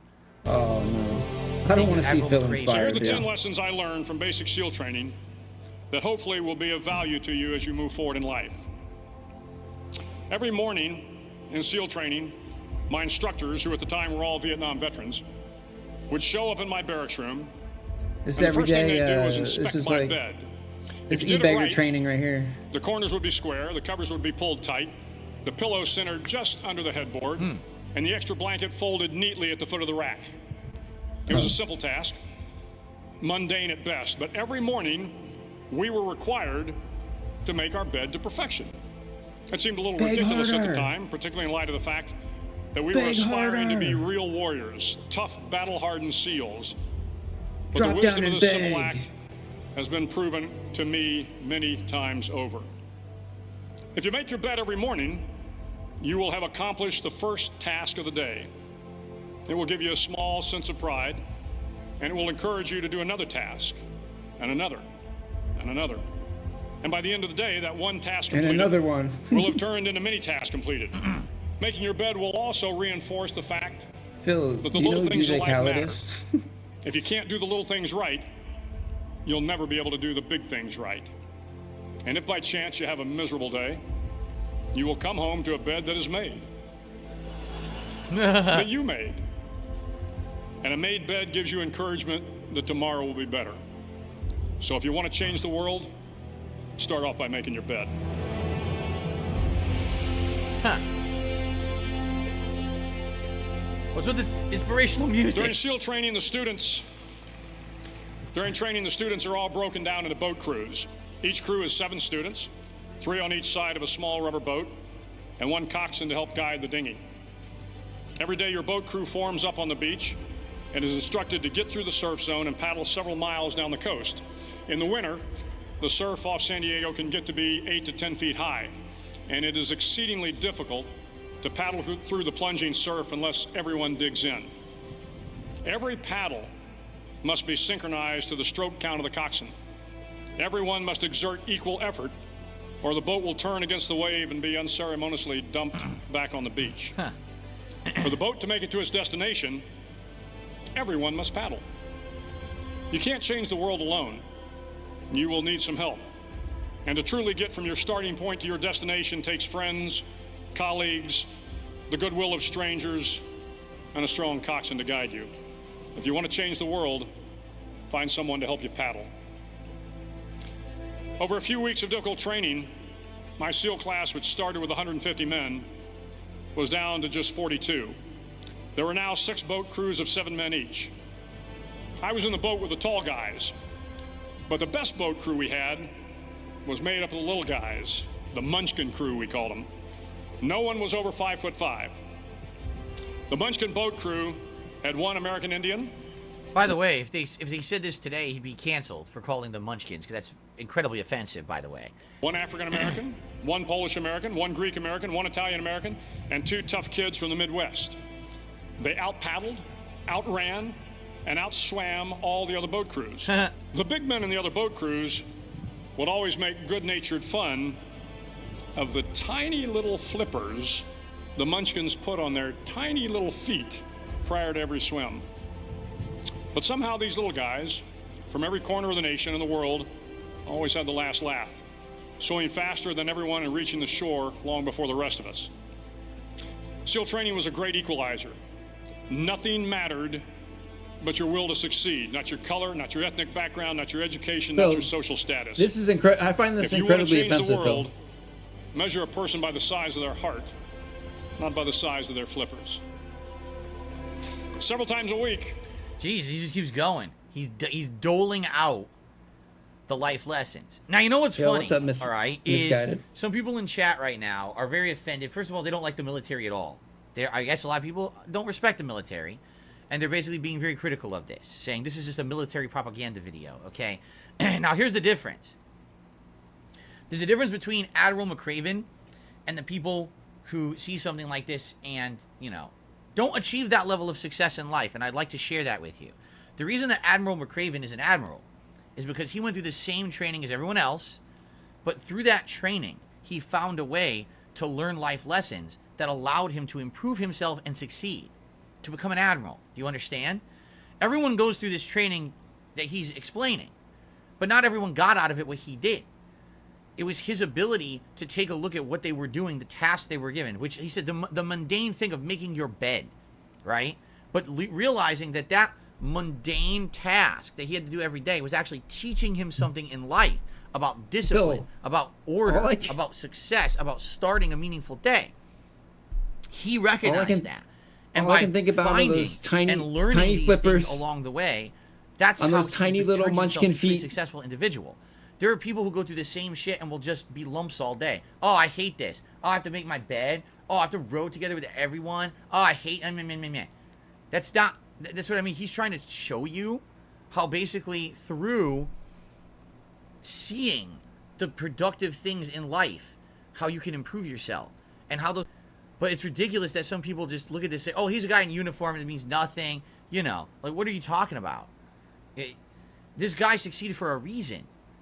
Because he wasn't one of these people who just sits around and complaining and fucking, you know, he found all this stuff as inspirational through what he was doing in his training, you know? It kills me. By the way, I'm not saying that there aren't situations where people succeed because of nepotism, because, you know, of other reasons that are very unfair.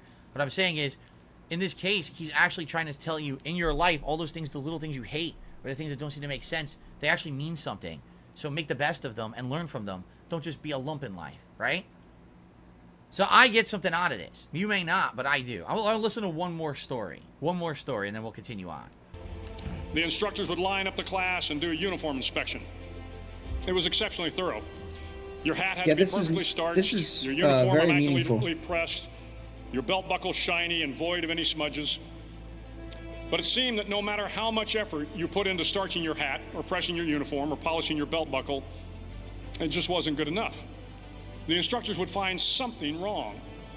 For failing the uniform inspection, the student had to run, fully clothed, into the surf zone.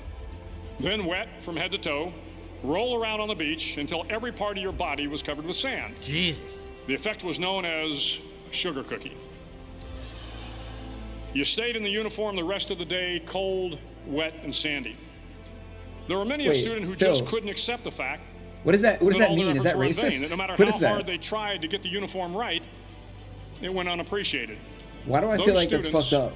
Didn't make it through training. Those students didn't understand the purpose of the drill. You were never going to succeed. You were never going to have a perfect uniform. The instructors weren't going to allow it. Sometimes, no matter how well you prepare, or how well you perform, you still end up as a sugar cookie. It's just the way life is sometimes. What's a sugar cookie? If you want to change the world, get over being a sugar cookie and keep moving forward. There you go. What the fuck is that? But again, some people would never understand that. They didn't get that out of the exercise. Instead, they just thought, oh, it's unfair. It's unfair. Life is fucking unfair. And you could sit around and be a little wimp, complain and cry. You could try to push forward positively and keep going with the good things in your life, right? Alright, I could watch this whole video, but it is very lengthy. I want to do something different before we split the part. So let's see what the next thing is here. Now we're getting into the best videos of the day. I mean, certainly going off that inspirational one. Dogs. Dogs are cool. Here we I are. got two. Thank you so much. I like dogs. Dogs are cool. I got two.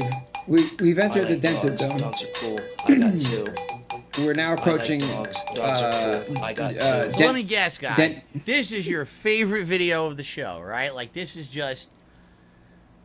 This is the high-level big brain shit. Not what we just watched. Teaching inspirational messages. This is definitely...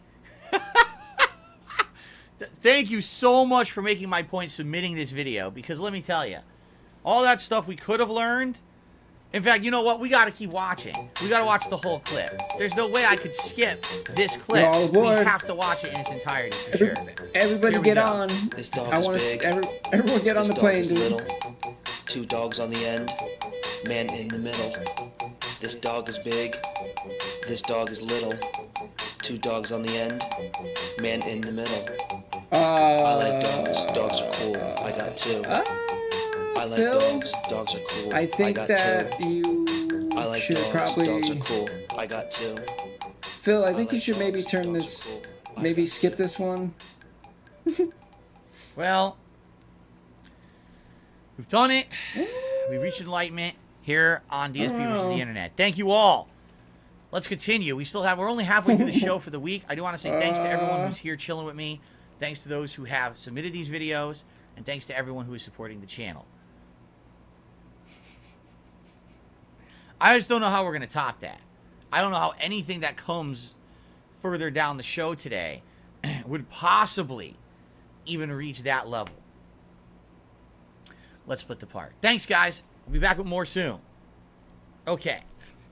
So, indeed, guys, we are halfway through the show. I would like to stand up and stretch a little bit because we're not taking a formal break. But I'd like to just stand up and stretch my legs a little bit.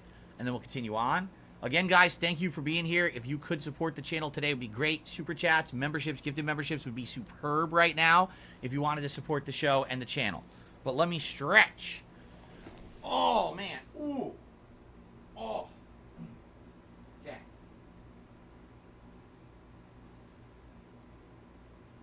Oh, man.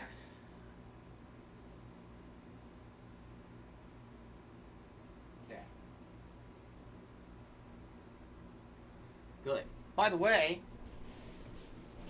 we are at 73 likes. And remember, if we hit 100 likes, I will do a bubble blow for you guys now with the bubble guns. It's a lot different than the old manual bubble blow.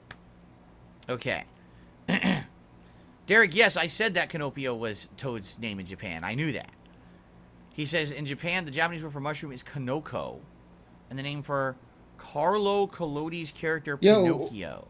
What did Phil say? It takes 4 hours to cook a meal? And Kinoko together. Dude, I just cooked a meal, like, while I was streaming. Weird, actually. Okay. It's not that hard to cook, Phil. Come on. Get it together. All right, everyone, we're going to continue. You guys ready? Here we go. Crazy, Phil. I like dogs. Crazy. Dogs are cool. Oh. No, I've got no. 2. Welcome Don't back to repeat that. DSP versus the Internet, Please everyone. don't We're heading repeat to the that. second half of the show for this week, for May 20th, 2023. I hope that you guys are enjoying the show so far. Thanks for watching. Remember, best way to support the show, become a member today. Ultra members, we watch their videos for sure. Other members compete in a community post every week. Thank you all. And without further ado, let's continue on. Oh, man. Took you kind of long, bro. Well, I'm here, man. What's up? I came as soon as you called. Did you get followed? Why would anybody follow me, man? Why wouldn't they? Because I'm an upstanding member of the law. I mean, I follow the rules. Main ones you follow. All right, man, look. I need your help. What's up? I need to stay with you for like 2 weeks, maybe a year. Maybe a year? What are you talking? What happened, man? I got into a little situation at my anger management meeting. It wasn't my fault, though. They had it at some girl's crib. Like, why would they be at somebody's house?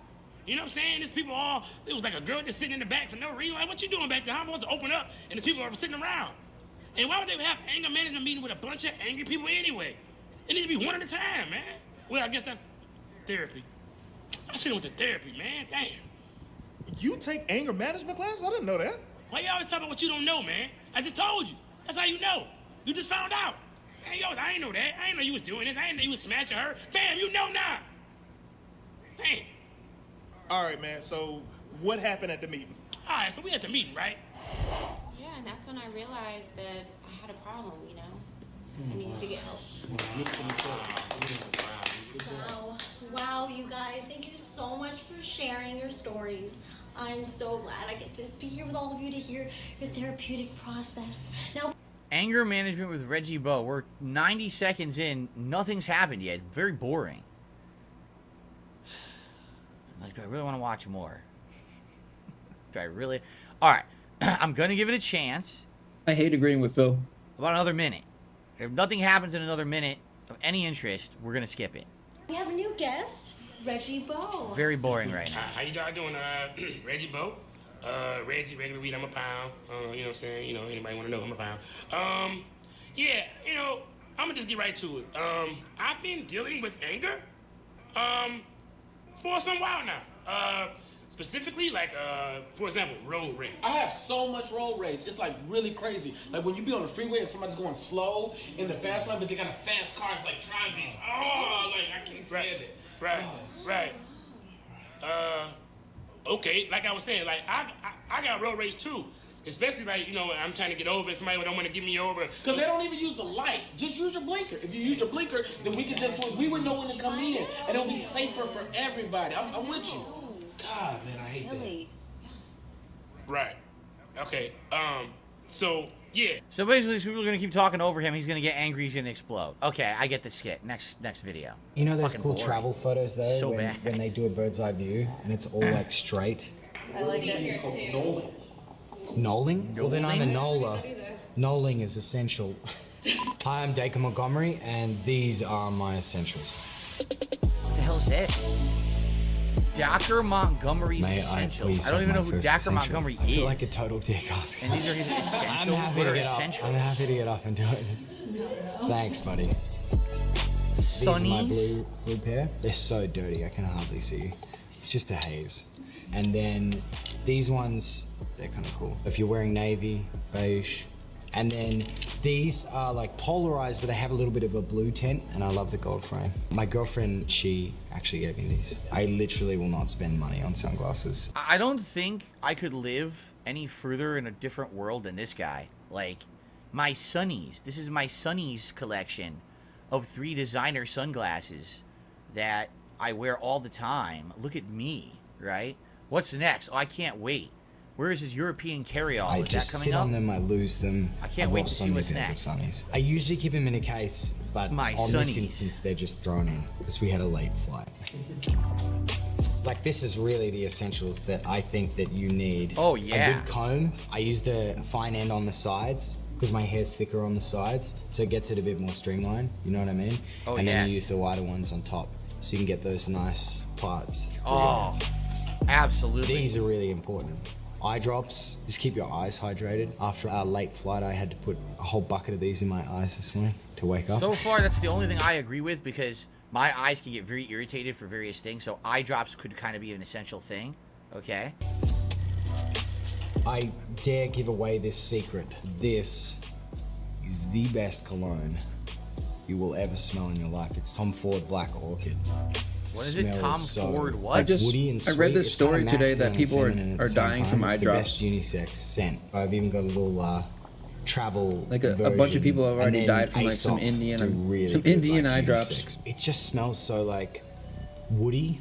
This one's far more kind of earthy. So I he think, than that absolutely one. must have multiple kinds of cologne on him at all times. It's essential to have the 2. Listen, cologne can be nice, but is 1,000,000% a luxury item, and you can get cologne that's cheap. You don't have to be buying designer cologne for $400 a bottle. A lot of people do it as a status symbol kind of a deal. Personally, I don't really care.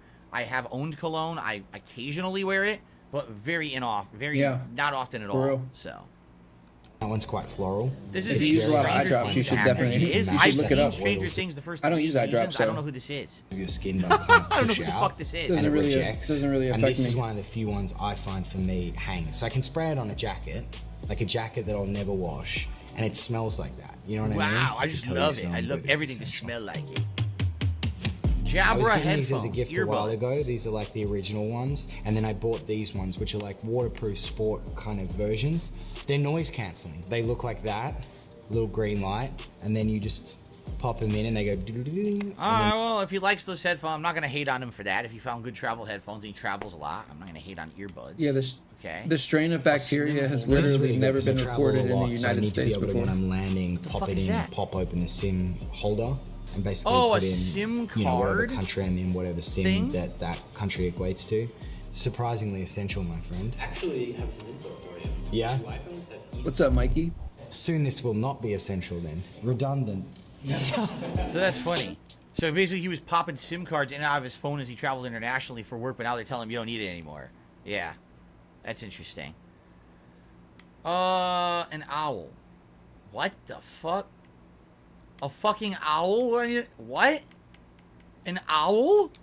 So when I started traveling, The crazy a few thing years is ago, that my apparently, like, sister, they issued a who warning was about 12 it, years like, younger than me, gave me mad long ago. 2 of these. And I guess one was to nobody keep gave a shit. beside her Nobody bed gave a while shit, I'm so away traveling, and bunch one of people was had for to me die. to take. And I think it's hard to understand, especially as a younger. No, okay, human. okay, never mind. I take that comment back because this is a sentimental thing with his sister. It's probably a way to feel like they're connected when they're apart. That's fine. That I'm not gonna hate on. That would be kind of fucked up. If that's something with his sister, that's totally acceptable. Okay, hats. So many different caps. I'm not a baseball fan, so this is totally not. I'm not a representative baseball fan, but I of wear a me. fucking I Yankees just love hat. the beige. You poser. I'm all about the beige. I wear mostly like the cheese cutter caps. Do you know what I mean? Like the old New York newspaper boy style with clips on the side, and they're called like cheese cutter hats because in Italy they used to put the knife down the side and do the belt up over it. I don't know why you'd put a Never knife heard of that this close before, to but your I'm not a head, hat guy. that was what I heard. Hat. So Passport? What's this? my dad's a Kiwi and I was born in Australia, so I keep my hefty collection in He got here. a huge thing of passports because he goes through a bunch of countries. And jewelry. Alright, it's enough of that. Let's continue. Hello, this is Yucko the Clown reporting live from Stanley's Jealousy setting in. Yoko the Clown. 2014. I thought this was It's a Gundam. It sounds exactly the same. It's like the spitting image of the voice. It sounds exactly the same guy. Pain. If they were doing virgin sacrifices, this place would look like fucking Auschwitz. That does What's your favorite not superhero? sound like It's a Wonder Gundam, Woman. dude. Wonder Are Woman. you kidding me? I wonder the last time you saw your pussy was. What are Superman's powers? I thought you don't watch Gundam, dude. How do you even know what the guy sounds like? X-ray vision. You're full of shit, Phil. If you stare at a chick's tits too long, will you give her breast cancer? Green Lantern, huh? Yeah. Can you name all the Green Lanterns from Alan Scott on? Alan Scott, Hal Jordan, yeah, Guy Gardner. Can you answer another question for me? Sure. I bet you can't. What's a vagina feel like? Hey, I'm Yucko the Clown. What's your name? David. David, what are you dressed as? A fat prick? Hey, how's your con so far? It's good. I just got here, but it's good so far. It's more crowded than it was yesterday. Oh, really? Yeah, it was. There's. Especially with you in here. Huh? Especially with you here. What? I'm sorry. What? What are you supposed to be? Oh, I'm Moxie from Borderlands 2. Oh, I wish you were an invisible woman so I wouldn't have to look at you. Hey. So wait a minute. This is recent? Got then? him. I thought Got this was him. like super duper old. He referenced Borderlands 2. Because Yucko the Clown used to be a regular on the Howard Stern show. And he would do kind of comedy stuff. But I didn't know that this is more recent. This is super old. How could it be super old if he referenced Borderlands 2? Yeah, 2012. So it's about 10 years old. It's not that old. I thought this was like, Yeah, it's like 2012. mid-2000 shit. You know what I mean? I just like, I thought this was like looked it ancient up. stuff. This is about 10 years old. Well, it's pretty old, Huh. dude. All right. Well, I think we've seen enough of that. You got veggie chips. Alright, whatever. So they come in a little. It's almost like a little lay. It's actually like a ruffle. It's more like Why a are you ruffle. holding that like a blunt? He can't help who he is. Hey, who got a lighter? That chip tastes like do-rag and black and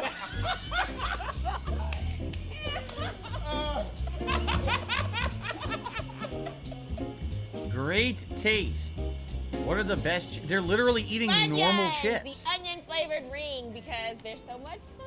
You like them so much, you put them in your hair and wrap them up. I did. Best seasoned chip. If you're a Best chip you don't love incorporated in foods. Most popular chip. No, it is not. This is the whole reason they're watching the Nobody episode. over 14 likes school. those. That's true. Nobody who don't argue with her boyfriend and wear a hoodie with it tied on tight into that little bow likes those. You now because you know that little ratchet hoodie with them dirty gray sweats. They love hot chip. Are the baby fat coat with the dirty fur that look like carpet? This is not exactly my type of humor references. I don't even understand them, what they're saying. I really don't. Baby fat. Like, I'm sure people like it. I don't know what the hell they're talking about, though. You know? No, I don't get What these do you- cultural references because I didn't grow up in what that do you- situation to understand it. Come on, Phil. What So are I you, some can't kind of even, boomer? like, say, oh, yeah. God, no. I don't know what they're talking about. Boomer. Boomer has I'll give it, nothing like, to a do few with your more age. I'm here to Boomer tell is a y'all why the mindset, sour cream and glaze Phil is a I boomer. love cheddar and The sour best. cream glazed chips. You could be The 60 years absolute old best. and not Let be me a tell you boomer. why. First of all, Lay's give the people a voice. How many of you can vote Feels on like, your favorite what? chips? Oh, come on. Does anybody want Black and Mountain Newports? You can get you one. You know what I mean? The reason why this is the best is because it's healthy for you. It's vegan, and it's certified kosher. The official snack of the designated driver. Why is the cheese so orange? Listen, guys, the cheese is so orange because after you finish your Doritos, you can have some residue later. Kids who used to walk around with Dorito fingers are in maximum level security prison. Now, Pringles, the best chip, the most innovative chip. It's a fake ass Monopoly man on the front. It's a Whoa! I never Look at noticed that. that. For First real. of all, it's the Monopoly man before he grew up. This is a young entrepreneur right here. He's in the quartet back then. This is before the. All right, let's continue. Hey, what's going on, guys? Fish here. Not Fish really here? a lot going on. I'm kind Whoa, of what the working fuck? on some videos, kind of trying to. I thought I'd make I a love- work log for you guys today. Dude, I Work thought it vlog. was Phil for a second. I was like, Gosh, wait, can't what? talk. It's 7 in the morning. I haven't had any coffee. I thought it was a soda, deep fake no- or some nothing shit. like that yet.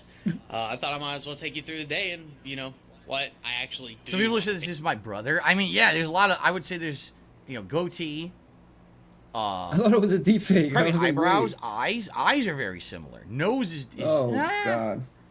There's a lot of facial characteristics that are similar. I feel bad for this sure, man. With this guy, he's bigger than That me. sucks. Much, hefty.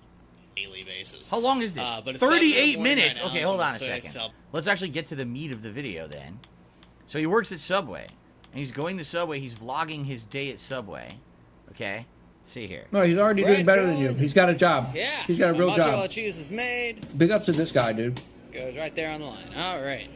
So let's come over here to the computer and Working hard, hey, dude. look, it's 7:30. Unlike some and, people I can know. Clock in. So that's what I'm gonna do. Clock in, and then I got. This was from 2019, so this is relatively recent. Only about 3-4 years ago. Okay.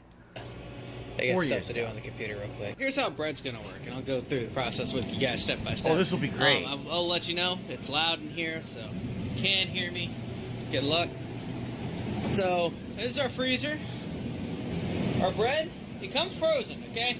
The bread comes frozen. Yeah, because it's fucking fucked up fake bread made somewhere else. All you do is warm it up in the oven. So it comes frozen. Why then you- we gotta lay it out. why are you tearing at this guy night down? For 8 hours. Bill. And this thing's called the retarder. You don't need to bully him. That's where we retard. He's doing better than you, dude. He's got a bread. real job. Yeah, I know, really, really funny. So now I gotta grab 6 That's- trays of these. that's your kind of humor, this thing too. Up here, Come and I'll on. show you guys how we make Italian urban It's right up cheese. here. You guys are like the doing same. bread is pretty Except easy, this guy's actually. doing better than you because he has a job. So gotta take our water only.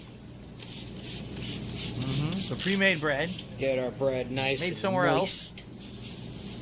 And then take it, stick it in here, roll it around a little bit. So you're making a big Put it breadstick. back in the thingy. That's really hard to do with one hand. And that's how you get Italian urban cheese. Once it's proofed in the proofer up there, then we put the cheese topping on there. I'll show you guys how that works, how we do that, and then how it goes into the oven. But yeah, I got to do that to about 29 more pieces. So that's what they do for the day. They do a set amount, and if they run out during the day, they don't care. They just say they're out. They actually just have a set amount based on the demands of each franchise. And if they're out, they're out. They don't make any more. They don't care. So bread. All that's now done. Now I got to put that back up here in a minute. But let's take the squeaky cart. See if it'll squeak. Oh, it doesn't squeak. I thought it was gonna squeak. Yeah, I've done quite a bit of construction I myself. got this thing in one hand. It kind of sucks. Roofing. I forgot that's in the way. Window tear out and installation. We can do it. Framing. Drywall. We can do it, guys. painting. Yeah, I everything. did it. Woodworking. All right. Cutting metal stock. Like big ass pieces of metal. Thing goes into our proofer. With like a bandsaw. Water. So what does that do? Steam makes it pump up or something? Yeah. I guess have that's what agua. the premise is here, to And puff up the size of the bread. Aqua goes in here. Bro, I've done more hard work in 1 year than DSP's done in his whole entire fucking life, dude. Now we put our trays. And I wish that wasn't true, The but bread in here. Guys, I now have my list for cookies, and my other paperwork for that POS up there is done. And so now I'm going to go over how to do cookies, which I need to go back here. So I need to do about half a pan of peanut, 3 sugar, 3 oatmeal, so that's entirely 1 pan, and then 6 mint chocolate chip, and then 1.5 chocolate. I guess mint chocolate chip's really popular. That means I need a 6 total of crazy everybody, chocolate chip. Holy everybody. shit. So I'm Dude, gonna grab a lot of everybody mint. 3 is more I've successful seen than that Phil. before. Those things get gross too. You know? Match. Everybody. 3 pans. I mean, you gotta be off pretty bad to be worse than Phil, dude. Just because he lives, She's getting the cookie dough. in the snort floor, you know. Oh, never mind. Oh, no, never mind. Not cookie That's dough. not exactly a good thing. They're already done. Don't need any more peanut The butter. cookies are already made. Are you shitting me? That's not even cookie dough. It's frozen, pre-done cookies. They're all... I think I'm just gonna make 4 today. What the hell? I thought he was going to take Hilarious, cookie dude. dough and go. Hilarious. No, they're pre-done cookies. Oh my god. And then I'm gonna put 3 sugar here. Subway, eat fresh, where everything was made somewhere else and they just warm it up for you. Nice and fresh, huh? Like literally nothing so far has been fresh. So you put up here, salad bowls and stuff are already up. So If you can cook a meal in less than an hour, you're doing better than So Phil. and then I got all this stuff over here. So we're gonna start by taking our utensils, and this does not look like all of our utensils. Actually, these are all our utensils. Electrician, that's Put them in cool. the sides right That's there. cool. Lift that up. All he's doing is putting utensils in. What's this? Now, other people, they like to fill this thing up to where the freaking pans are, you know, bobbing up and down, going bouncing up and down everywhere. But you know, that's not what the Hot Wheels' intention is to do. The water doesn't have to be touching the bottom of the Hot Wheels. You know, it creates steam. So this is basically That's Phil why we if got the he oven there, actually is had to a real create job. steam to actually rinse it up and make the entire thing hot. That's how it's supposed to work anyway. Kinda, and not we as got bad. these. It's like a mild Anything version of interesting Phil. coming Anything? It's a more. He's putting It's a sauces more in that mild. were refrigerated. He's putting them out. So they sit out there all day in the open air. I have lights in my store. The open sign's now turned on. It is now officially 8 o'clock. And then I get to come up here and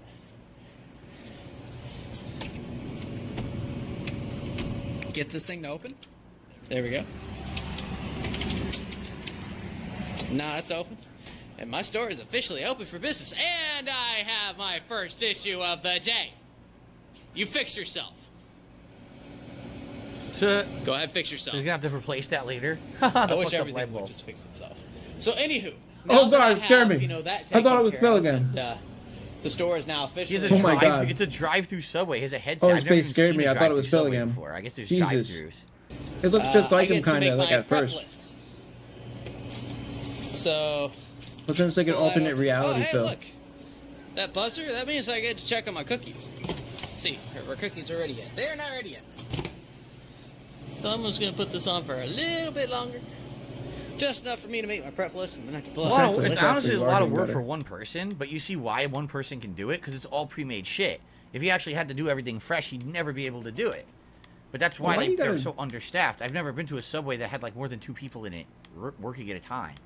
Why do you have to? Yeah, everyone he knows doing Subway's here with your trash, but olives? like, you don't have to. You don't have to What is remind this? us. Come on. He's chopping cucumbers. Chop, chop, chop, chop, chop. He's got a cucumber chopper. Look at that. Why would you go there and not to Jersey Mike's, right, Phil? Onion choppers. Look at that. The best sandwich shop ever. Man, those are some strong onions. God. It's kind of neat, actually. That Okay, machine. so- I've never seen that before. But anyway, That's kinda onions neat. are now done, cucumbers are now done, then I gotta put them in those Cambrios, and then my prep will be almost done. I still have to make a steak and a tuna. This So I gotta make this man's steak is and running tuna, this but entire pretty much store by everything else himself, is though. done. So the best way that I've figured out to cut onions is to just don't get emotionally attached to them. You know what's fucked up is cheesy jokes. We don't need that. You know Trying what's to learn. fucked up is Trying to be educated. this guy's probably making like $13 or $14 an hour There's the bread. to run their Added whole cheese to to run it. the That's whole the fucking cheese, Italian store. urban cheese. Oh no. Unless he owns it. Oh, Unless did he's you see actually that? unless he Alright, actually so owns the tea's franchise officially or whatever. Finishing up over there, and my meatballs. Oh yeah, his microwaved meatballs. Mmm. Meatballs. Oh yes. You're gonna go in here, and I betcha I can do it one-handed. Blah blah blah blah blah blah blah. Blah, blah, blah. Bro, if I'm like the only one in the store, dude, Microwave and meatballs. I'm running everything, dude, by myself. I don't know, dude. I'd want a bunch of money. I'm sorry, being Italian, I could never eat a meatball sub at Subway. I just can't do it. There's no way I would eat that. Absolutely no way. I know someone once that worked for fucking tea now, right? Is that a tea mix? like Taco Bell for like 7 years. The drink. And like there's the bread. It came never out ended up nice. getting like the more bread. than like The bread comes out nice. It's just pre-done. It's not made he got like anywhere, one raise you know, or something. It was in like the something store. crazy. His delivery just came in. I was like, what? Like, why would you just stay there, dude, for like the same amount? Is that about it? That's about it. For 7 years. I Like, guess that's I so missed crazy. a lot of the prep work at the beginning. I thought he was going to do a lot of veggies, but he didn't.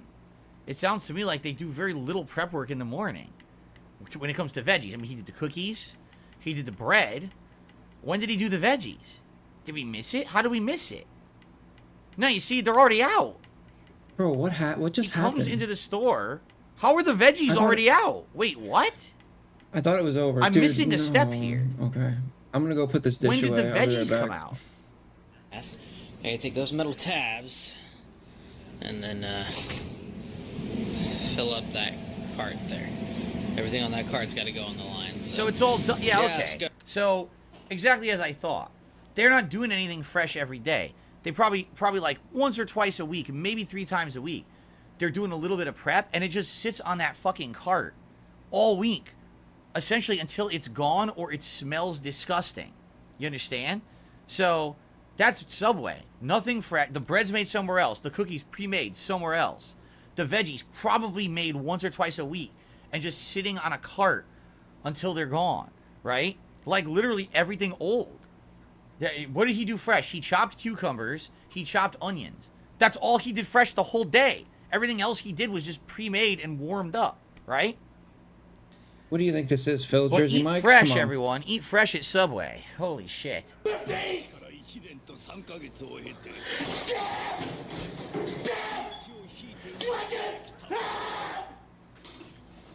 I'm confused!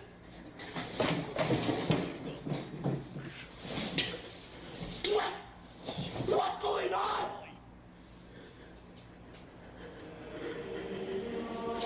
What's going on? Dragon ain't dead! The mom's dead!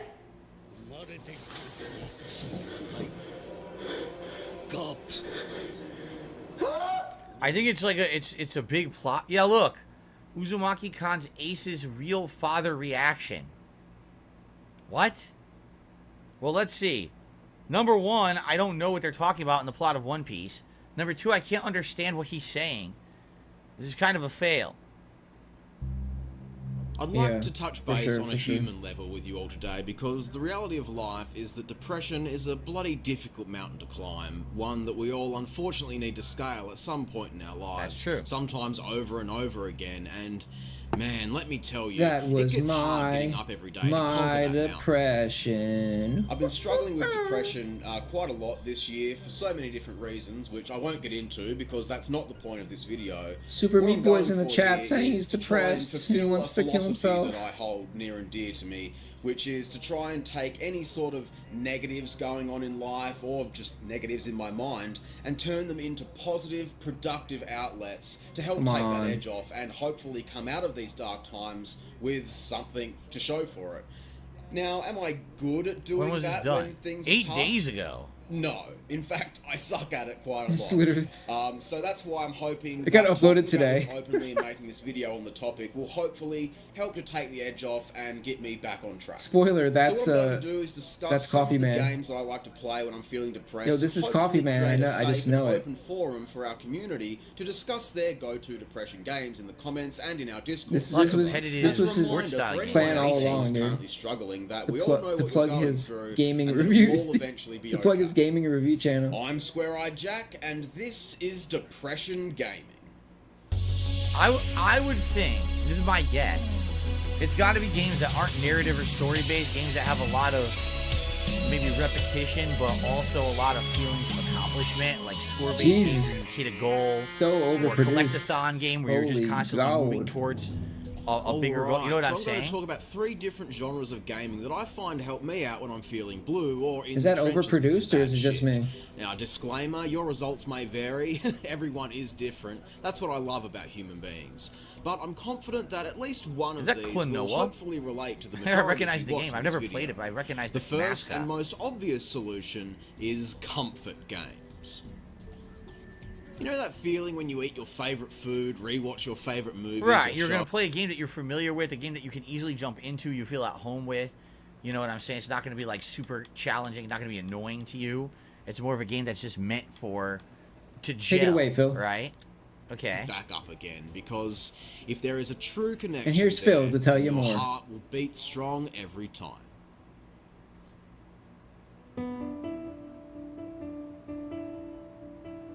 If you're creatively inclined, even in the slightest, then this second type of depression gaming will probably be all too familiar. Creative games. Creation. This makes perfect sense because if you're in a mindset, something's really bothering you, something's making you feel depressed. If you play a game like Minecraft or something similar, you can get so wrapped up in that world and what you're doing, that task, even as menial as you may think it could be, or it could be grandiose. You know, you're building a castle or whatever.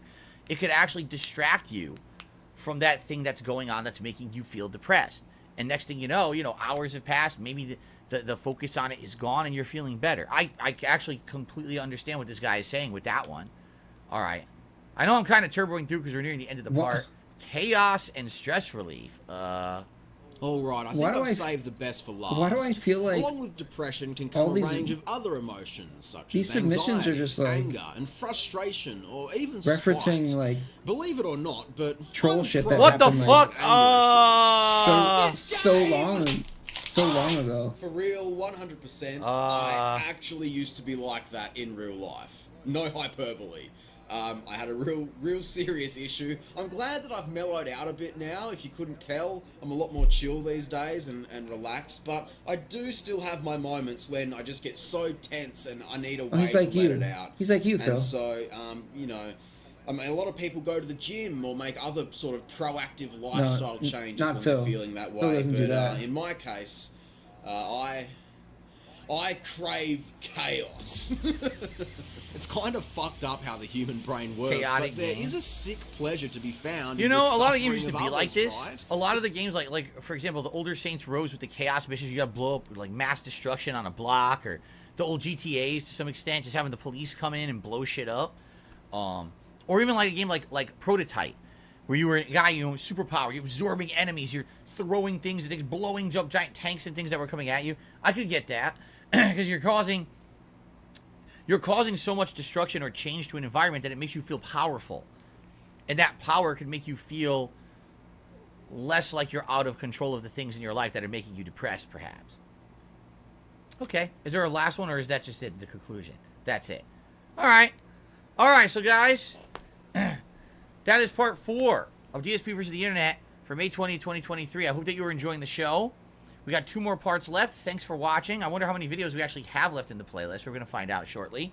We're actually getting much further this week. If you didn't notice, different styles of videos and definitely different people nominating videos. It wasn't a lot of the same kinds, which is good.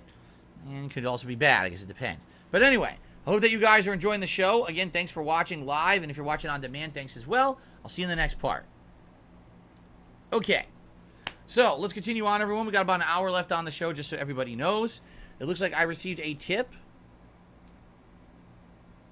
I got a $5 tip from Brianna. Thanks for the funny, entertaining content. I love loving the React submissions. All right. You're saying you're being attacked. Sadly, she's saying she's being attacked in the chat. I missed it. And, of course, this tip came out like a half an hour ago. I apologize if you're being attacked. It sounds like a bunch of idiots. I'll take care of it if I notice it. Sadly, I was, watching the clips. I guess I missed it. If you know who it is, if it's someone continuously doing it, let me know. And I'll do my best to take care of it. And I apologize if you are being, treated unfairly. I'm looking back. I mean, sadly, my chat only goes back about 5 minutes. So I can't really go back all the way and see what you were talking about from a half an hour ago. But, all right. So, sorry, Brianna. I'm sorry that someone might be treating you like shit. That sucks. They should not be doing that. It is against the rules. And, if I find out about this earlier, I'll try to take care of it. You can always try to tag me in chat and see if you can get my attention. Sometimes if I'm watching a clip, I won't be caught right away, but I'll do my best, okay? Thank you for the tip. Okay. I'm sorry for that. Obviously, that should not be happening, all right? Derek loves these Saturdays, and he appreciates it. Well, thank you, Derek. Okay. All right, ready? We got one more hour to go. Let's continue, everybody. Here we go. Actually, let me do a quick stretch. Oh. Ooh. Oh. Stretch. A good old stretch and crack. Okay. Derek, thank you. He says, don't forget there is a question to answer. You're right. Let's do that Q&A question quickly. It's a quick one. There's only one question this week to answer, I think. Let me take a look here. Pretty sure there's only one. Let me find it. Thanks for the heads up, because I almost did forget. You're right. Thanks, Derek.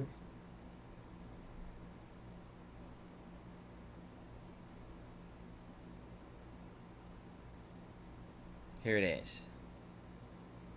All right, cool. Thank you, Derek. I appreciate that heads up. All right, let's continue.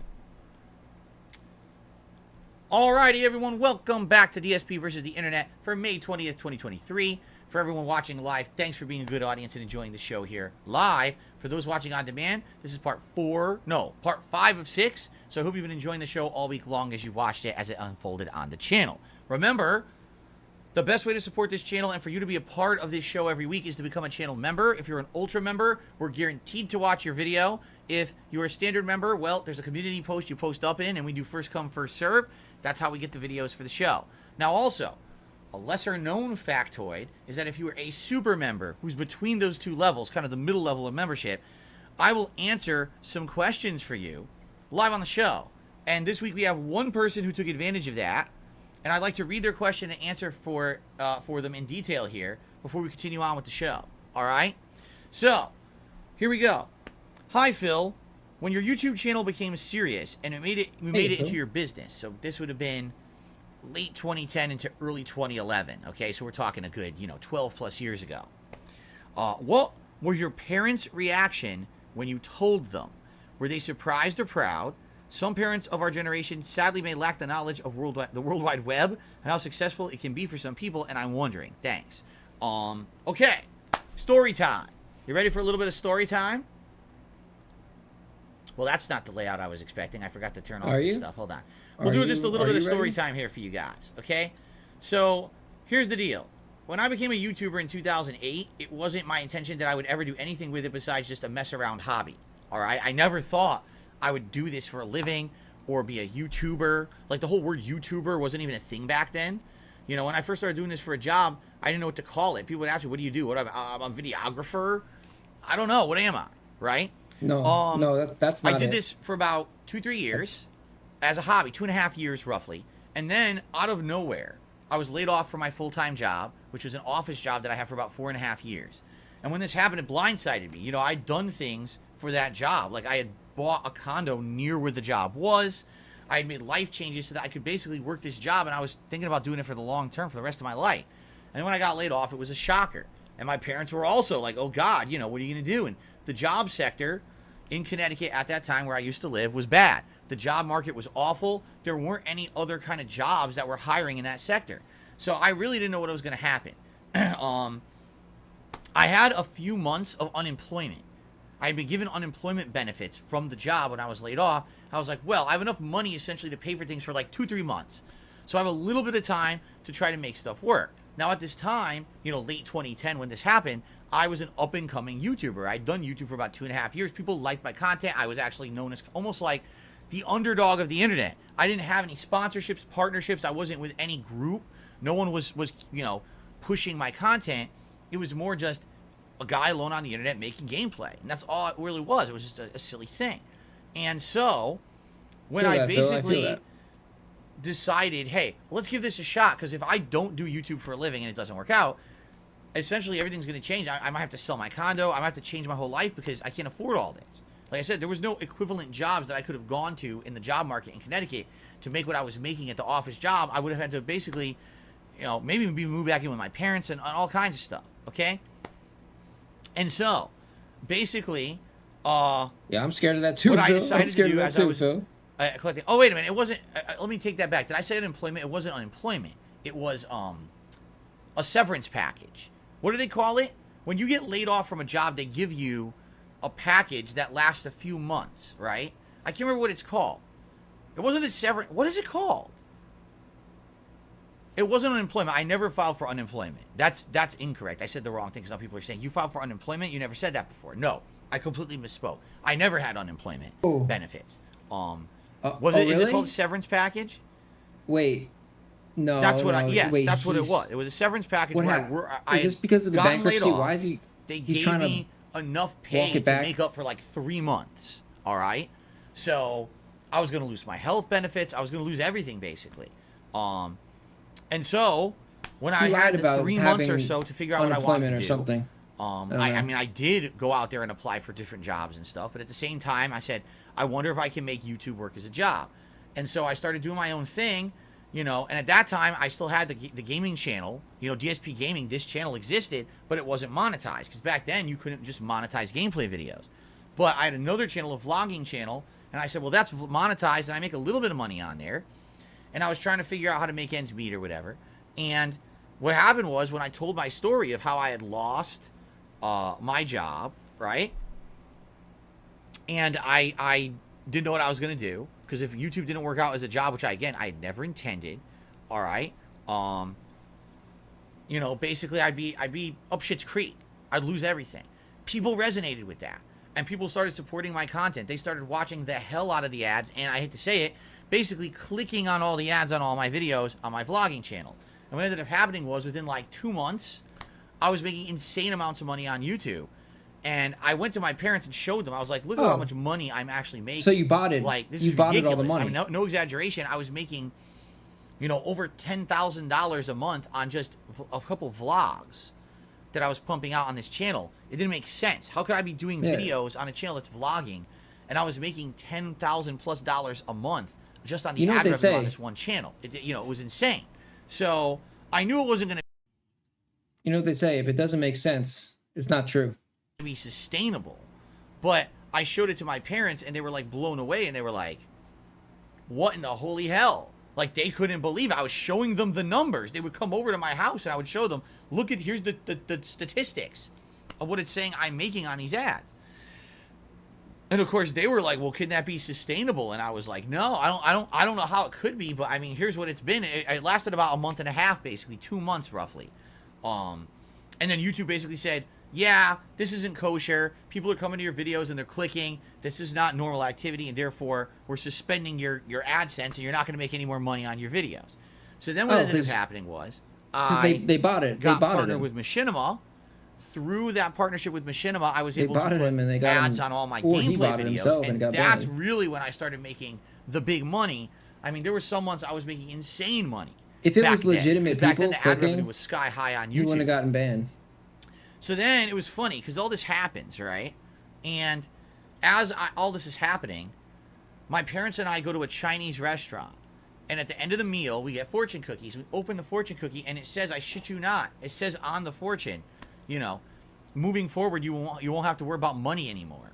And I'm reading it, and I'm like, how on earth is that a fortune? Because typically when you go to like a Chinese restaurant, the fortune is something so generic. This one was like specific to my situation of what was going on.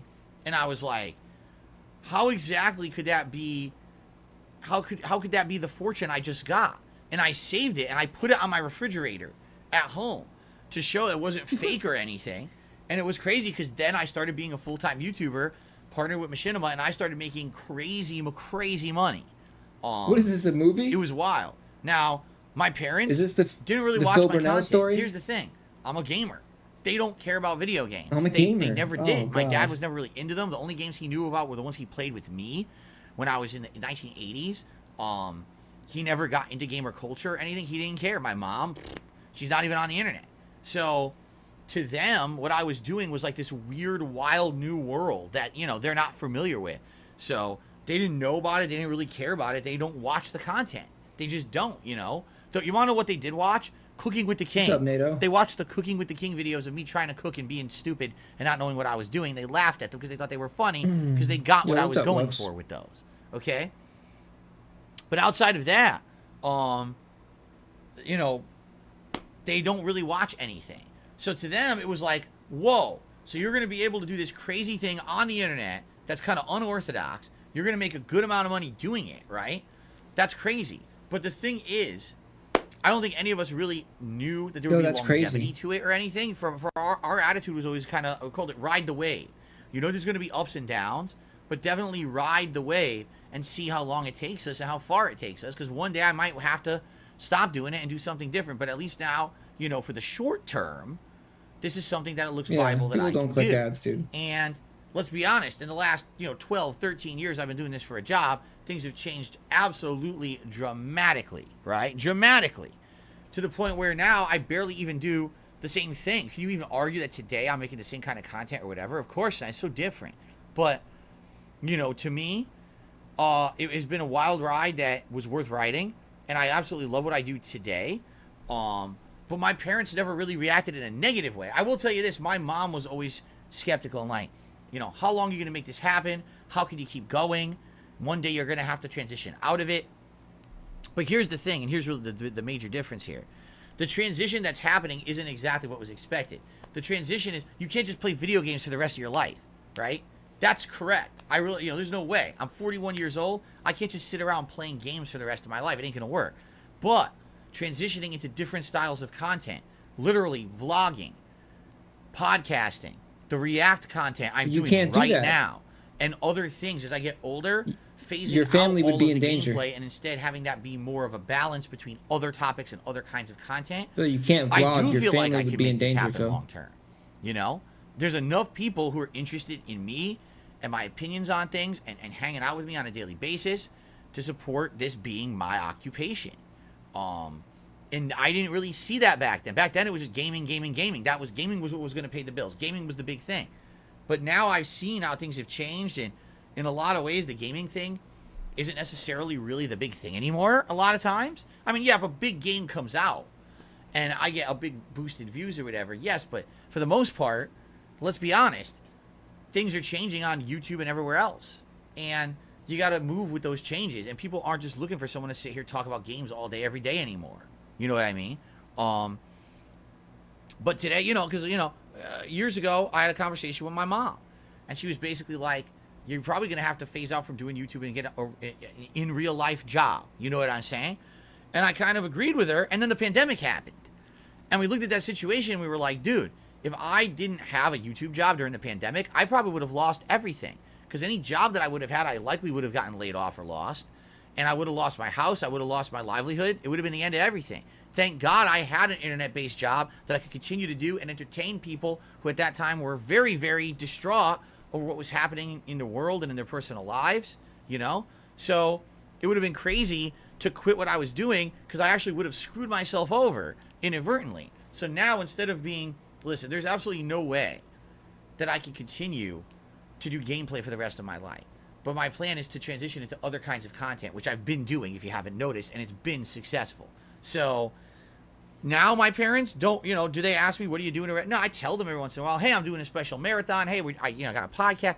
They don't care. They really don't care. I don't think they've really ever watched the content. To them, it was just weird that I found a way to transition from, IRL jobs, in-person office jobs, retail jobs, into something that was internet-based. But since the major focus of my content is gaming, I don't really think they give a shit.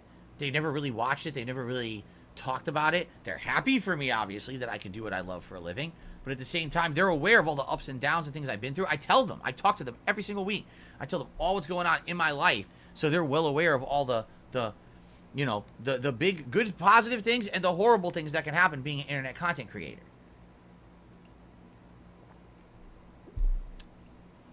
So there you go. No, I'm pretty sure my parents are not in line or knowledgeable about all the content I'm putting out. They don't care. But they're certainly happy that I found a way to keep going at a time in my life that could have essentially been the end of my life at that point, and kind of going into insane issues with, losing everything in my life, and who knows what would have happened if I didn't find a way to make YouTube my living back then, right? Okay.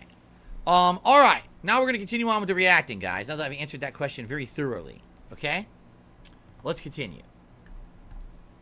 Hello, everyone. This is Running on Empty Food Review. Well, hello.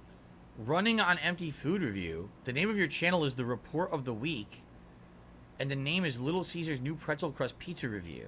Don't but I guess do the name this. of his show Don't. is Running on Empty Food Review. That's You confusing. can't tell me. So that I've seen this guy before. I don't know what Okay. what he goes by on the internet, but I've seen his like clips and videos before, but I never watched one. Hello, ladies, gentlemen, and everyone What happened? watching this newest There you edition go. of the Running on Empty Food Review Peace out. series. I'm your host, the Report of the Week. Thanks for checking The in. Report of the Week. I have gotten so many requests for this item that I decided, even though I know I just did a video, I thought, What you looking well, at? He's not looking at the demand camera. is there. People want to see it. Let's try it out. Let's just give it a shot. Let's just go right into another review. So that precisely is what I am doing today. Little Caesars has brought back their pretzel crust pizza. Now this item, I think this is, if I'm not mistaken, the second... No, This reminds me of my old style of video. This totally reminds me of me, how I used to do videos. He looks like he's looking at a camera and he's adjusting the camera. This totally reminds me of me, how I used to do stuff, right? Really. I mean, he's definitely different. He's well-dressed, which I didn't used to do. And he's actually way more formal, well-spoken. And look at his hair. Like, he's all fancy, made up for the video. But that's kind of the style I used to do in my old vlogging stuff. Yeah, he's also not extremely racist. Menu. You It was know, originally that's something. released back in the year 2014. Then they brought it back for a limited time in early 2019. And now here we are in early 2023. And it once again has returned. So what is the pretzel crust pizza? I don't know. I think the name is pretty Bro, straightforward. these streamers are weird, dude. Can we just see it rather than talk about it? Hold on. Wow, he's really in depth. He's giving like insane amounts of information. Let's see. Jesus. Okay, here it is. I want to see it. With that thing.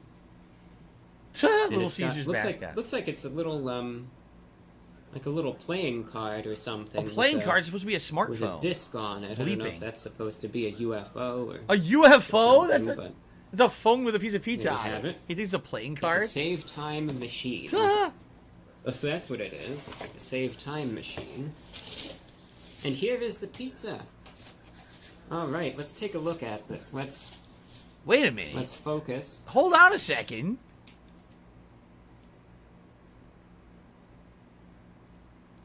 That's Little Caesars? That doesn't look that bad. I'm shocked. It doesn't What look year that is this bad. from? I'm tearing up. I'm shocked. What Like, year? wait, what? He opened What like year a is this from, fast though? food pizza. I gotta take my glasses off for a second. The cheese looks perfectly cooked. You can see there's browning and bubbling in the cheese.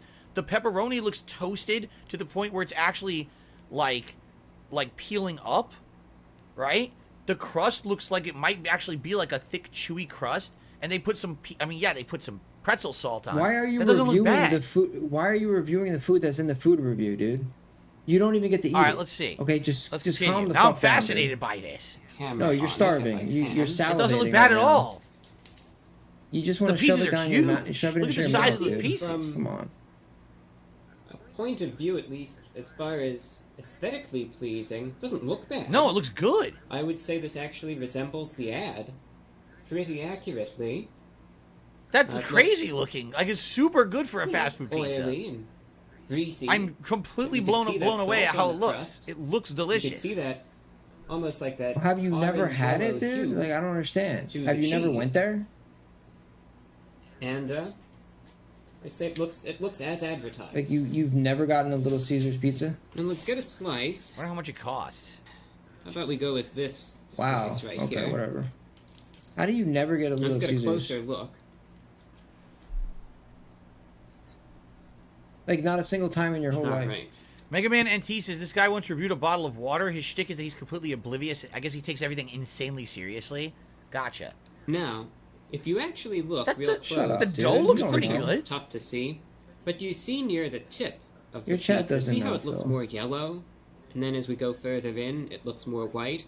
That yellow there, that is the, I believe that's the cheddar cheese sauce. Oh. Because again, there's no tomato sauce, no marinara Oh. sauce, none of that. So that's the cheddar cheese sauce. You can see the glistening pepperoni. Oh no! There's a I believe the cheddar butteriness. cheese sauce on pizza. I take it all back. That's absolutely disgusting. Who would want cheddar cheese sauce on their pizza? A marinara sauce. There's nothing wrong with cheddar cheese sauce is fire, dude. Oh, it's a trick. It looks good. It's got to be disgusting. Cheddar cheese No. sauce. Of the crust. Cheddar cheese See, sauce the is thickness fire. of the dough looks good, So you and can it looks see like it the right crust there. will be crispy but chewy. So Like what the I'm gonna dough looks do, fine. For the sake of my dental work, So when you get I'll a eat this pretzel, carefully, like, you but don't- I will, for the heck of it, You don't like to take a careful Sometimes bite. they give you the For cheese all to of you dip it in. watching, That shit's because I know good. some That's cheddar people have cheese said they've sauce. missed the eating segment. How is it not good? I miss them too. Wait, but, what? He doesn't eat the I'll food? take a bite and I'll pause the camera and we'll get to the assessment. He does a food series. He doesn't eat the food, and now this is a rare thing. He eats it. I mean, how do you review food if you don't eat it? Wait, what? I'm definitely confused. So Wait, let's you're find confusing out how me. good or bad this is. Little Caesars pretzel crust pizza going in. Bill, you're confusing me. What do you mean he doesn't eat it? He's eating it right now. He just took a bite. Just resuming things real What? quick, just because now you could see there's a real good look. You can see the cheddar cheese sauce right there. Ugh. And I'm just going to get to the rest of the slice. Alright, and now getting the camera out of focus. There we go. So he is doing it just like I used to. He has a camera that he sets up. He records himself. This is exactly how I used to do it. First, I was recording just the food. Then I would record me eating the food with a camera. So it is my old style. Huh. Right out the slice, I have a little bit of the crust remaining. And I bring good news. My main problem back in 2019 was that the pizza was just way too salty. That was my main complaint back then. It does look really salty with all this That salt on it. Obviously, it was a novelty. When I try out these sorts of novelty items, they are treated thusly. I'm not going to compare this to a regular pizza, because it's supposed to be different. But I have good news. I think Little Caesars actually realized the mistake that they made in the previous versions of the pizza, and they improved upon it. It He is keeps still getting a- distracted and looking at something to the side of the camera. I wonder what it is. Oh, you know what? I know exactly what it is because I used to do this. He has a camcorder that has the screen that flips and it pops out the side. So he's looking at himself on the screen. That's exactly what it is. He's using a handheld camcorder that has the flip screen. So he sees himself on the flip screen, but it's slightly off the center. So that, dude, this guy, wow. Did I actually inspire someone to do something on the internet and they got successful? That's crazy, and I'm happy for him. He's taking this seriously. He's doing it in a very professional manner. It looks like he's damn popular for doing it. 273,000 views. Good for him. Good for him. Yes. No. No. No. A standing ovation. A standing ovation. I can't believe it. Yes. Yes. That's good. Thank God. Because let me tell you, I couldn't keep doing it. Remember? I couldn't. I had to stop doing these. I told you guys I couldn't keep eating this food. And I didn't want to keep having my meals become a video for the internet. So I'm happy that someone has taken the kind of the idea and ran with it and gotten huge. That's cool. Because this is 1,000,000% my style of how I used to do it. He's even having the same things I used to do, which is pretty crazy. So, good for him. I'm very happy for him. I'm glad that he's doing. I mean, 273,000 views on a food vlog. This is when I used to do DSP Tries It. It used to more than pay for itself. Like, I go spend $20, $30 on a meal that would be an expensive thing, like a big pizza or whatever.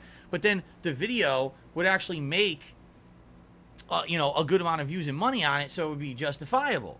This guy, and then 273,000 views, he's probably making good bank on this. So good for him. I seriously, this is awesome. I'm glad that someone has, and then by the way, again, he's kind of different, right? Very different in his style. How many guys do you see dress up professionally looking like this to do a food vlog? It's interesting.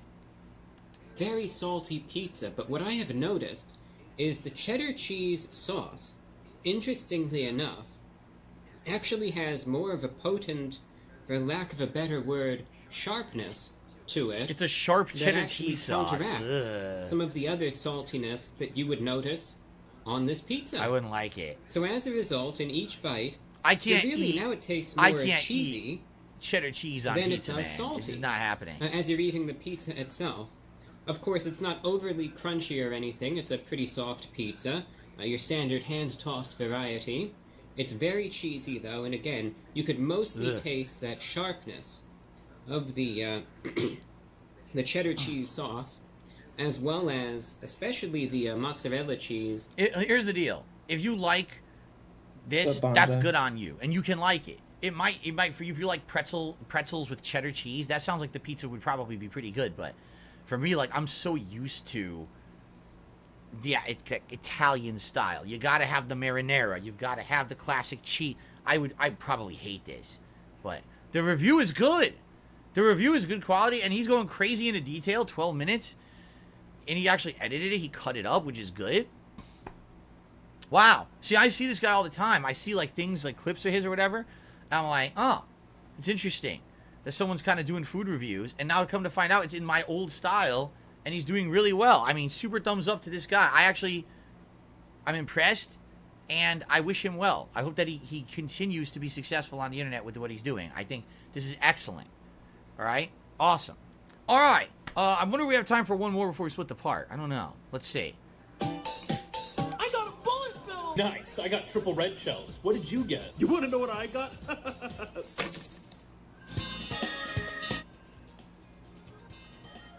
Oh my god, I didn't get last. I didn't get last. I didn't get last! Love that enthusiasm. Are you ready for mirror mode and 200cc? No. Too bad. Perish. So this is supposed to be modern Mario Kart players. Oh, okay. It's a bunch of Mario Kart memes. At first, I didn't understand it. I was like, huh? Okay. Might be able to actually take second place. And, hey, man. What's up? You know the finish line is right there, right? What are you doing still here? Oh, hey, man, come on, right? We're friends, right? I mean, you don't have to throw that at me. The race is over. You can finish right now. Come on, man, I just want to get second place! Wait a minute. No Funky Kong? No Flame Runner? Okay, guys, I think we can all come to an agreement. No more Baby Park, please. Okay, it's just a little circle. There's 12 of us. Way too chaotic. It's just not a good time, okay? So, no more Baby Park, please. I actually really enjoy Baby Park. It's fine. It's cool. There's 11 of us and 1 of him. There's no way it's picking his stage. Why don't you try looking again? Yeah, we're gonna be playing some Mario Kart tonight. You want in? Yeah, I'm down. Oh, also, it's just gonna be Shy Guys only tonight, so just make sure to pick Shy Guy. Oh, no, never mind. I can't make it. Well, why not? I gotta race with my Waluigi Wiggler combo if I want to place well. Oh, here we go. Yeah, thank God. Thank God. Thank God Phil took all the credit for. Nah, he's a tryhard. He has to always place high. First place consistently. For inspiring. Okay, you can change the character, no problem. You won't notice a difference. Review You can keep bra, the roller Wiggler you know. combo. It's not a problem. No, it's a big problem. Shy Guy. Honestly, DSP is entitled to a cut of his money, dude. For like inspiring him and shit. It's not gonna be a good time. I'm not gonna be able to... I totally get it. I know about the try-hard mentality. I can't play and not win. I can't play and not win. I had friends like this in the Street Fighter community. Like, literally, every single time, that you would play. They have to pick the top tier character. They have to absolutely try to dominate. God, we're just doing casual play. We're trying new characters. We're dicking around. No, must pick fucking Sagat in vanilla Street Fighter 4. Must dominate you. Like, dude, can you just chill for a second? We're just messing around. No, the person who played Marvel vs. Capcom 2 never had a fuck around team. Only picked a super top tier team, right? Yeah, I totally get that mentality. All right, guys. It's been a great show so far this week. Good variety of stuff. Prepare to get we got one more part Phil. coming. Thanks for being a great audience. And when I see you next time, it's time for the finale of DSP versus the Internet. See you then. Okay. I got a couple quick shout-outs to do. How many parts First of all, are Nathan there? Smith is Jeez. here. He re-upped his membership for 2 months at the Ultra level and says, hope you're having fun. Thank you, Nathan. I think this week was a pretty good week, although admittedly gonna do some of these 4 clips didn't uploads? hit. A lot did. What? I actually enjoyed a lot of these clips, and I'm having a good time this week. So thank you very much, Nathan. He's gonna do I received 4 2 uploads? tips. First tip. In general, am I a fan of cherry flavor? Yes. And that's $1 tipper. Thank you for that. Hey. I don't know why you're asking, but yes, Shout I do in out general like cherry flavors. Toxic cherry juice. And then, I got another $1 tip.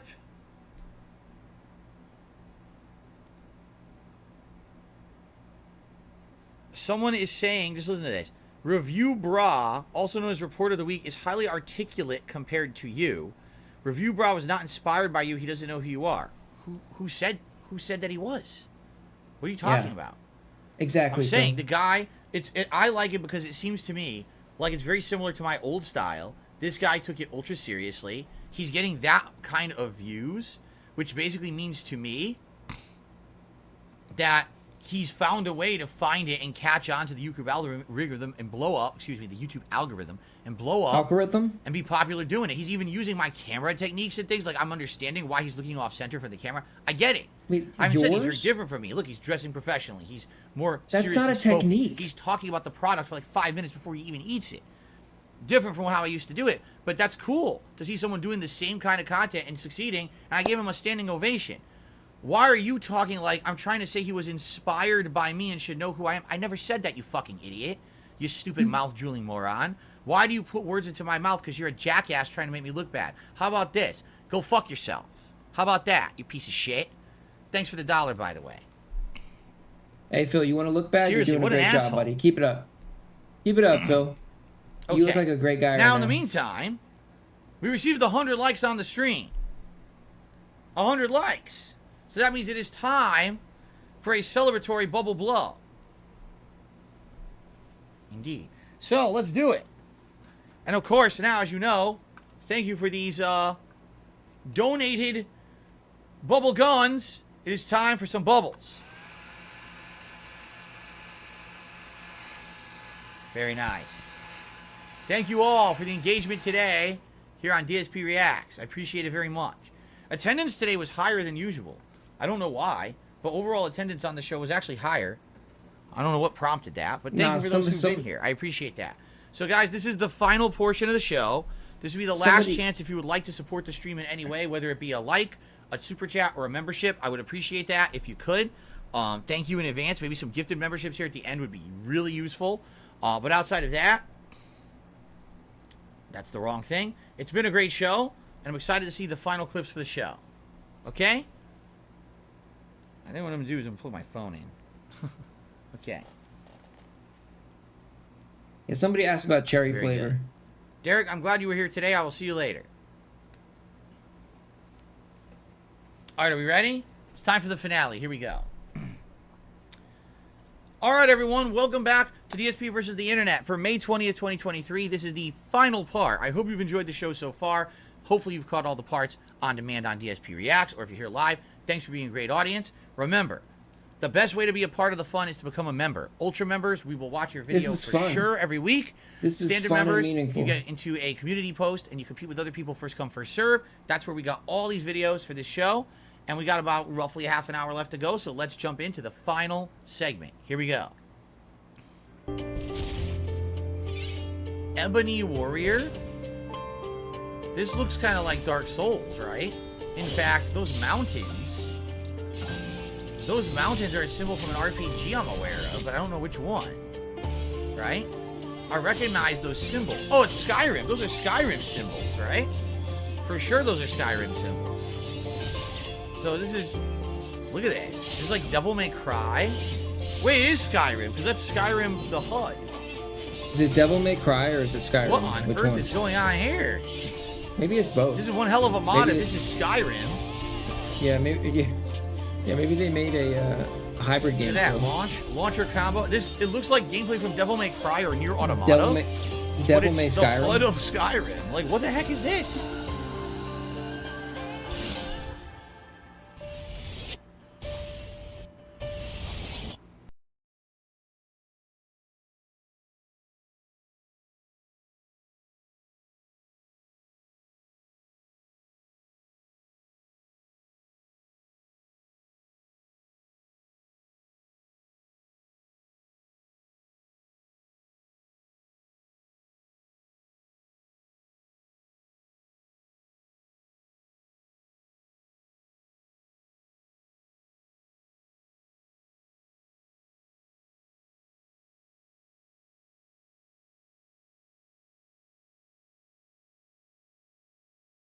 Something else? That's the whole video, huh? Or what's Yeah, this that's Skyrim. That's Skyrim, Oh, all right. God, this is like old school Call of Duty.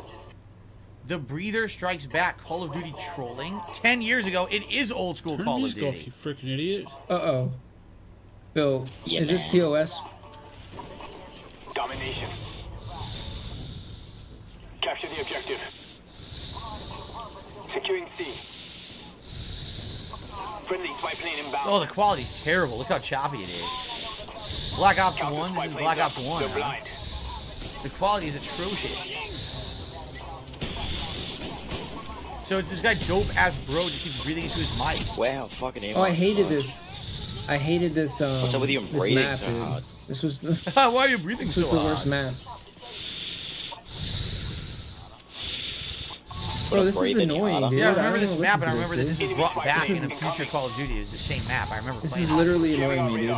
Fucking hell, kid. What's up with you and heavy breathing? He's trolling. No, this is not trolling. This is fucking annoying, dude. This is like the. This is trolling. This is like That's really fucking the bottom of the annoying. barrel for trolls, dude. Holy fuck. He muted me.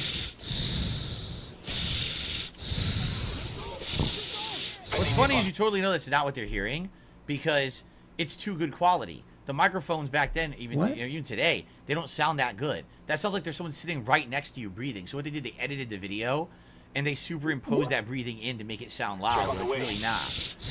How do you know that? I don't think that that's true. I think that you're just talking out of your ass right now, dude. All counter spy planes in the air. He's literally talking out of his ass. Send a You message. don't know shit. You don't know shit, dude. You know nothing about anything. You just talk and say things. Now he's doing dude. it back? He's sending him a breathing message back? Or is he the breather? Oh no, he's the breather. He's the one doing it. So now he's trolling the guy by breathing, and now he's sending him a private message of more breathing. I got it. I was seeing it from the wrong side. Enemy sentry gun inbound. So he trolled the guy, sent him a private message of breathing. Don't you love how he'll say something like it's 100% conviction and fact, like, but there's no way that he could know for sure. It just annoys the shit out of me, dude. What the fuck, kid? Shut the fuck up. It's starting to really annoying. Oh my god. Alright, enough of this. Oh god, there's more? What's this? Most epic booster rage ever. Mob denied? What is Mob? Alright, well, let's boost. This is another Call of Duty. This is a later one, right? What is this? Yeah, it was probably a Derek submission. This is also 10 for years sure. ago. He got rated hard when I denied his Mob with 1 kill to go. Oh god. I'm gonna let him get 23 kills and then kill him.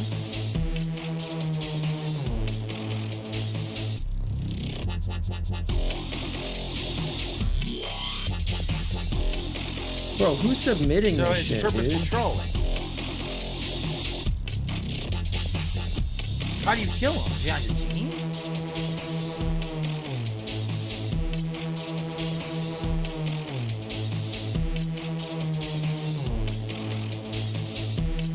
So he let him kill him 23 times in a row, and then the 24th when he was supposed to get it, he stops and he kills him. Like, he does it on purpose to give him blue balls, basically, right? Mob, a kill streak from like a 30 kill streak. Mouth on a bone, is that what it stands for? Mother of all bombs, that's what it stands for? What does it stand for?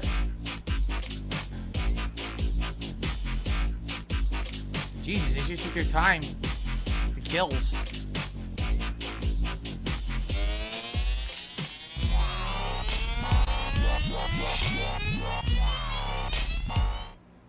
And then he got him.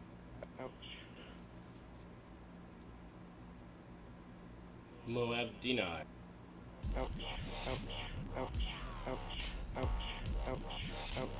That's it? That was really stupid. There's like no point to that video at all. Wow. Oh, this is good. Okay, look at this. This video is from over 13 years ago. This was before the Wii U, before the PlayStation 4, and before the Xbox One. This was a speculation video on what the new consoles would look like from that long ago. Ready? I remember some of this.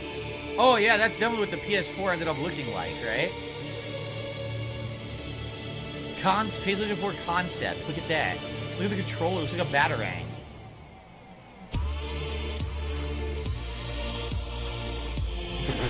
Yes, the new grill. And the George Foreman version.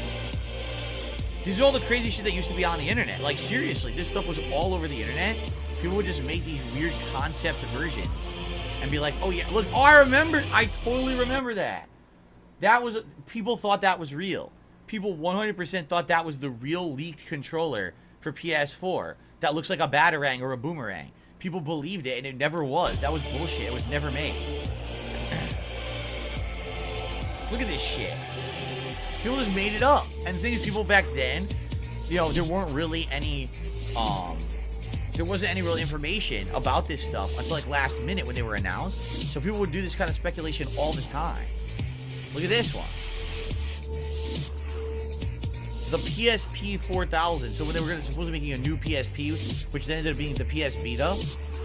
What's funny is some of these, like, that looks like a PS Vita on the bottom, doesn't it? So I think some of the speculation here, yeah, look, that kind of looks like the Vita.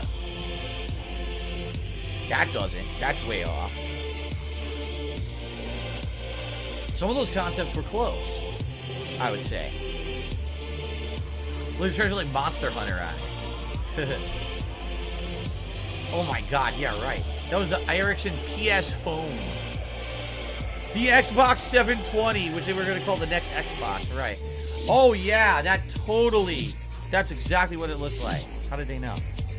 What the fuck is that supposed to be? It's like the eye from Portal, right? Oh my god. That's just a portable Xbox 360. I don't know why they're saying that's the 720.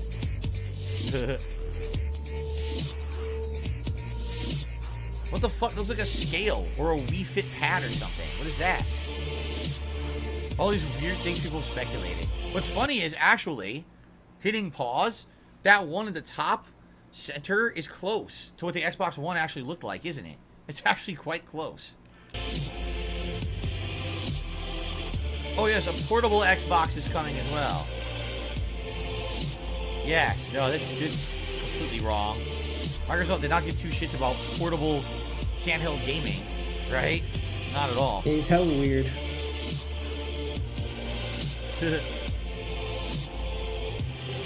The Turbo Lag. What a nice name. Experience more. I want to see what they thought the Nintendo console was going to look like. Because I guarantee you, no one predicted the Wii fucking U. On Live! No, that's a joke.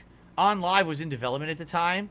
So now they stuck that in there as a joke. This was real. This was already being developed.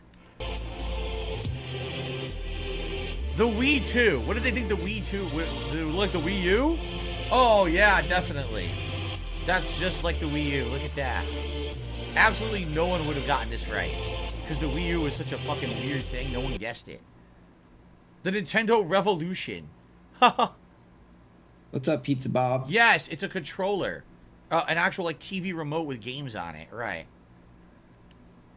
What if they teamed up to create a console? Yes. Okay, this is stupid now. Let's continue.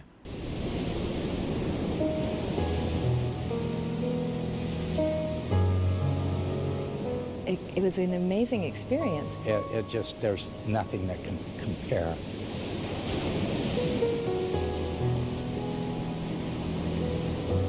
Within 10 seconds, I saw him shapeshift. No, people really come into their own. They get a sense of power. They stand taller. They stand, boom, they glow. Not they another have one of purpose. these, Phil. It was Come just on. like a shower of golden specks, like a confetti just flowing over my body. A couple tears came down, and I'm just like, oh wow, I'm not this kind of. I'm thinking to myself, I'm not this kind of guy. Brazzo is someone who actually would never call himself a healer. Do you have any specific healings that you know of that have taken place through this time with Brazzo? A boy who was having PTSD, Brazzo? traumatic What the hell is episodes Brazzo? often. And the very first time that I saw hell are we Brazzo, I watching? happened to think to bring him in. Phil, And is from this a that cult? moment forward, he hasn't had another one. Don't tell me it's a cult, Phil. had no more Bracco in America? This guy's name is Bracco? Is this for real? Oh, this is a very old video. I guess this is for real. They thought he was like a healer, and all these people thought he was real, huh? I've been dealing with so Oh, much it's a- pain in it's my a right cult. foot because of my injury to my right foot. I had this terrible toothache. But, oh, God, I hate to be here, but maybe it'll, never know. Maybe it'll heal it. And I was just, Brondo. God, this is starting to hurt. I said, oh, Brondo, the cult Jesus, leader. It's what take me, plants Jesus, crave. take me, Jesus, that type of thing. And all of a sudden it just poof, and it just kind of disappeared. And oh, it's gone. All of a sudden I felt better in my spine, and I'm also, I can move my hips around and stuff. My back usually really hurts, and it hasn't. But then the next day I went to see my mom, and I walked in the hospital, and she was walking down the hall on a walker with a nurse on each side, and they're all going, my God, this was a miracle. She just got up this morning and wanted to walk in and eat breakfast. She hadn't eaten anything but like a cup of little. But what, did she meet this guy? Or did he meet you and you think somehow this affected your mother? What? What are they talking about? Something for a month. Now, in the They're course of talking my about gazing Brondo. sessions, I had some Aren't you paying attention, Phil? spontaneous, spot-on miracles happen for me. Gazing sessions? What? Oh. What is this? Is that Brondo? What? Is this it? He doesn't do anything? He just stands there? What? Is this for real or is this a comedy sketch? There's no They're fucking absorbing way his- this is real. This has got to be a comedy sketch. They just believe he just stands there and he's healing them? What? Yo, Phil, this guy's got it figured out. All he has to do is stand there and make money. Imagine the possibilities, Phil. If you didn't even have to move. Apparently, and yes, people he just stares throw at money. you and it heals you. All he has to do is look at you and you're healed. It's the ultimate scam, Phil. It's the ultimate scam. You These wish you people could really be him. buy this, huh? You wish you could be him, Phil. Oh, I'm Because you starting have to to look into move his to make eyes money. right now. Oh! So you've Hold seen on a Brazzo a second few here. times. And how does it feel? It feels like a big bubble of love. And immediately I felt a bubble warmth of and love. a lightness. Just a wonderful, tingling sensation. And toward the end, Oh, that guy's got it heat. figured I out. felt this intense heat. The gaze throughout my of body. Yeah, I don't know how he. I don't know how homie came up with that game. And actually hit right in the neck, But right shit, where he I had the deserves it. problem. He deserves That all the energy success in is life. more powerful than any of our pain or any of our problems or any of our 'Cause situations. these people, he's got himself Wow. some serious dents. Look at this man. He's got himself some dents. You know what? Hold on a second, guy. I think I'm actually starting. My back. No. I'm not feeling any pain in my back anymore. I have no back pain at all. I think my back is healed. What the hell? Well, thank you, Bracco. This is awesome. Now, I will never have any pain ever again in my back. This is sweet. Well, thanks whoever submitted that video. I really appreciate it. What are we watching here? Chocolate? This looks like chocolate. Giant discs of chocolate. What My are they L1 doing with is that healed. chocolate? Thank the They're doing Lord. some kind of a pattern and design on the chocolate? Yeah, look. There's some kind of a layered design on a giant disc of chocolate. What is going on? Now it looks like they're making a cake, no. What is this? Whoa, that's a lot of chocolate. Whoa, I mean a chocolate dome. Okay. Damn, that's a lot of gray names in chat. I wonder what they're doing. You know when his chat's all gray names? It's Troll City. Look at this now. They're I don't wrapping even the have to chocolate know. I around don't the have to read pipe. it to know. So they're making a chocolate Diabetes. cylinder. Okay. Yeah, This is interesting. Intricate chocolate work. Okay. Well, I don't know what they're doing. They're making something crazy out of chocolate here. Look at this. What is that now? They're doing different various like molds of chocolate. That's like a half egg. They made a whole egg. What is what is this? What could this possibly be? Chocolate. Now they're putting like chocolate cream or chocolate fudge.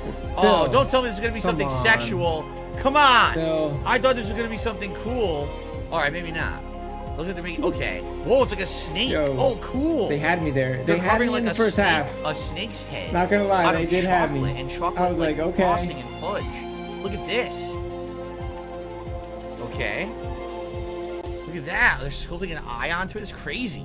It's pretty elaborate. Whoa, what is that? That looks like Nessie or something, right? What on earth is this? Why are they doing this? Why are they making this out of chocolate? It's so elaborate. It's like this huge, elaborate chocolate sculpture. But why are you making it out of chocolate? Because of they all can. things to make it out of something that someone's going to eat and destroy, right? They're chocolatiers. It's kind of what they do. Spines. Why? Why do you? This is why so do you eat elaborate. egg? He's doing crazy chocolate spines and stuff on it. Why do you wake up in the morning? This is fascinating, Just to- actually. just I to like do the this same video a thing lot. I every like the day. music, too. Look at this. Chocolate Why? scales in the chocolate. Holy moly. Little chocolate dots. Those are probably going to be like little bumps on the skin, I bet. I was right, look. It says she's giving like scales. What the heck? Yo, why is this so elaborate? That's crazy. Why is it so Well, elaborate? why would you do it? Like, I get it. It's like, it's probably tough to do. It's probably art. But why would you do... It's breathes fire? A fire-breathing chocolate dragon? What the heck? Now they're spray painting the damn thing. What the heck is going on? Why are they doing this? It's so crazy. Their why eyes would as Michelangelo actual eyes. do a painting? Real eyes. Right. What is happening? Look at that. Oh my god. Yo, that's crazy. Yeah, look, this is completely colored realistically. A chocolate dragon head. Yo, why would an artist do their I mean, art, it's yo? so neat, but at the same time, it It's begs so the question, dumb. why? Like, just because you can It's do like- something, should you? I mean, it's really Yeah, cool like- looking. That looks like it could be a piece of art, but it's made of chocolate. Right? Yeah, right. Look at that. Oh my god, it's fire-breathing chocolate dragon. That's crazy. Yeah. It's over? To That's all you it. To all you artists out there. Oh, you know, no.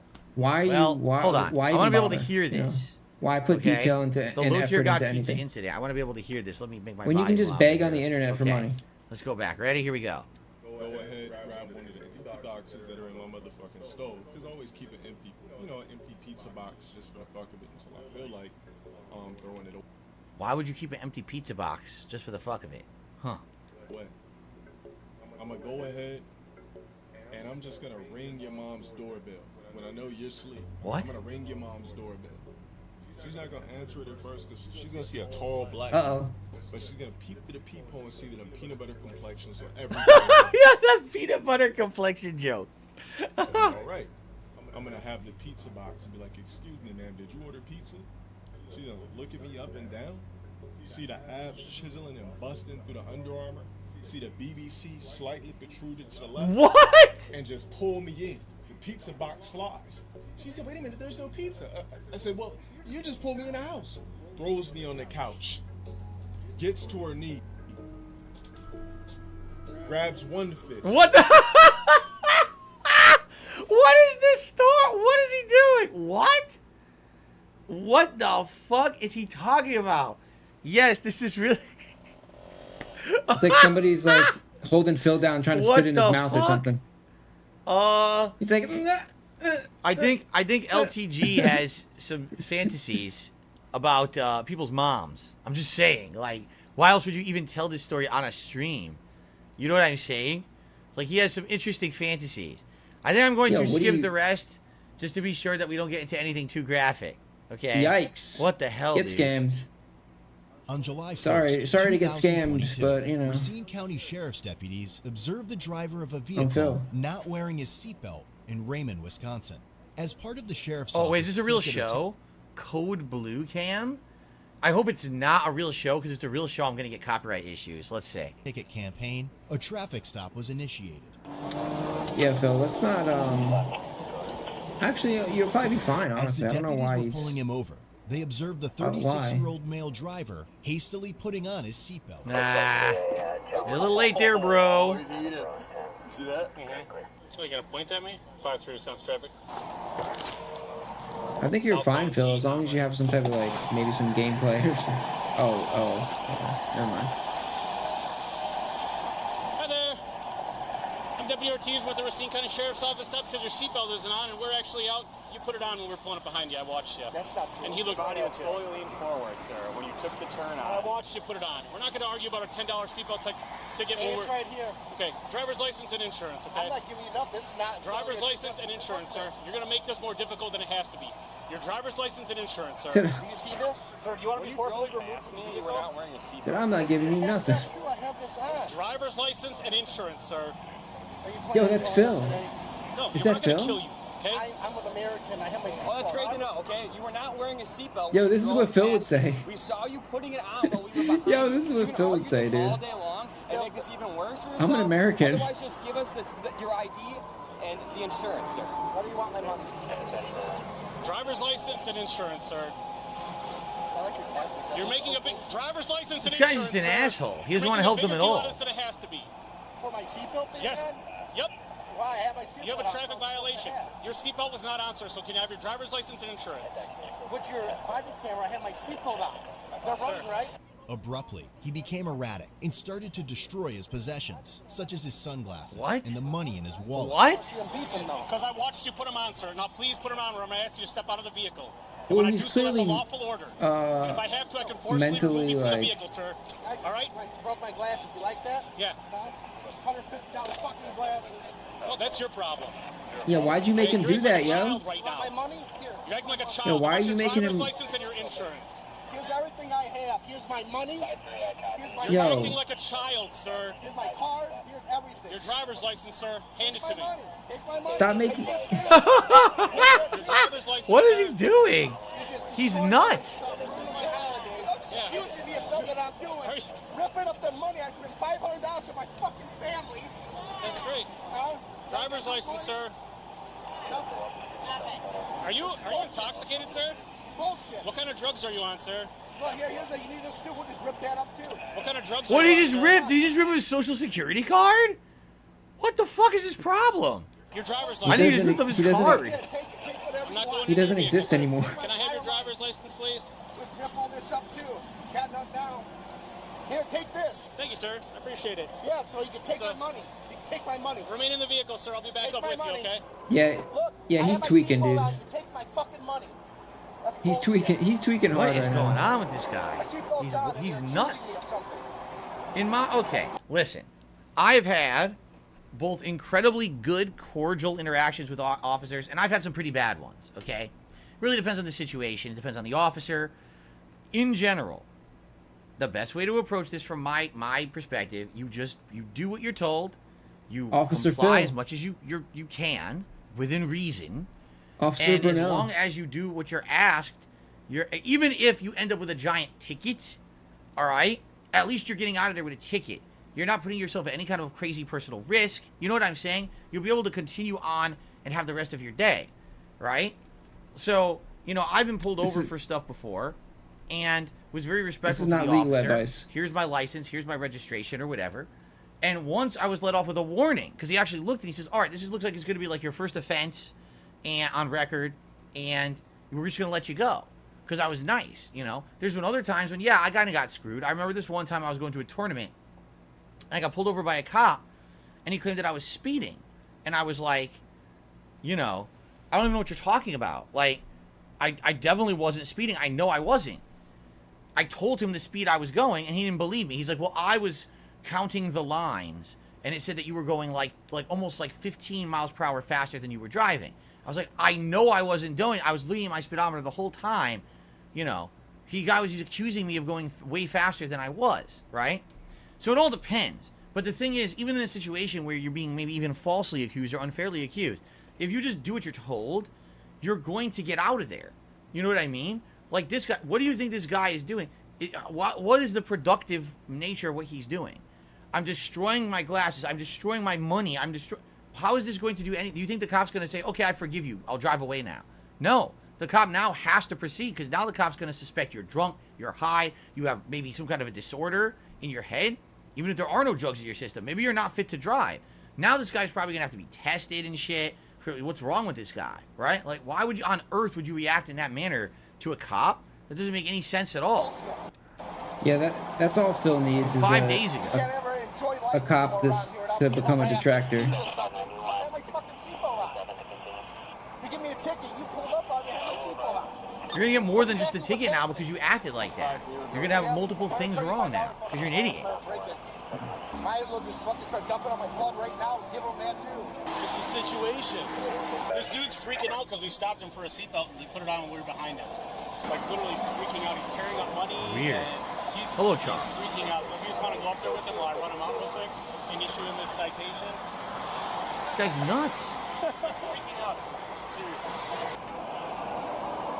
Because I have my seatbelt on, these people pull me over. He's tweaking, yo.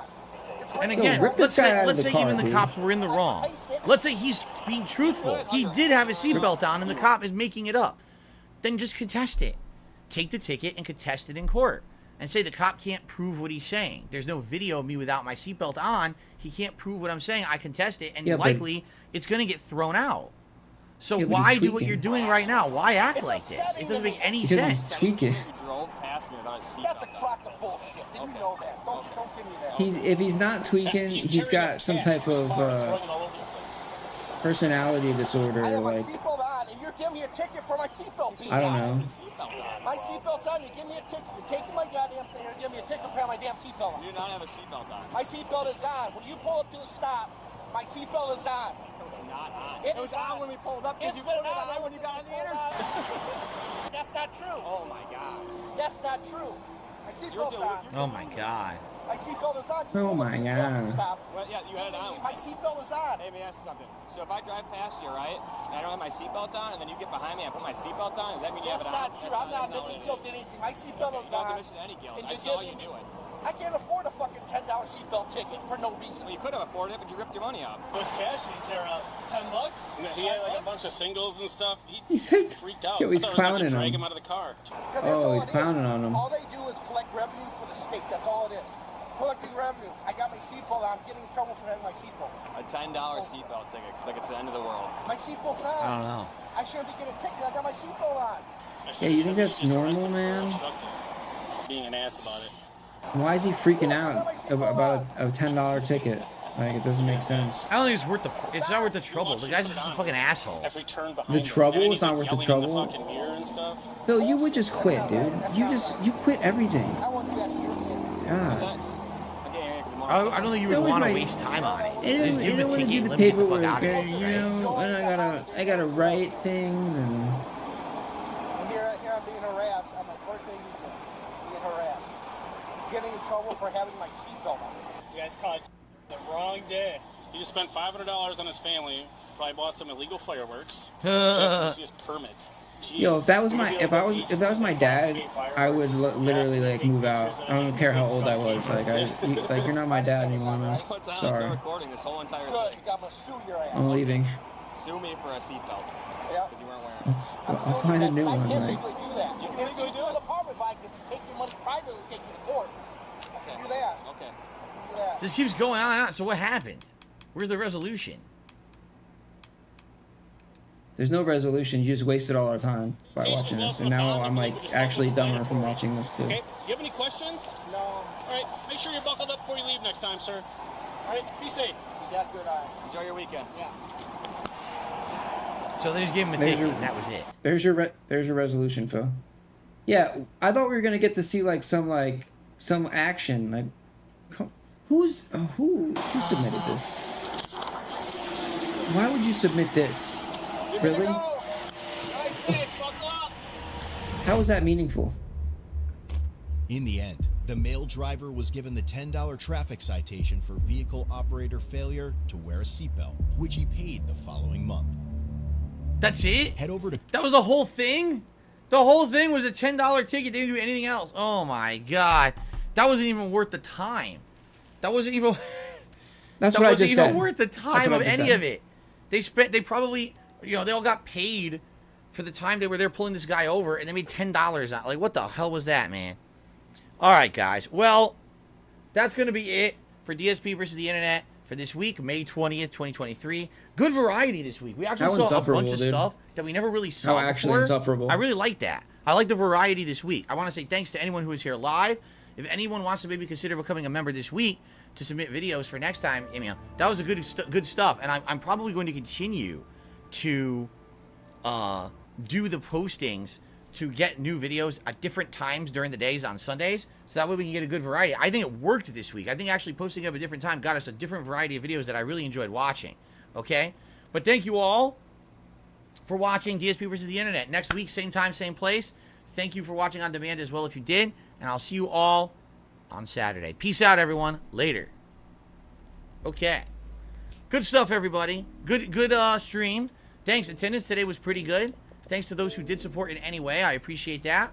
And we're going to adjourn for now. Now, tonight, 6:45 p.m. Pacific time, over on my channel, DSP Gaming, it's going to be the continuation of Final Fantasy V Pixel Remaster. So I hope you'll join me for that if you can make it. And then, of course, tomorrow, it's the big marathon on DSP Gaming. It's the Fight and Feast event, where I'm going to be doing Street Fighter-related content all day long over on DSP Gaming. I hope you will join me for that. All right, guys? Thank you very, very much. Great stream. Hope you enjoyed it. See you tonight, hopefully, for Final Fantasy. Peace out. Later. I will tell you guys is thus.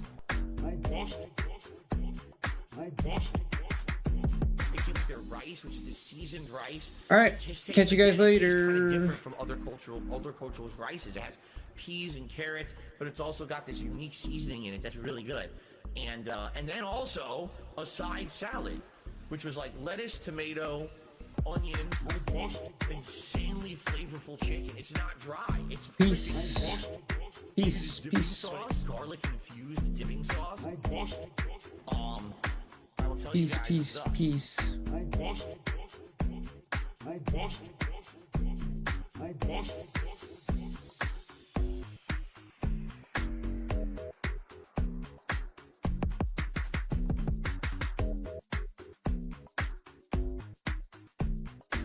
Yeah, big ups. We went and got dinner. Now, this was a double-edged sword. We knew that the restaurant we were going to was probably going to be good. It was a very high-end Chinese-style, Asian fusion-style restaurant, okay?